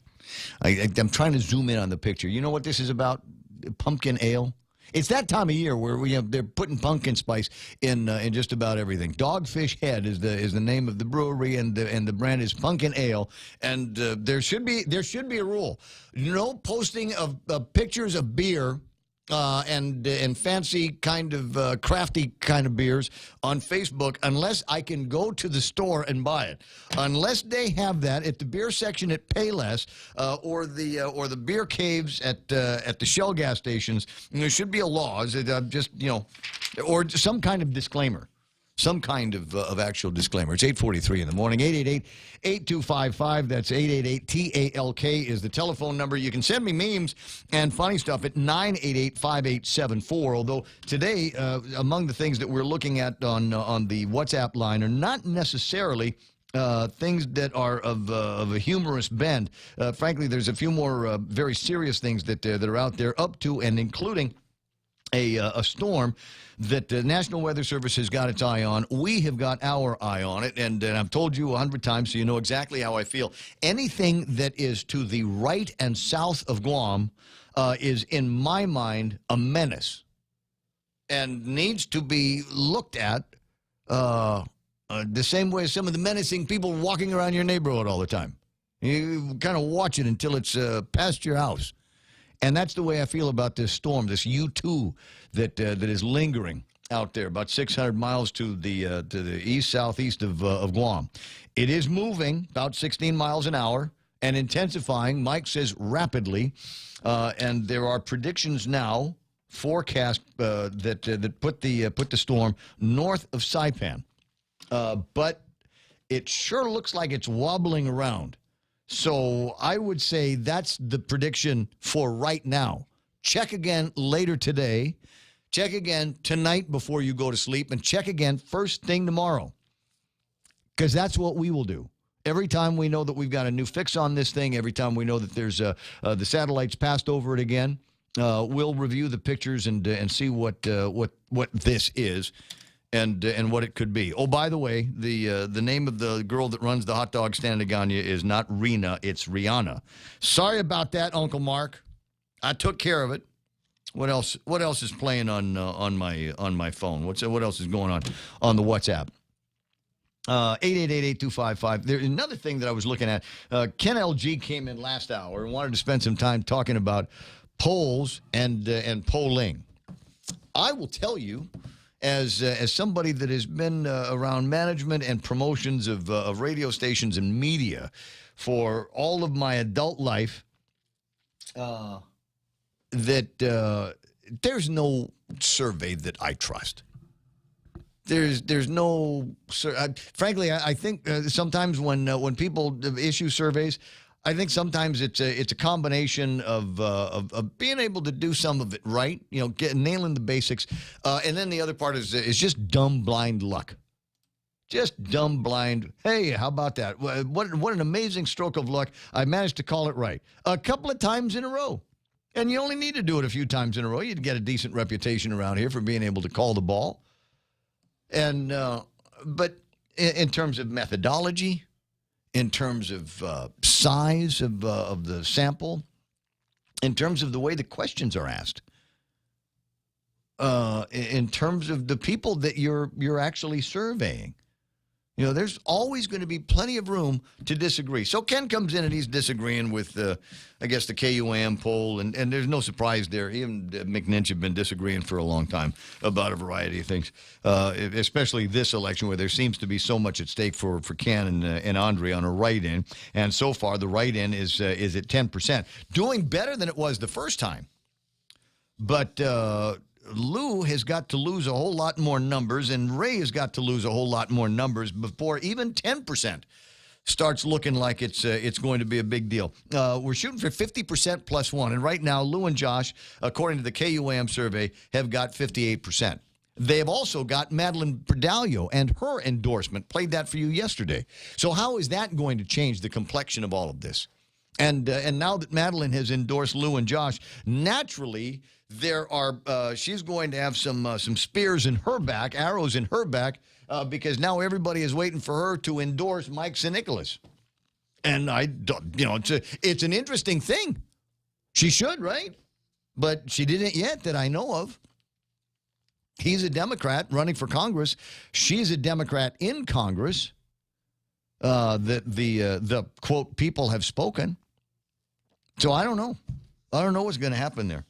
But the lack of the endorsement for Mike has got some of the political pundits and the opinion guys talking about it on the air. Got a note from my buddy Richard. Says we got a little bit of a smash up in Tumon. Looks like that area right in front of the Guam Hilton intersection. You got the clinic on one side. You got the and apparently you've got a record that's going to be if it hasn't moved them yet, it will. This picture is old by about 10 or 15 minutes. So hopefully it's clear by then. Okay. All right. So we've got that that is playing on the stream. We'll see if we can scare up some folks from National Weather Service, and not National Weather Service, but Homeland Security and Civil Defense. Mike and I are of the opinion, and Mike said it early this morning. There is a possibility that we could go into a different condition of readiness at some point today, if for no other reason, just to be prepared. As I've said already, storm on the move. and developing rapidly, and I want to make sure that we have adequate amounts of time to get things done. Frankly, there are things happening around here, and this is a lousy time for a storm. Very inconvenient, and I'm beside myself here because there's so many things that are going on that I want to be able to talk about. Can I make a general complaint about Facebook? Okay. Okay. So Facebook has a page called Events. Yes. And what I'd like to be able to do is click on an event, and when I say, yes, I'm going or interested, it automatically takes that and sticks it in my calendar. Right? Wouldn't that be convenient? Because, okay, as an example, right? So I'm looking at the events. October 24th, Senator Dennis Rodriguez's annual Halloween masquerade party at Kentos, Guam. Click on it, press interested, and what I want it to do is, see, and it did nothing. It just registered my interest in going. I see. I want it to. But is there not a way you can sync your accounts in with Facebook so that it would do that sort of thing? I think you can. I think you can sync, like Google, into Facebook so that when you do those calendar manipulations, then it automatically does it into your Google thing. I don't know. I'm a technological idiot. I can barely run this machine you have for me here. Yeah. Apparently, well, there's some kind of calendar in here, and I'm not sure how this got in here, but apparently today is Oil Niratikel's birthday. Because it says so on Facebook. Linda Solis, 10 others, including Ronnie Babin. That's my buddy. Chongson Nicholas, Rose Kunick, T.S. Camacho, Teresa Fisher, hey, cuz, Gloria Iglesias, and Jude Juju got birthdays. I'm sorry, it's probably a little bit too early for small talk. Anyway, there are a couple of surveys that cover some information. I was riffing a little bit on the thing is, the bottom line, I don't trust polls.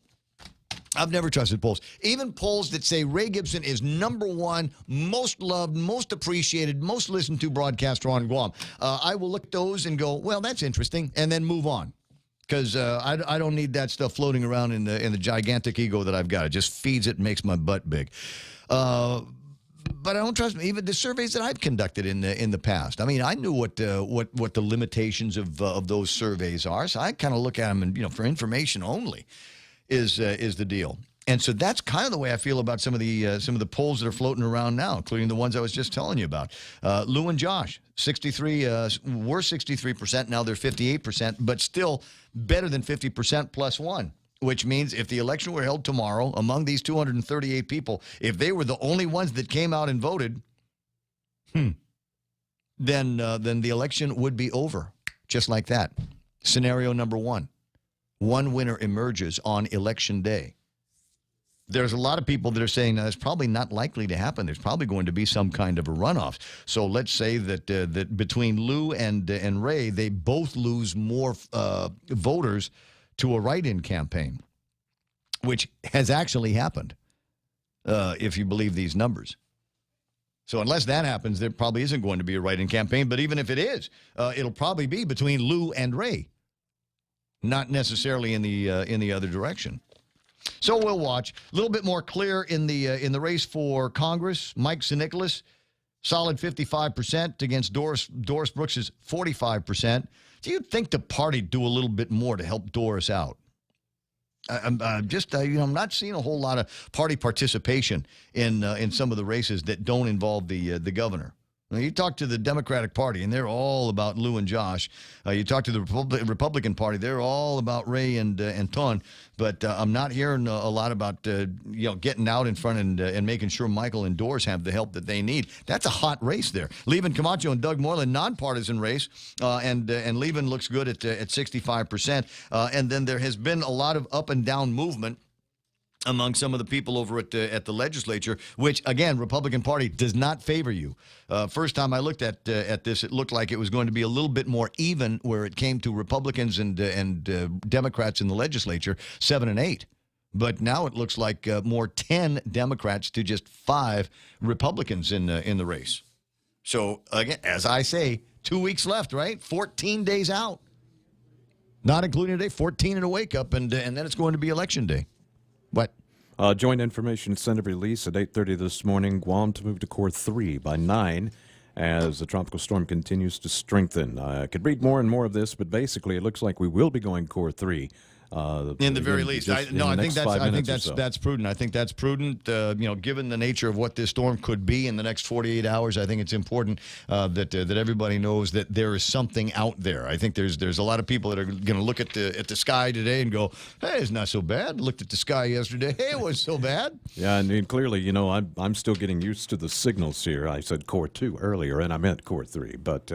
Yeah, not used to that because core is back in the States. Well, we don't it's do a number. cores, Yeah. Well, it's an anticipation game. We're trying to figure out where things are based on time, or where we anticipate something is going to happen Plus, by time. it's a military terminology actually for the base because they do cores over in Okinawa too. I was raised as a condition person, not a condition of readiness person, and so mentally I'm still kind of fighting that because when I was growing up it was tropical storm condition 3.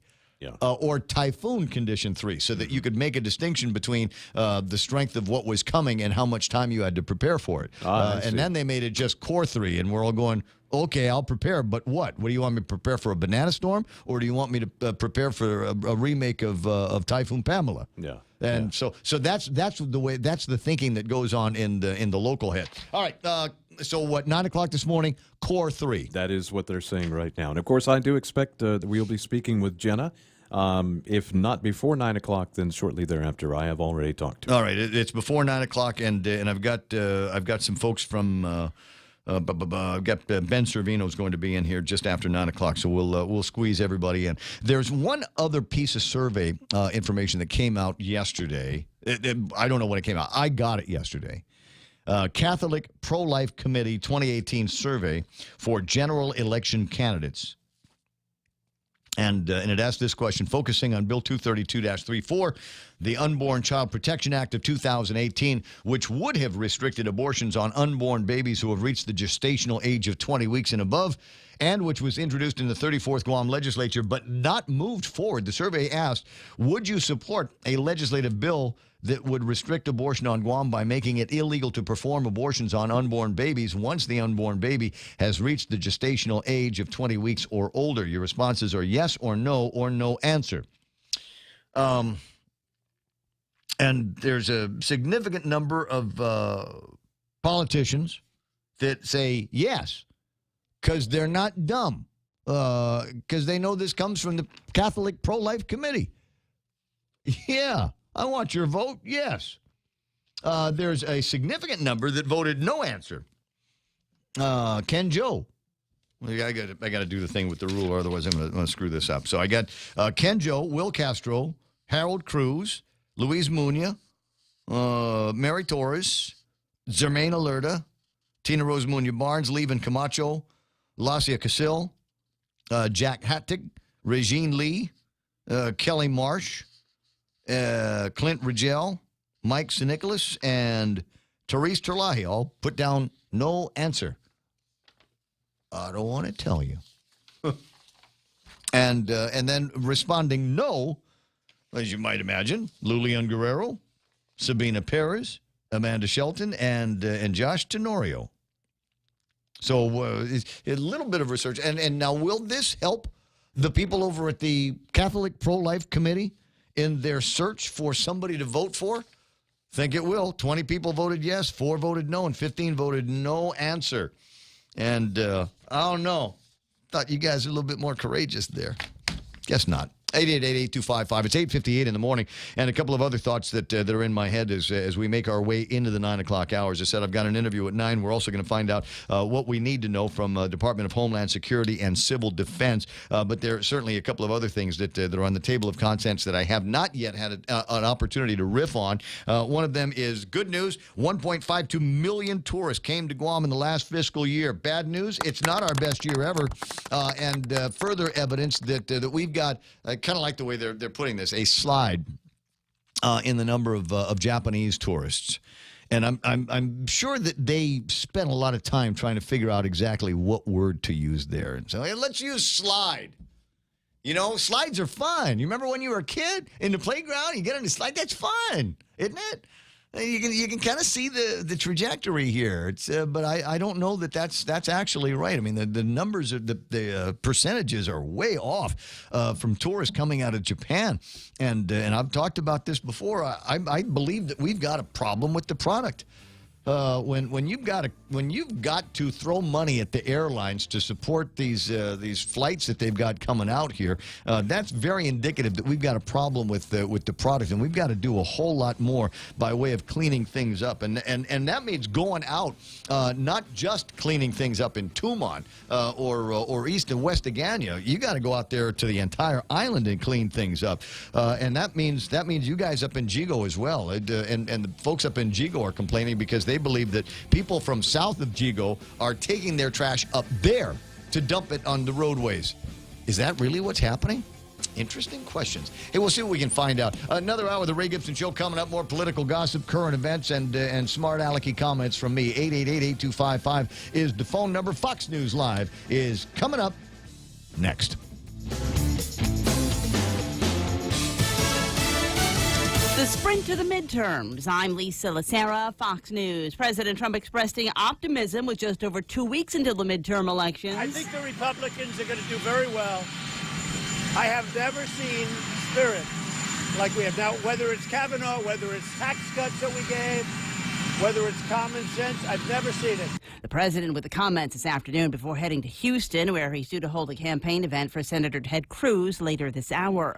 A former president also out on the campaign trail in Nevada. President Obama spent some time defending his administration at the University of Nevada, Las Vegas. Part of what happened is Republicans took over Congress. They then decided to block everything I tried to do.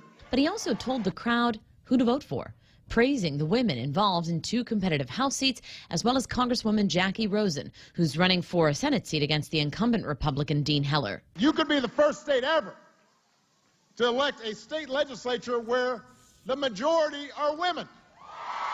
Early voting began in Nevada over the weekend, and Clark County officials said 30,000 people cast a ballot on the first day. Fox's Jessica Rosenthal. President Trump again today repeating his promise to cut off aid to Central American countries as a caravan of migrants makes its way towards the U.S. border. A showdown heading towards the U.S. border as the migrant caravan began moving some 25 miles north Monday, helped by Mexicans offering food, water, and transportation. You know, like these people's doing right now.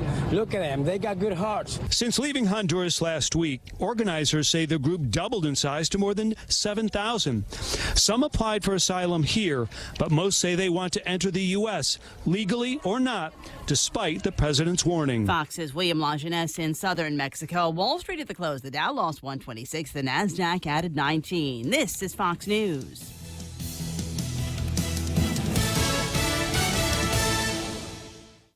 If you can dream uncommon design and unprecedented engineering, you define the 2018 Lexus. The boldly designed IS Sport Sedan's aggressive design stimulates the senses. Advanced paddle shifting puts the exhilarating performance of the IS Sport Sedan at your fingertips. With deep, luxurious seating, the ES350 offers an ultimate level of comfort, while cutting-edge engineering delivers a thrilling drive. Put yourself in a 2018 Lexus. Now with special incentives. At Atkins Kroll. Calvo started with a simple handshake.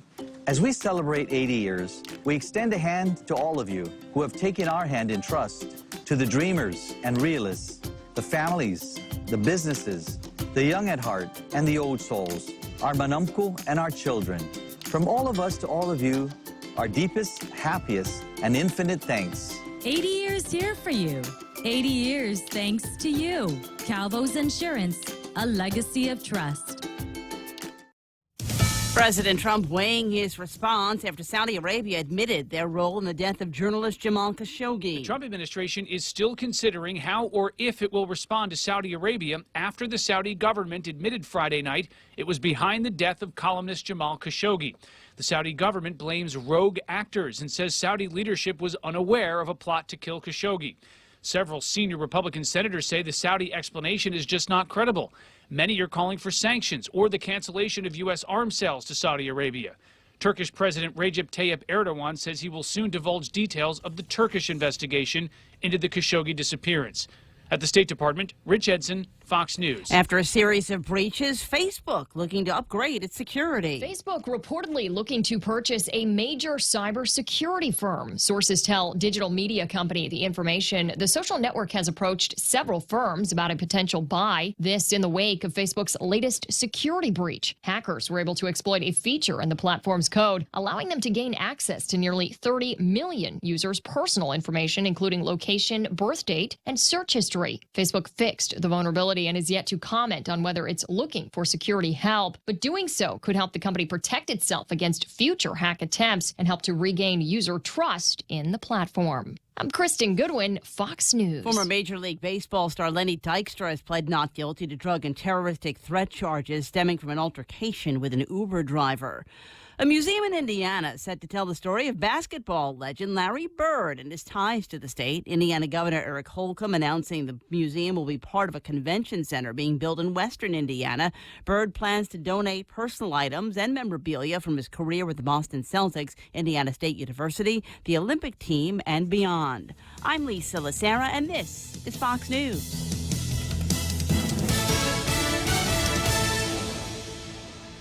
Day. I'm Madeline Berdalio. For over 60 years, I've spent my life serving you. Through the years, we've done so much.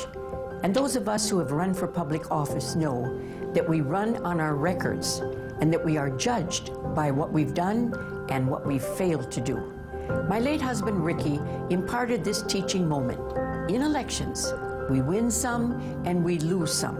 Personally, I know there's immense difficulty in defeat, but it doesn't serve the good of our island or our Democratic Party when we don't embrace the will of our people. So now more than ever, we need leaders who understand the issues and have a plan for the future. On November 6th, I'm voting for Lou and Josh, and I'm asking everyone who wants positive change to vote for them too. I'm in with Lou and Josh, so vote Democrat. I'm Leon Guerrero, and I approve this message. Paid for by the committee to elect Leon Guerrero Tenorio, Tony Sanford, treasurer. My name is Ray Gibson, and I definitely approve this message. The Subway Chipotle cheese steak. That's cheese steak. Apparently, I've been guilty for the last several days of saying cheesecake. I told you, it just makes it sound better. But in this case, it's a cheese steak sandwich. Contains a concept called flavor. The flavor comes from juicy shaved steak and Chipotle Southwest sauce. It's only available for a limited time at Subway restaurants. Subway, make it what you want. Meet all the candidates up close and personal and find out why they deserve your vote. On Saturday, October 27th, you can meet them face-to-face during Micronesia Mall's One-on-One with the candidates. From 1 to 4 p.m., you can ask the tough questions, exchange views, express your concerns, or just get to know your candidates better. Hosted by Ray Gibson and broadcast on 93.3 The Point with the Facebook Live feed courtesy of Shooting Star Productions. Go one-on-one with the candidates Saturday, October 27th, only at Micronesia Mall. What happened again? I got to talk some more? Fine. Portions of the program brought to you by our friends over at American President Lines, where they're shipping the future Micronesia renewable energy. You know, there's never been a better time to go solar. American WaterTech, Smarter Water, Better Water, and Guam Regional Medical City, the first choice for all of your open heart surgery needs. The Coconut Wireless is back. Watch and listen live on thepoint.gu.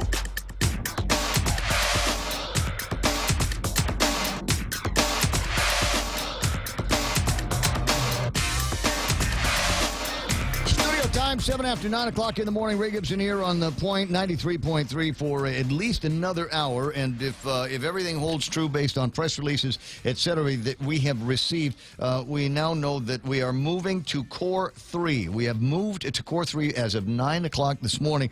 Word from Jenna and the folks over at the Department of Homeland Security. And this, all of us, this Governor and Rear Admiral Shoshana Chatfield have placed Guam in the respective military bases of Core 3 as of 9 o'clock this morning, which means damaging winds between 39 and 57 miles an hour can be expected within 48 hours. We don't know what this storm U2 is going to be doing. The folks over at the Joint Typhoon Warning Center, the National Weather Service, and Michael Knight and all of his weather geeks have been watching this for the last couple of days, and it is definitely headed towards the Marianas, and it turns into a shooting match depending on which way the barrel of that weather gun is pointed. Saipan and Rhoda got nicked on the last one, the last go around, and it looks like there's a possibility that they could get nicked on this one as well. But that same possibility means that Guam and could get hit in this, depending again on which way the barrel is going to be going. We've got a couple of days to watch this, and we suggest that you take heed and take the advice of the folks over at the National Weather Service, Department of Homeland Security, and Civil Defense, and begin some preparations now. There's the possibility for heavy weather in the next couple of days. Yeah, structurally speaking, when I'm looking at the storm myself right now, I see that it has a pretty prominent southwest feeder feature, which we had one earlier this year. It moved through with one of those, and we actually picked up quite a bit of rain, although that was a much slower moving system. But if you look out to the lower bottom and left of this satellite picture, you can see this southwest feeder feature. And as the storm progresses, if it holds the track that they forecast, it will slide up north of Saipan, but it'll drag that huge feeder right over us. And so we'll see quite a bit of rain. We're going to get some weather here, one way or the other, in the next couple of days. Now, the anticipated track, I think the latest forecast track still puts it near Guam and the islands of the north about Wednesday evening. That's right. Yeah, Wednesday evening. And again, our biggest risk on the current forecast track would be the rainfall. There will be some wind, but it's not at this point, again, with the forecast and the closest approach of about 150 miles. We won't see much wind, but we will see quite a bit of rain as it slides over. The caveat is all of this can change. It can change. In the next report, it can change. It will. So as I said, we're watching it now. There'll be another satellite picture in a couple hours, and the guys will pour over that. So check and check and check. This is your new job. This is your new hobby. This is your new vocation, is to check and find out what the storm is going to be doing. 888-8255 is my telephone number. Hold off on the phone calls. It's time for interview time, and one of my favorite interviews of all time is with Ben Servino. Good morning, sir. Good morning. How's it? Good to have you. Nice to have you in my new studio. I love it. You like it? Awesome. It's high tech. I'm impressed. Yeah, I got cameras and I got the video monitors and feeds, and there's air conditioning. I don't have that incredible view of Agania and East Agania Bay, but you know, I'm good looking, so you can look at me if you want to get distracted. It's great view. I just playing around. Anyway, so no, and one of the reasons why Ben is among my favorite of the interviews is because it's amazing how long you can go on the subject of disabled parking or handicap parking or accessible parking. Accessible parking. There it is. There's the word that I was looking for. Accessible parking that we've got in this town, and it's like. It's like being told what a tree that has rhinoceros beetles looks like. You know, they say they got that reverse diamond cut. And now I start looking around for what looks like accessible parking, which in reality is illegal accessible parking because it's not following some pretty structured rules on signage and markings. That's correct, and even the slope of the parking. Even the slope of the parking. So now is that something that you're still actively involved in? Just everywhere you go, right? And when I take my wife to dinner, it's the first thing I look at. And sometimes my wife says, "Please don't say anything. I don't want them doing anything to my food," you know. But I usually say, "Okay, I'll wait till after dinner." Then I'd go in and give them some technical assistance about how to resolve the problem. Right. But you look around the island, even Kmart. If you look at Kmart, their parking sloped. They really need to bring it down a little. You know, they exceed because people are getting out of the cars and trying to get into wheelchairs right, and it or other starts devices. rolling away. Yeah, so it makes it a little bit difficult for them to do that. One of the other things I've tried to become a little bit more sensitive to, and sometimes it's hard. I wonder why we decided to paint the markings in dark blue, because sometimes you're in a dark parking lot and you can't see some of the other areas. I mean, you've got a space for the vehicle, and then there's a space to the side so that you can assist and unload the patient and the technology, the wheeled device that they're going to be using. And sometimes people will park right over it because they don't see it. It's hard to spot that kind of thing. That's right. And the current law doesn't provide specs on actual markings. It just says you need to have proper signage that's posted on 7 feet high. Yep.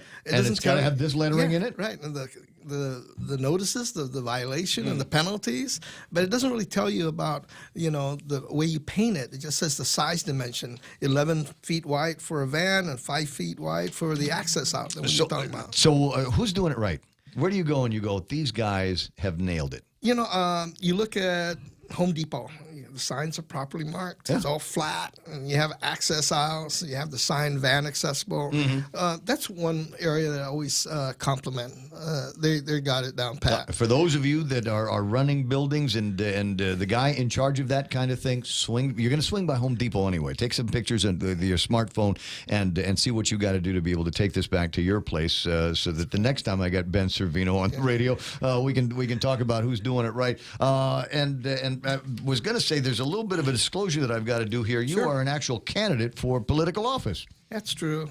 That's true. What is that? What kind of answer is that? That's true. I really can't talk too much about it because of my position right now, and I don't want to violate the Mini Hatch Act. But no, and I don't want you to violate the Mini Hatch Act, but I do have to. I do have to, if I've got somebody in the studio that is running for political office, I do have to identify you as such. But we're not here to talk about the political campaign. We're here to talk about a couple of conferences that are going to be coming up, and these are going to be important conferences. One of the things that I have learned recently is that there have been, as there always are, a number of changes in ADA rules. This is an evolving beast, if you will, and sometimes you think, well, I've got a pretty good handle on it. I remember what the law was a couple of years ago, but they are always adding more to groups, individuals, and maladies that people may have that will be covered under the ADA. That's correct. You got to stay on top of that.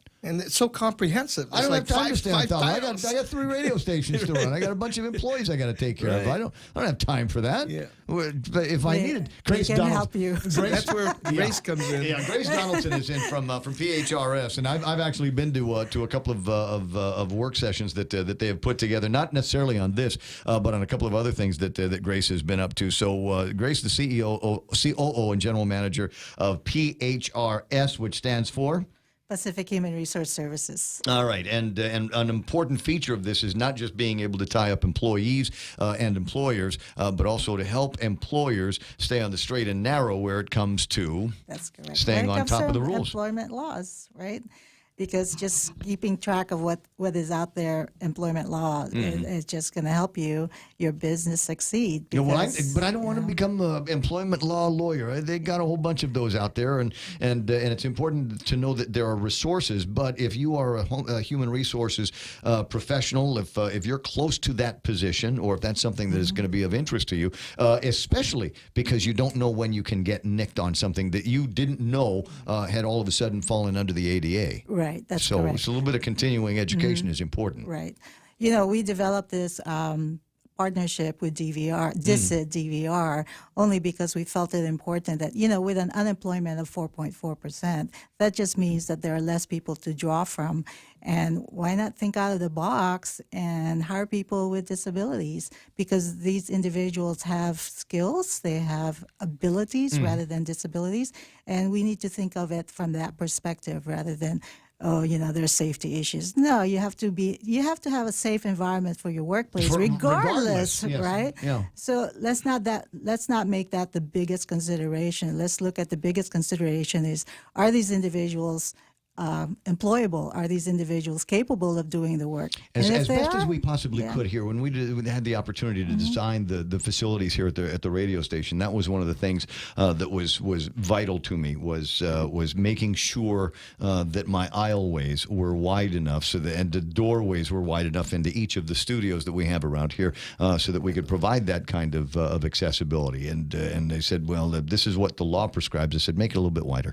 Awesome. Because proactive. A little bit wider. Take a look at the ramp outside and make sure that that's still going in the right direction, and make sure nobody parks in front of it, and all of those kinds of things. It is important where you can to be proactive, and this is what I will refer to as cheap insurance, is participating in things like this. There is the hammer, there is the carrot and the stick. The carrot is you should want to do this for all of your employees and guests in the building, but the other part of this is if you do it wrong, you might be called before the man, and you might have to defend your actions, your activities, to somebody in a court, perhaps. They still arbitration, right? That's right. Are also options for folks. So there's two conferences that are coming up: the NDEAM Applicant with Disabilities Conference and Resource Fair, and the NDEAM Employer Conference and Community Resource Fair. And when they first handed me the papers, I thought somebody just made duplicates. They look exactly alike here, but we're looking at different audiences and what it is that we're trying to teach them. So let's start with the first one, which is going to be taking place Wednesday, rain or shine. Grace? Yes, tomorrow, the 24th, from 8:30 to 3:30. The goal is to help employers understand what their rights are as employers, and also understand that, this can actually be very beneficial to the employer. There are programs out there to help them employ people with disabilities. I wanted to point out that accommodations doesn't have to cost very much. It could simply be an accommodation might simply allow them to take time off to see their doctor, and how expensive is that?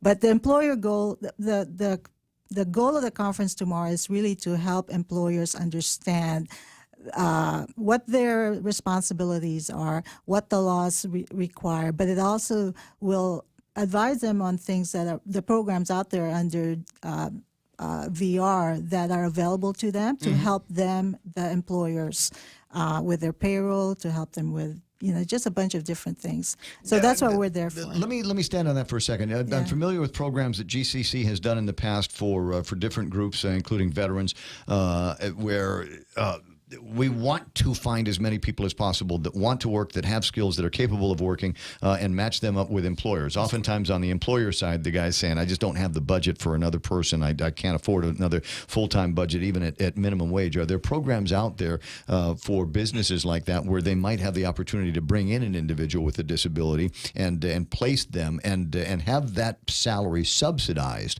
or benefits subsidized by somebody else?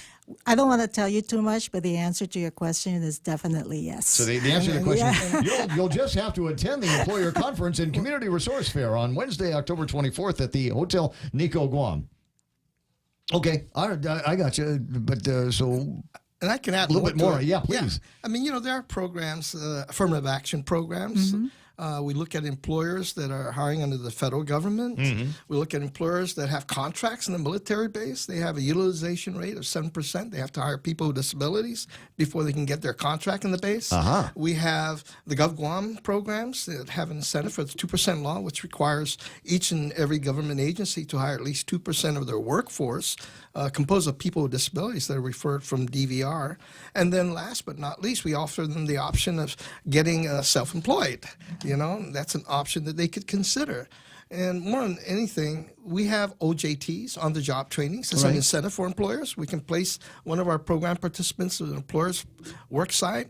After 3 months, we'll help provide some subsidies for them on the job and as they're getting trained, but the obligation is to hire them after that 3-month period. So there are incentives for employers to hire people with disabilities. On the topic of reasonable accommodations, because I think that's someplace where people might get hung up on what it is. If a prospective employee comes by and says, all right, I've got this, and these are the reasonable accommodations. Who is the final arbiter on what is reasonable, what is not reasonable? Well, when we, from the employer side, when we talk about reasonable, we always look at, well, can we afford this, right? Can we afford it operationally? Can we afford it financially?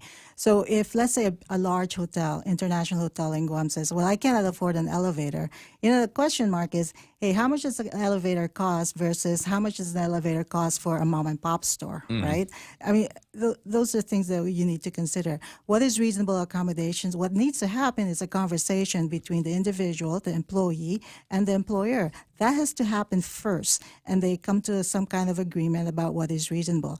That's the kind of conversation you would have with an employer, regardless, or with an employee, regardless of what's happening in the environment. In that case, though, a reasonable accommodation was you work on the first floor.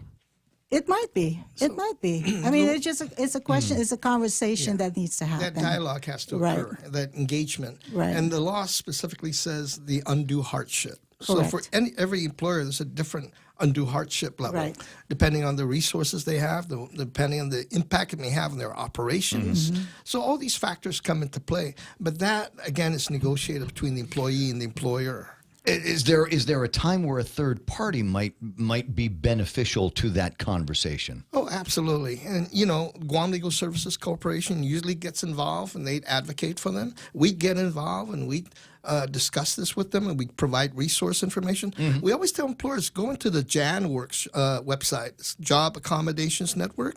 It offers all types of reasonable accommodations options for employers to consider, and also individuals with disabilities. A lot of them don't really know what type of accommodations exist. And with the advent of technology, there's all types of technology that could be considered. Yeah. You know? So we don't have the kind of time to explore all of the subject matter that would fall under reasonable accommodations. But trust me, it is an important factor in moving forward with these decisions to start augmenting your workforce, perhaps with individuals with disability. There are things that you have to know, things that you should know, and that's why that session is a full hour on the 24th. That's a big one. So you got the video presentation, and then they'll have the conversation about reasonable accommodations. And just from personal knowledge, just having the conversation isn't a be-all, end-all. There's a continuous conversation, and it has to kind of escalate until some kind of solution has been found that everybody seems to be comfortable with. One of the things that we do, this is a true public-private partnership with DISA DVR, is what we do, PHRS does, is we help the government agency find employment for their clients, right? And in that relationship, we also have a continuous conversation with the employer to make sure that this individual is the right individual for their work. So we don't just bring people in from DISA DVR referrals and say, hey, you're going to take this person. No, there's an engagement with the employer to say, is this the right person for you? If it's not the right person, we go back to the counselor and say, hey, give me somebody else, right? I mean, that's... There's no requirement that you have to hire somebody that is referred to you. Period. I mean, most employers have an at-will policy, and it applies to everyone. It's just if it doesn't work out for the employer, the government is not out there to kill employers, right? They're not there for that. There's a number of small business leaders that listen to this broadcast. Is there a threshold where there's ADA rules that apply, certain ADA rules that do not apply? I want to say it's like 13, 14 employees. Oh, 15. It's 15. Okay, yes. So 15 employees, and so anything under that, then the rules they don't apply. It doesn't apply to them. It does not apply. But as a good manager, as a good leader, as a good business person, it might make good sense to be able to start looking around for reasonable accommodations and having conversations with people. And even if I was going to make this point, even if it's not something that is covered by the ADA today, it might be down the road. And so it's important that you have a good dialogue with all of your employees and find out what the nature of some of their physical issues are and start seeing if there's ways to address them. Trust me, again, cheap insurance. Right, and it makes good economic sense. I think so. So that's one seminar, this work session that's going to be taking place. We're going to hear from everybody. Ben's going to be talking. Maria Connolly will be there representing the federal sector and federal contracts. Phil Marlowe of, I don't know this initial, OFCCP? Office of Federal Contract Compliance. That's at the federal level. Yeah, this is the one. So if you've got a build-up contract or a federal ticket, guess what? This is the guy that you're going to need to hear from. Right, Guam sector represented by Ben Servino, obviously, in the private sector, Grace Donaldson from PHRS. We're going to put basically those people together again on the 27th, again at the Hotel Nico, Guam, and have a conversation there with Hank Parker talking about reasonable accommodations in the workplace. We spent some time talking about that, but again, this is going to be addressing the concerns of the applicants, the employers, the employees. Actually, yeah. Starting with the employers and tomorrow's. Yeah. Oh, so tomorrow's the employers, but the one on the 27th is going to be the employees. Yeah. So the applicants can say, this is what I should ask for, this is what I can ask for, and give them an understanding of what an undue hardship is or why an accommodation they're asking for can't be met. And the process, how to engage the employer. Exactly. And just as importantly, I'd like to point out in the afternoon session is actually a job fair for individuals with the disability, for their clients. Right. So this is where they will match they attempt to match employers and employees. Attorney Robert Cruz is going to be talking about the protection and advocacy for beneficiaries of Social Security program. This is new to me. This is ringing fresh. What is it? You know, there are a lot of people with disabilities that are receiving benefits from Social Security, and they don't want to become employed because they don't want to lose that benefit. So Robert's going to talk about their program, protecting and advocating for these individuals and letting them understand you'll be benefiting much more if you got a job. You can get health insurance covered, dental insurance covered. You can contribute back to the economy and pay taxes like everybody else. You'll be included in the workforce. So he's going to talk about the advantages of being employed, not really relying on a lot of the benefits, but he'll also tell them if you really need it and you can't be employed because of the nature of your disability or the severity of the disability, then this is a benefit that you can consider. Can you ask him to come by the radio station? I think that would make a great half hour on the radio, just talking about that for folks that their sole disability might be just having too many birthdays. Yeah, I'd like to get back into the workforce. There's an entire month of activities, National Disability Employment Awareness Month, that we're in the midst of right now. So we've got the employer conference, the applicant conference. What else is going to be taking place? We're going to celebrate the whole event next month, November 3rd, down at Ipoh Beach. We're going to have this celebration for our participants that attended the workshop and conferences and the employers that attended. We're going to give out certificates of appreciation and just have a great old time.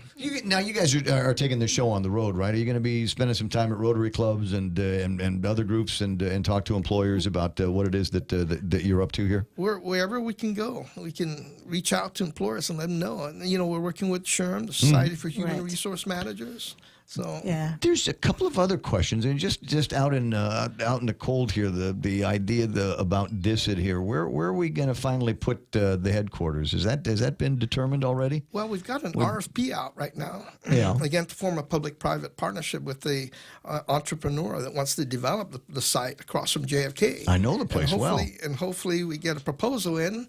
Gita is taking the lead to be the project manager, and hopefully they can build a structure there and save us a little space for our agency, so we can move out our existing agency office and have our home of our own.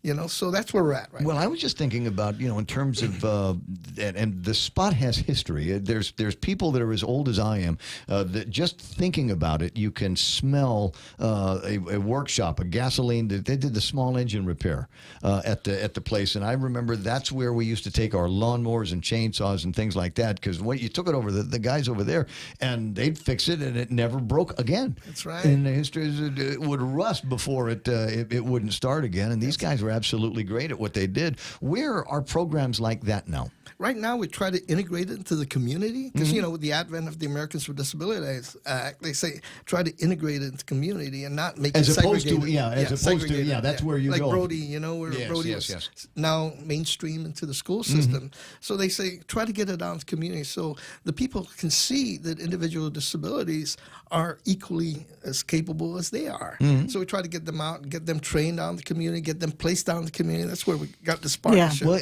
let's do that. Let's talk for a second or so about the training, because I would like to. I mean, if I had the choice, I'd like to be able to say, all right, I can fix them. I have a certificate in small engine repair. I don't necessarily have the time or the tools, but if I had the opportunity, I'd like to be able to take it to some of the same kind of guys or girls that we were sending our equipment to back in the 70s.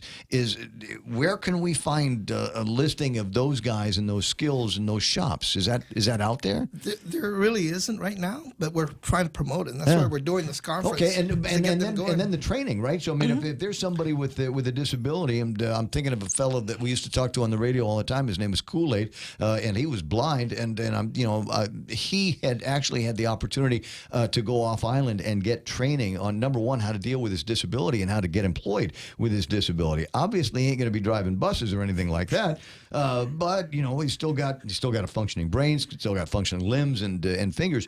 So where are people with disabilities going today to get training for skills that they can use in the workplace? Well, if they're coming through our office, we actually do an assessment of their capabilities and try to determine where they would best suited for the type of job that they would be best suited for. Okay.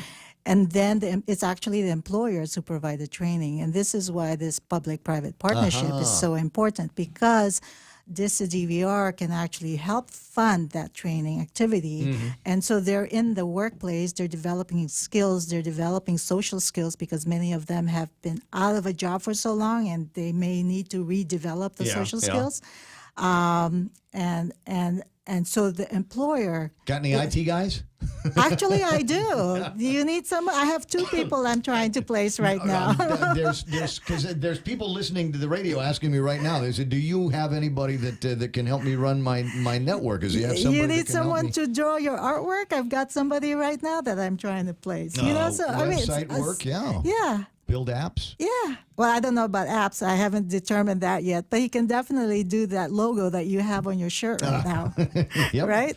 And I think the guy that did the logo has got. I don't want to refer to it as a disability. I don't think it is as grave as that. But I think he could park in one of Ben's parking spots, if you will.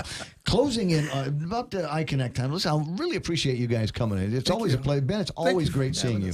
And Grace, don't be a stranger. I know that between you guys working together, I think it's a great program. But PHRS also has a number of other programs that you guys do on your own. I'd like to promote one of ours, Franklin Covey of 7 Habits of Highly Effective People. We have that. That's our... I attended the short version of that. Changed my life.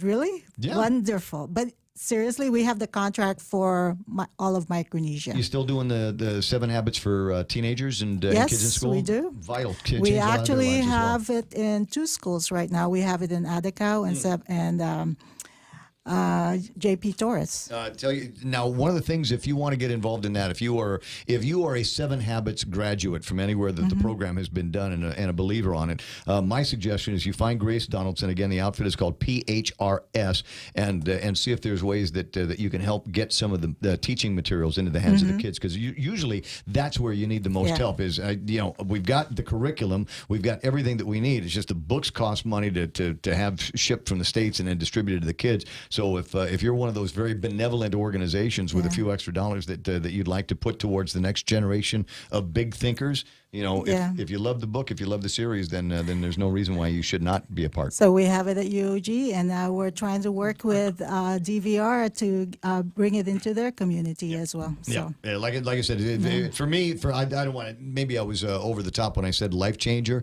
It is a life changer. Hey, listen, for some people, most of our lives, I'd like to think, are pretty unscrewed up, but everybody's got 1 or 2 places where they might be able to do a couple of tweaks here and improvements there, and the 7 Habits, that series, that is just so inspirational. If for no other reason, it helped point out the places where I was doing it right, and sometimes it's nice to have that kind of validation. Grace, always nice seeing you. Thank you. And Jason, even though you didn't say anything, it's a pleasure. This whole conversation is going to be on Facebook Live and YouTube Live, so you can share it with everybody and see that we talked about all of the right things, right? Yeah, and if they want to register, they can call PHRS. And they can call us at 637-6906. Gotcha. I thought that was all obvious. It's closing in on 9:36 in the morning. That's iConnect time. Call iConnect at 888-8888 and find out why they are the practical choice.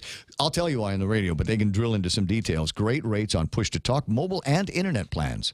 Half a day. I'm Madeline Berdalio. For over 60 years, I've spent my life serving you.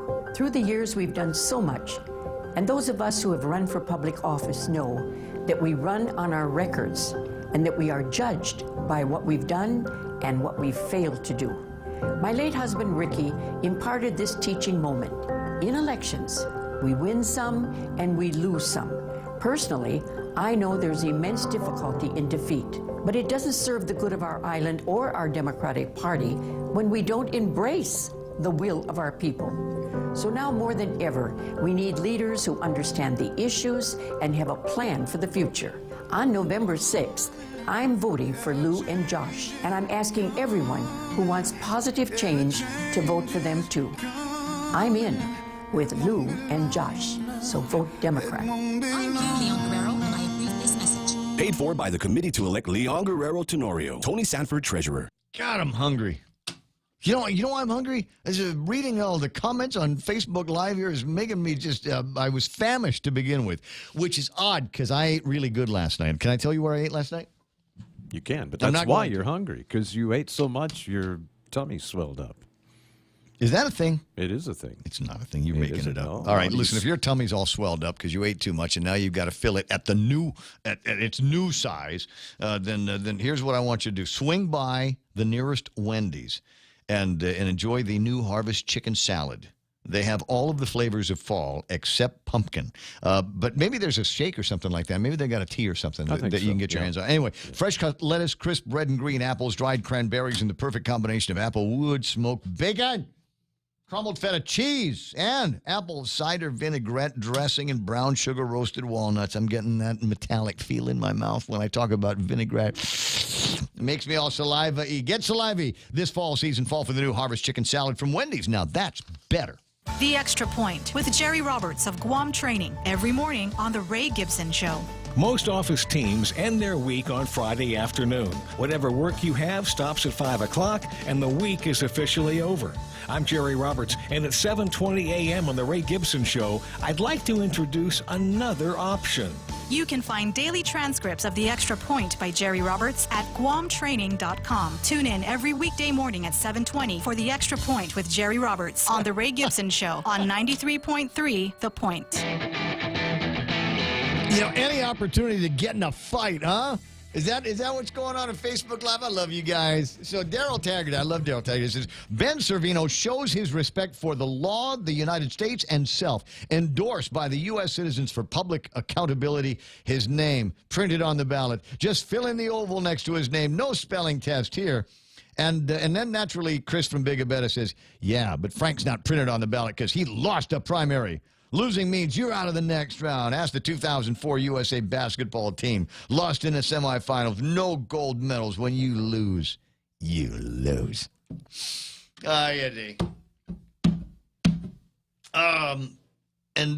It's Chris's job to make sure that that's said at every opportunity here on the Facebook Live. All right, what else do we have?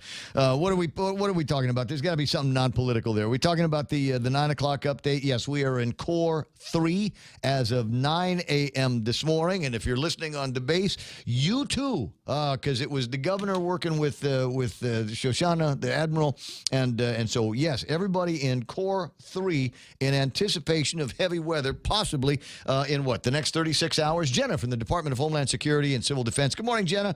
Good morning, Ray. Half a day. Half a day. I'm really annoyed at this storm that's come up. I've got stuff to do Wednesday night, Thursday, and into the end of the week, and I don't have time for it. Is there anything you guys can do over there?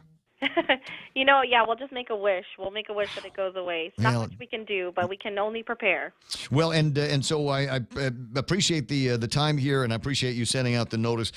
We thought at some point this morning we were going to be changing conditions of readiness to 4 to something else, and so it's 3 as of 9 o'clock in the morning. What is it that Homeland Security is suggesting for residents? So right now we're just reminding the community to stay up to date with the latest information. The storm, if it does track any more southward, then of course that brings Guam into damaging winds.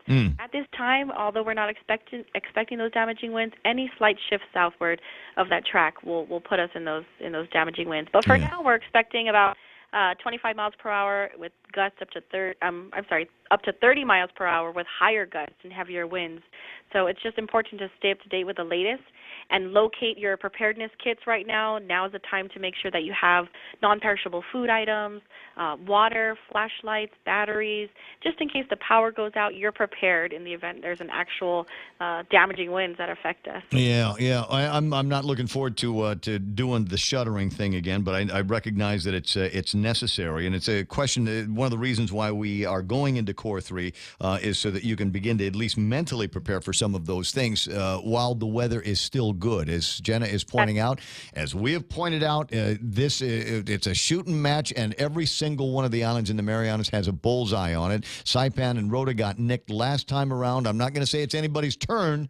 I'm just saying that there's going to be some heavy weather in the area, and things can change rapidly, even as we have found while it's making its closest point of approach. There's such a thing as eye wobble, and sometimes we've got things that look like it's going to go one place, and then the eye begins to wobble inside that circulation, and all of a sudden, bang, somebody else gets hit.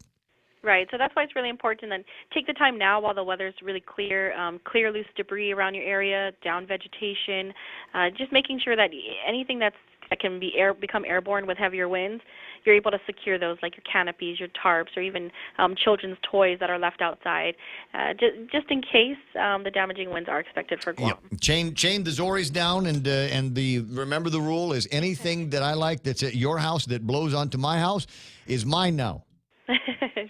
That's right. That's the way all of that stuff works. Are you already starting to talk to your partners in the government of Guam about any kind of hardening that they have got to do? Specifically, we'll talk about GWA. There were some issues with pumps and pumps because generators had run out of gas, and a couple of locations down in Moleso that did not have generators attached to them. Are you going to start having those conversations about hardening, clearing trees, etc.? Definitely. So there is a scheduled heavy weather brief for our response activity coordinators. So those are all of the partners from not only the government of Guam, but also our military partners, even our nonprofit private organizations. We are meeting with them this afternoon. It's at 12 o'clock today.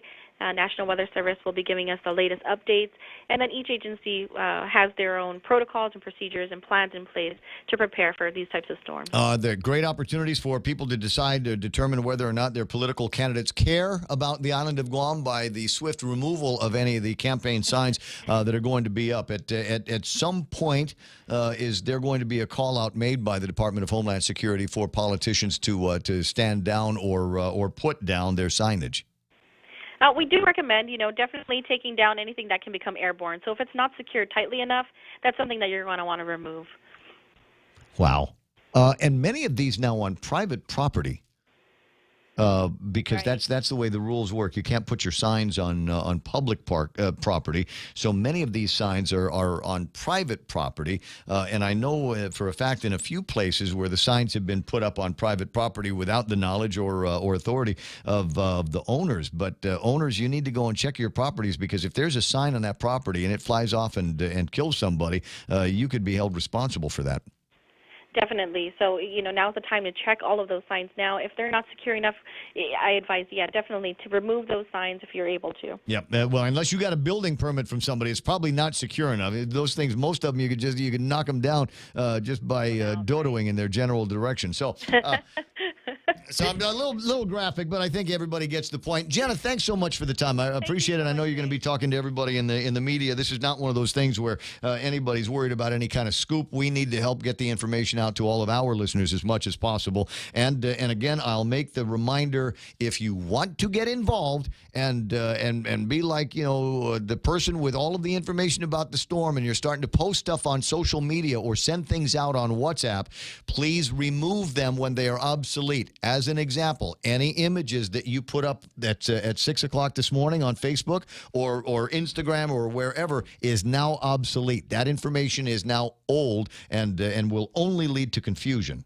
So I could not have said it better. Yeah, definitely manage those timestamps, making sure that you're looking at the exact times and dates, because we do get a lot that are shared and reshared. So just pay. Well, some idiot last week decided that they wanted to start floating around one of the Adlet videos from Manghut.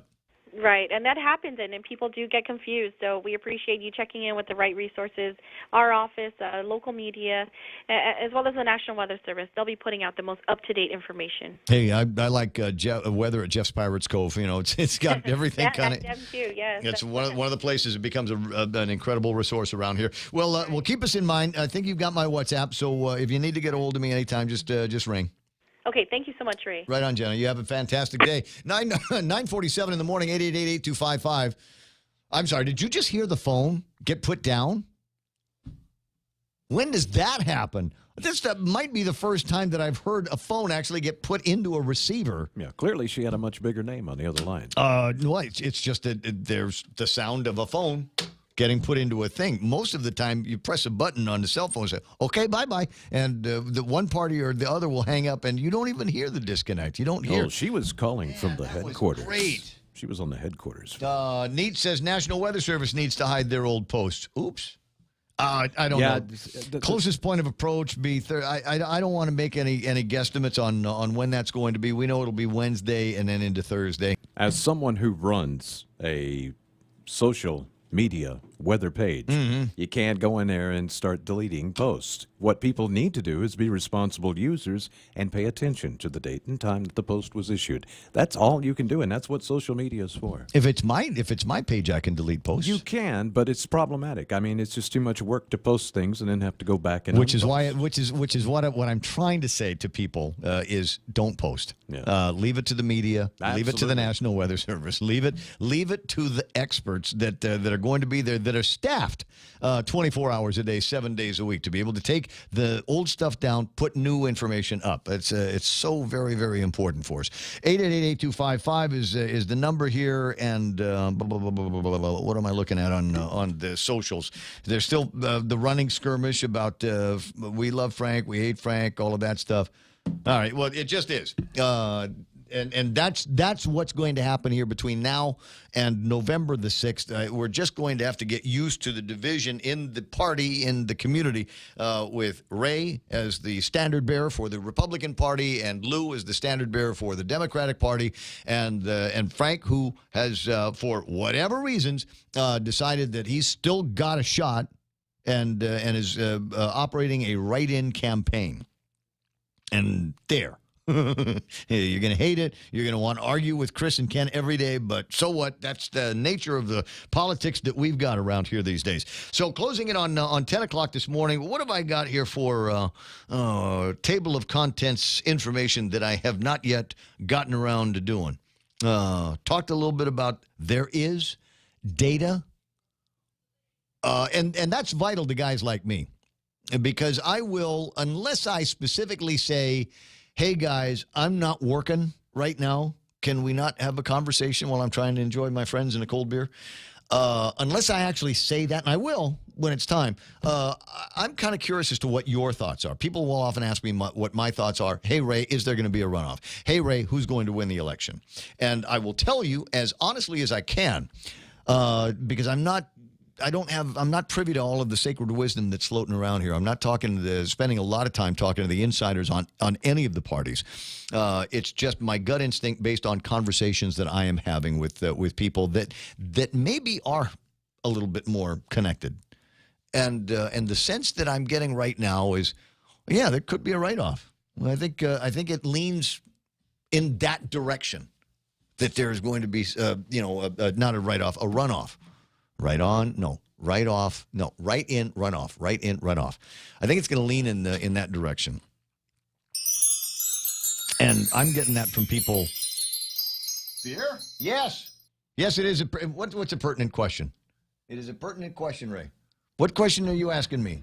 How again are you holding Frank accountable for his vote and his actions regarding the pay raises? I got to do what? I mean, I got to hold everybody accountable for everything they've ever done in their lives? You do it. You're the guy on the other side. And Dennis, the answer is beer. If beer is the question, yes is the answer.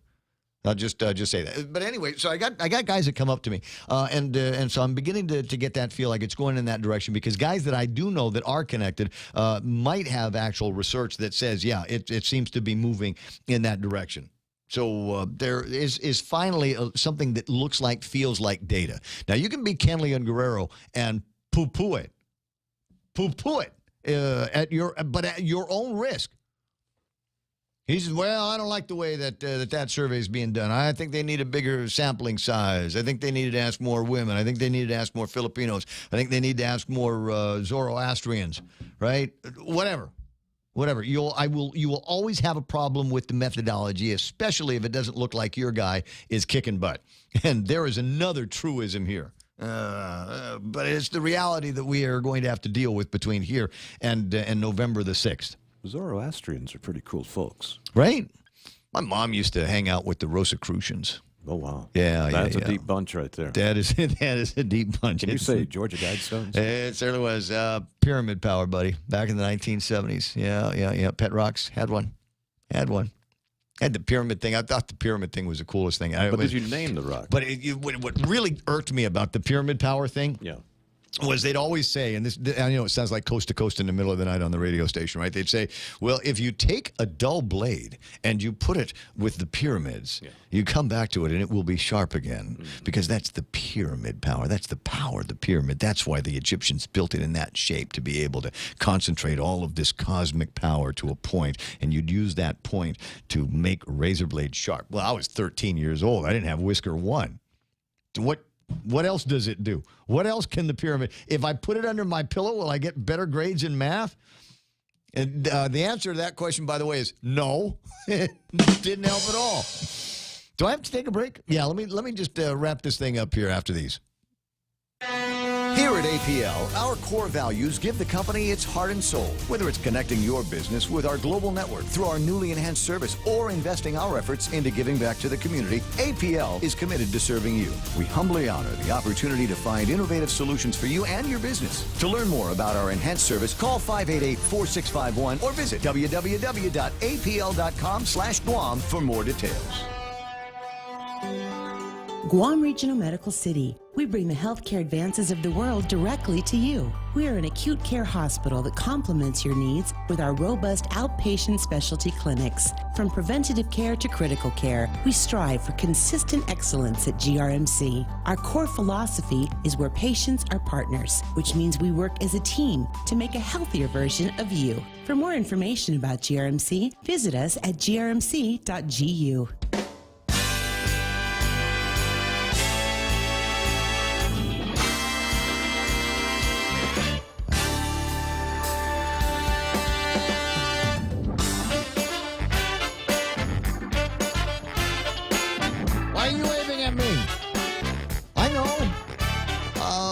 Thinking about something else, though. My producer, Michael Knight, worst wife ever, says I got to talk about the one-on-one with the candidates. We're going to be at the Micronesia Mall on Saturday between 1 and 4. Why? Because there will be a gaggle of people that are running for political office of one kind or another that want your vote, that want to convince you to just give me one of your 15 votes. Just give me one of your votes for governor. Just give me one of your votes for attorney general. Just give me one of your votes for Congress. You know who else would probably even be some people there that want your vote for Consolidated Commission on Utilities and the Ed Board. So we anticipate kind of a full house just among them. And so if there's people that you want to get to, is it I guarantee Frank will be there too.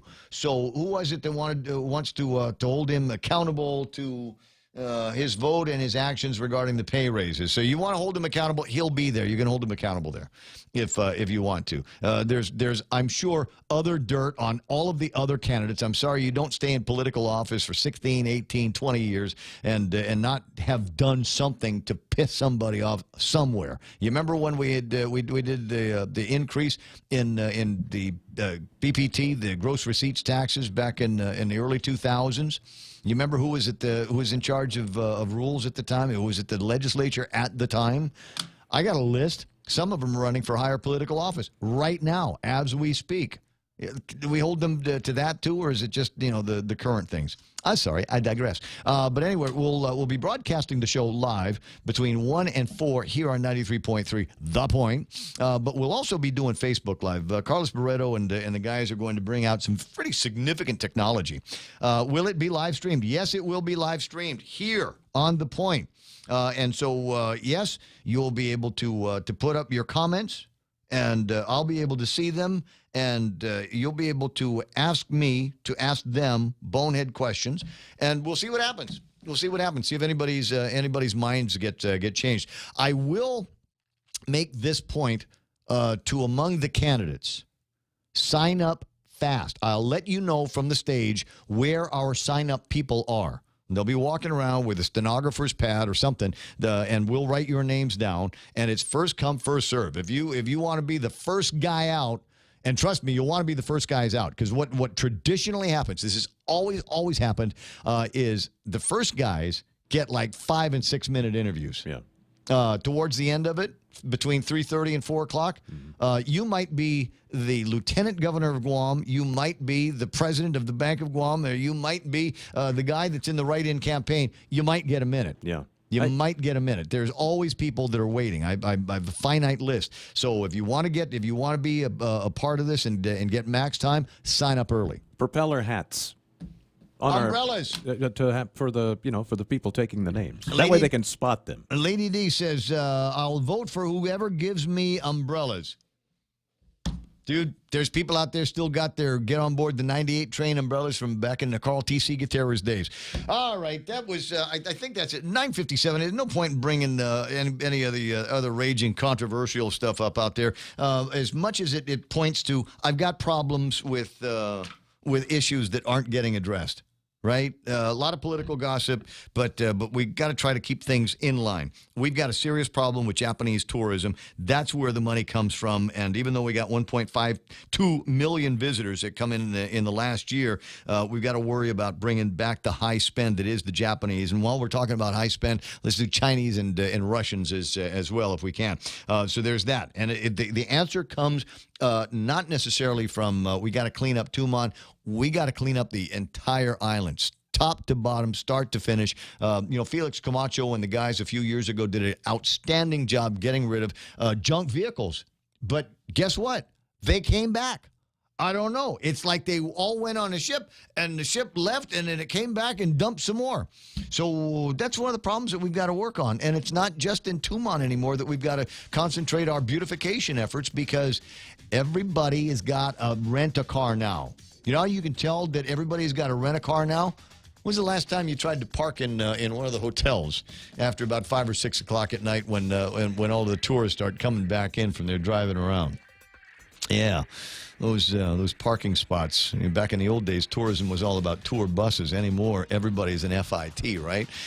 10 o'clock in the morning. Hey, I got to go. KUSG, Agana on the way. It's going to be Brian Kilmeade, the rest of the right-wing bomb throwers, Rush Limbaugh, etc. And, of course, Bob Klitsky at 4 o'clock this afternoon here on The Point. My name is Ray Gibson. For Michael Knight, Kevin Kerrigan from the Guam Daily Post, and Blake Watson from Star 101, thanks so much for listening. I'll see you tomorrow, and we'll play around with more political gossip and current events and smart alecky comments. See ya. Bringing you closer to the action. This is The Point. I'm Lisa Lacera, Fox News. A rally in Houston this hour as Republican Senator Ted Cruz faces a tough re-election bid. God bless Texas.